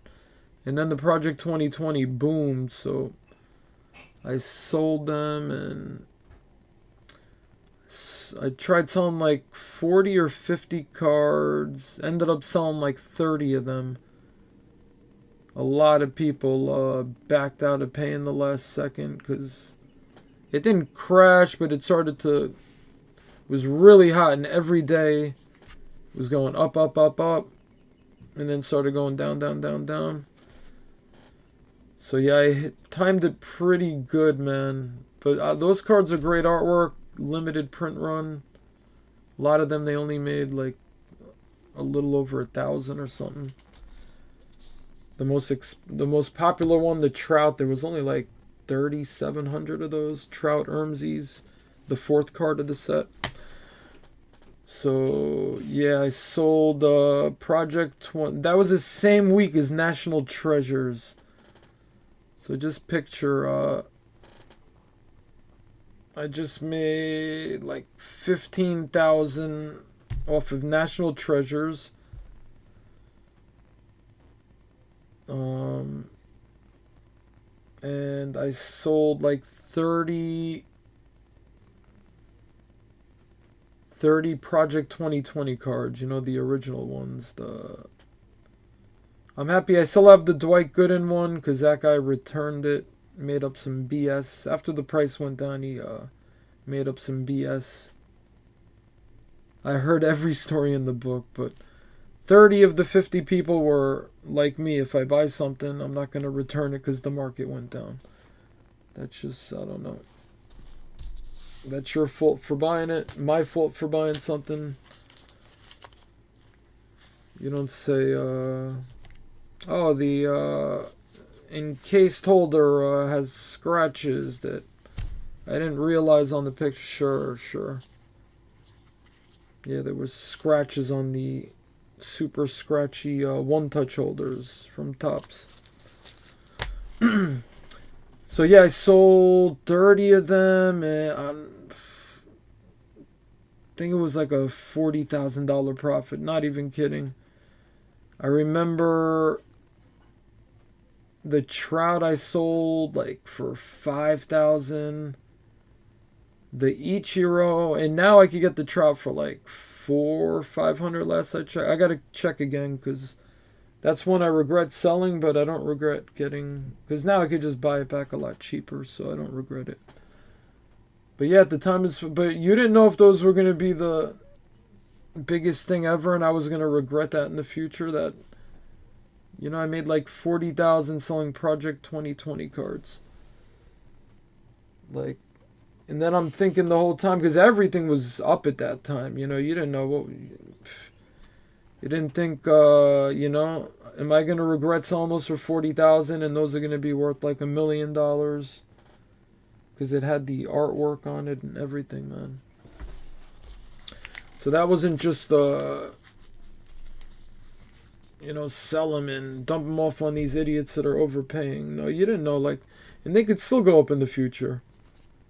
Just you had certain people that just crapped on Project 2020. I think a lot of people who just wish they got into it and didn't. They were crapping on it like the artwork is great on those cards. And the idea of after 24 hours you can't order anymore, and whatever the print run is. The thing is, a lot of people got in on the second year of them doing, which was not the same. Still some cool artsy looking cards. Some of them were real cool. I even have some of, not a lot, but some of the second year they did it.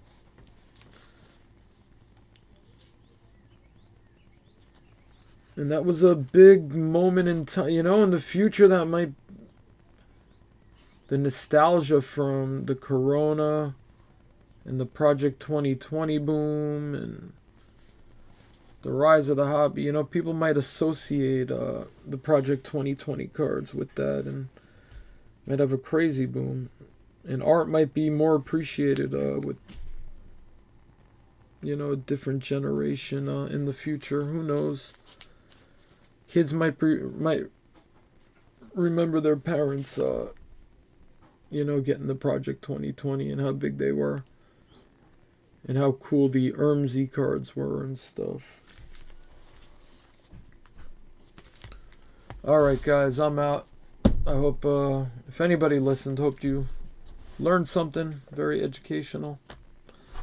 Peace out guys. I'll see you guys Sunday night. Alright, 2 hours for the card show.